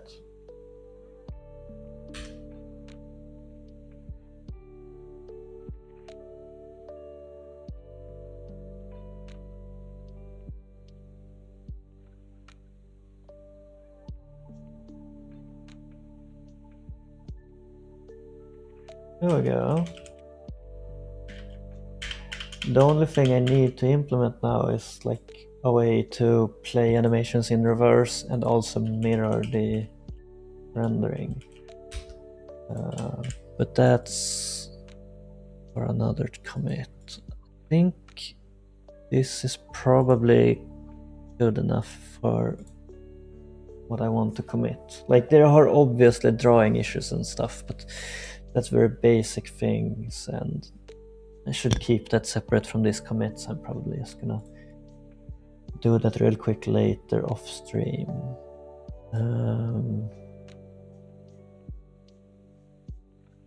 Yeah, I think I'm happy enough with this as is.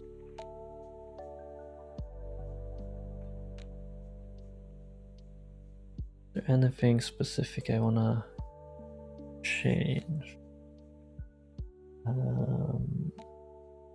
No, but I should add a way to mirror drawing through the animation controller.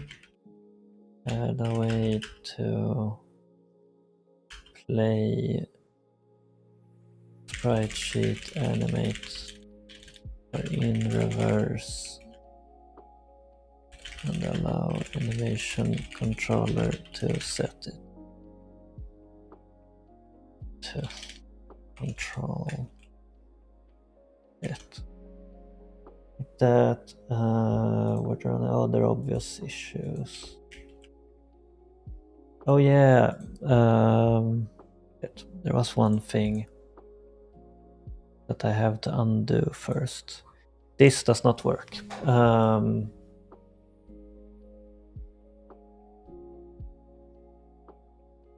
Go property should also work for these things.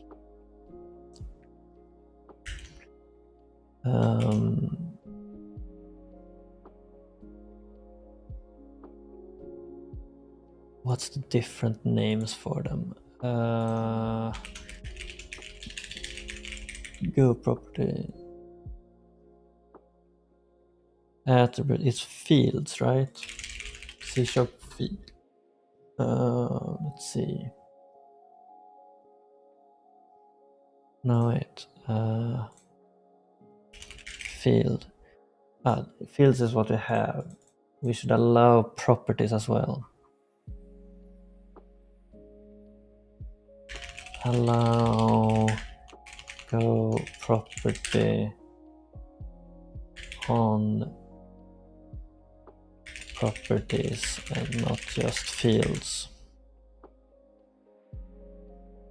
So since that doesn't work right now, I'm gonna have to... Oh right, I forgot to set... I'm gonna fix that before I end as well. The sprite is wrong for the sign and the pillar. I should fix those. But first, we go to the pusher. And change this to do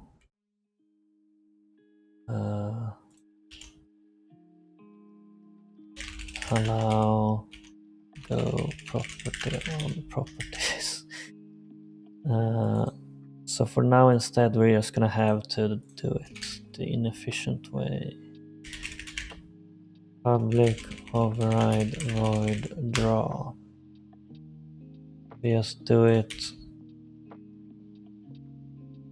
on every single draw instead.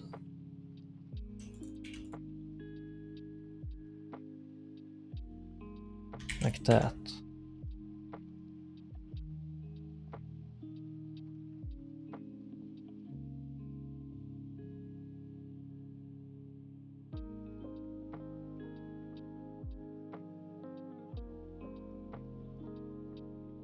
Okay, so now that is still not working. Why?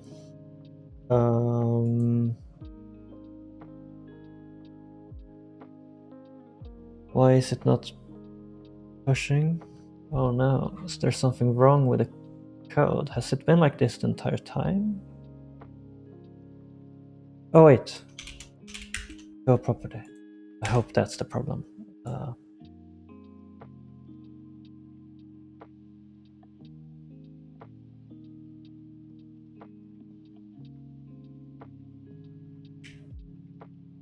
No. Shit. For sure.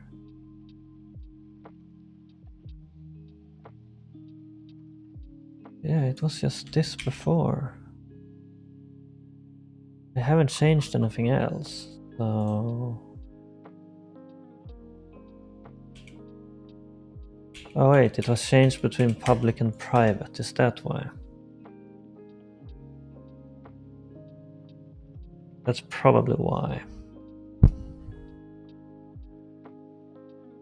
Yeah, okay, now it works. Great. So let's add this to the comment as well. Direction private, like that. Okay, so now that's fixed. Remains is need the sprite for sign and pillar.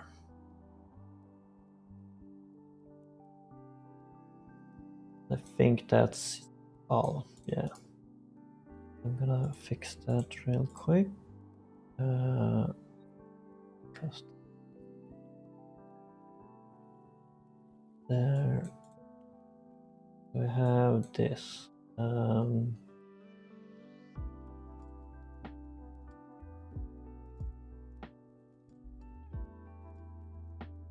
That's 12. 18. It's 6. We need 12 more, so it should be 30 to center it. Oh, okay. New should be centered. Yes. And no, it's canvas size 32. There we go.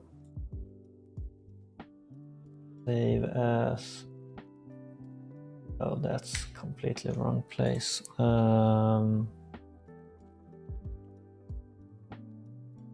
Copy path. Save as. Can I like? Oh wait. That is where I want it.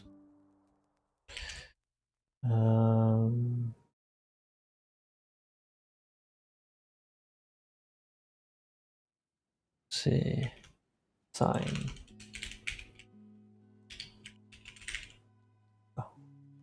There. Sign.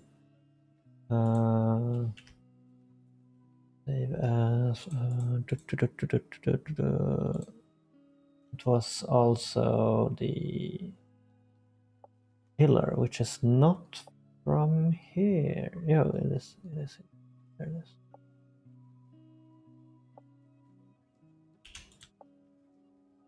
Okay. That. Save as. Pillar.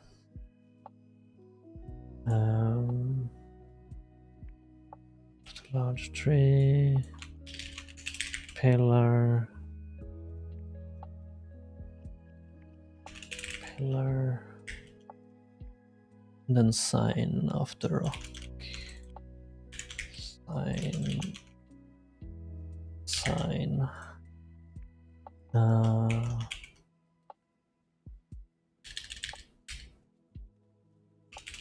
Pillar animation. Pillar. and then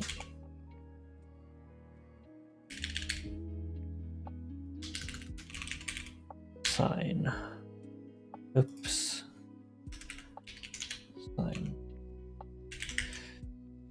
And then it's all added here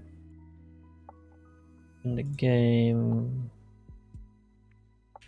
Sign. Pillar animation. Okay, this should now be everything.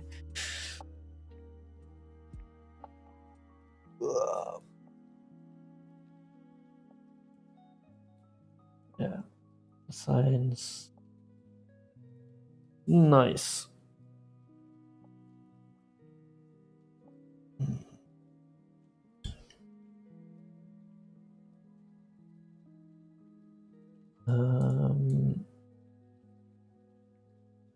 Yeah, I think that's it. Unless I forgot something I was gonna do. I fixed all the sprites, although they're obviously not drawn correctly on the y-axis because the origin corner is incorrect. But otherwise, it's all set up and working correctly. Actually, should I just fixed it right away because it looks so dumb? It should be a very easy fix. So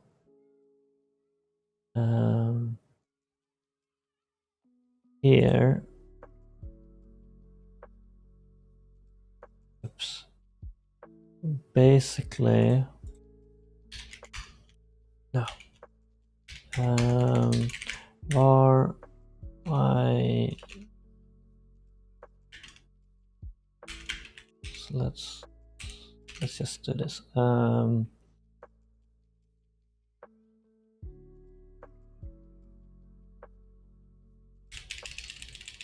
Float y if source rectangle has value, then y is height, otherwise y is texture height, and then y pixels per unit.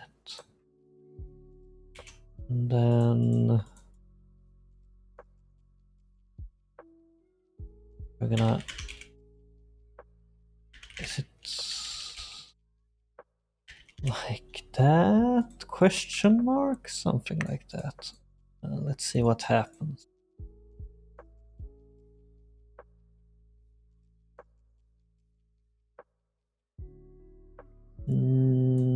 No.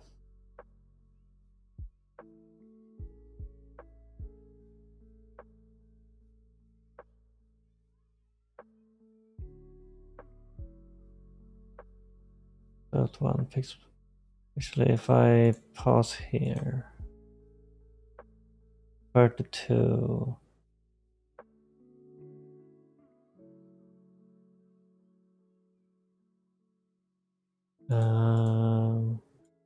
I find one that isn't. Give me one of the objects that isn't 32, please.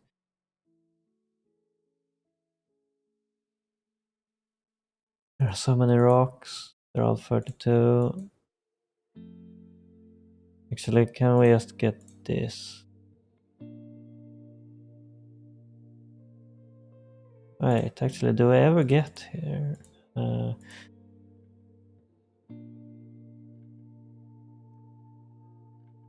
32.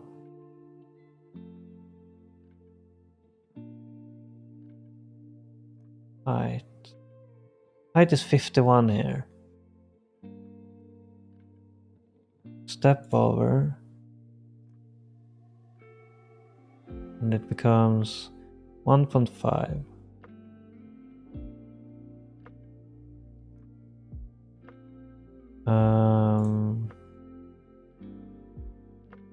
Oh wait. That's in pixels. We shouldn't divide there. Oh. Spotify, please. Oh wait, that also means that it should be like that. Oops.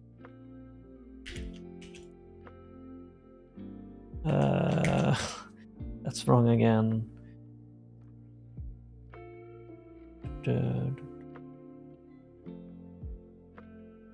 Oh wait, that's actually correct. Did it build with the change or not? Let's see. This should solve it. Yes. And we can actually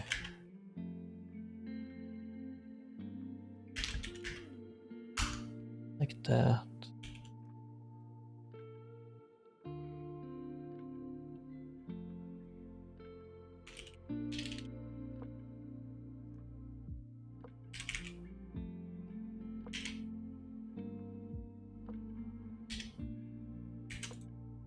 Okay, so now it actually looks good. Right. We should also fix the entrance, which should have another, just like player here. Entrance, we want to change vector free. That's the wrong vector free. There we go. It should be 1, I think.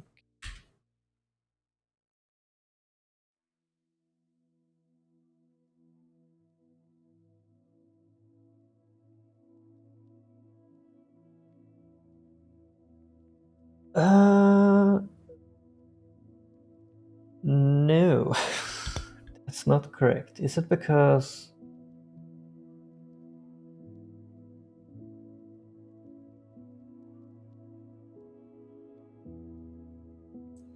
the sprite isn't the correct height? But that should be irrelevant. Wait. I'm curious here. There's a problem with my code.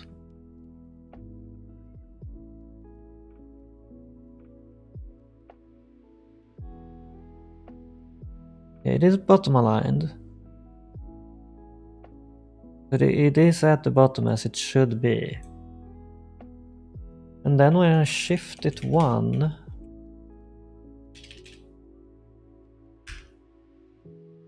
oh wait, 1 on the y-axis, not on the derp.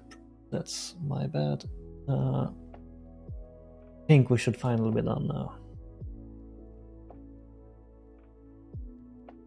Nice.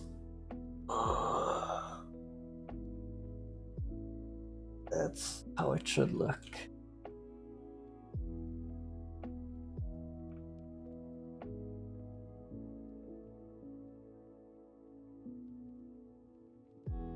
Almost everything is fixed now. Okay.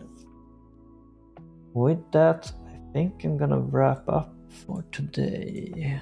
I'm just gonna make this commit.